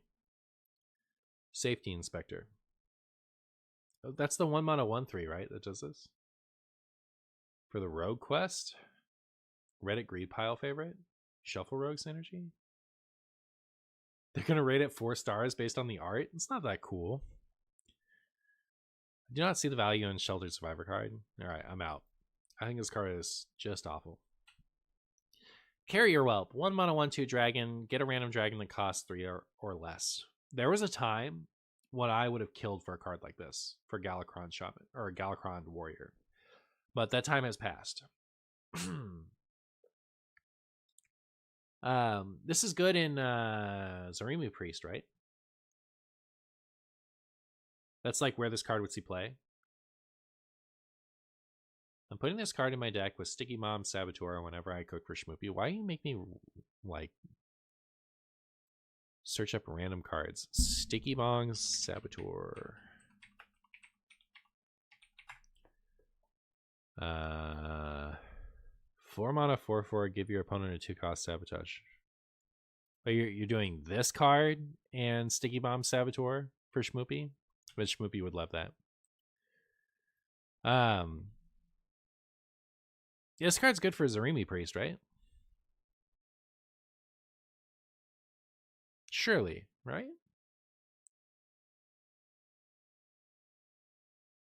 But that's it? I think so. Is this the last card? Last card of the set, chat. Or last card of the neutrals for those of you who have been watching on YouTube instead of live. Twilight Egg. 1 for 0/2. Death Rattle. Summon a 2/2 Whelp. Gains +1/+1 at the start of your turns. It gains it as the egg? And then Death Rattle, summon a bigger thing?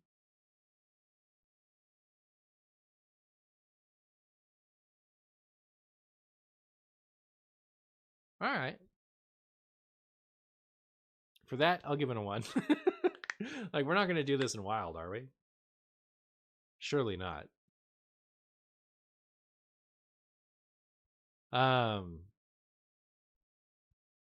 Overall, I think this set's going to be fun.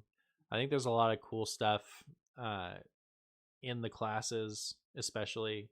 I think most classes got something that I'm really excited to tinker around with, right? Like, there are a couple duds, but I think for the most part, I think most classes got something that I'm like actually excited to play. So I think marshy content is going to be real good this expansion, potentially. How the meta stuff, like the stuff that I think will actually be meta, I think is more going to be frustrating than anything else. But if you're a YouTube watcher, you're going to have to find that out when I post the class stuff, which will be later. I hope you enjoy the games. What? Bye. Chat. I may have drinking some wine.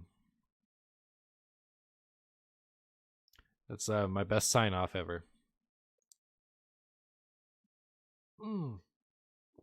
I gotta post that one first. I gotta fix that now. I like that's the type of thing where like when I'm nice and sober and like been able to chill for a bit, it'd be a lot easier to fix it. But I gotta do that now. Chat, this is gonna be hard. When Wild Reverts review? How long was this? This was 4.5 hours. Holy moly, chat! It's taking me like 3 hours usually. There was like a good 20 minutes where I was eating and we were talking about Pokemon. So let's say 4 hours. So that's like 4 videos. And it comes out on the 17th, right? Is that when it comes out? A week from tomorrow? So if this is worth 4 videos, well, probably do it then. Reverts are tomorrow? Man, I don't want to play Hearthstone. Crap. I don't know what to do. Honestly, I'm gonna have to think about that tomorrow. I'm definitely not playing Hearthstone tomorrow. I close tomorrow, so I'm gonna be useless to everyone until I come home from work the next day. So the soonest you'll see me playing reverted cards is Wednesday. Ugh. Chat, the cadence for this sometimes are so hard for me to like get the most out of these releases, you know what I mean? Anyways, thanks for being here. See you next time. I'm gonna go figure this out. Goodbye forever.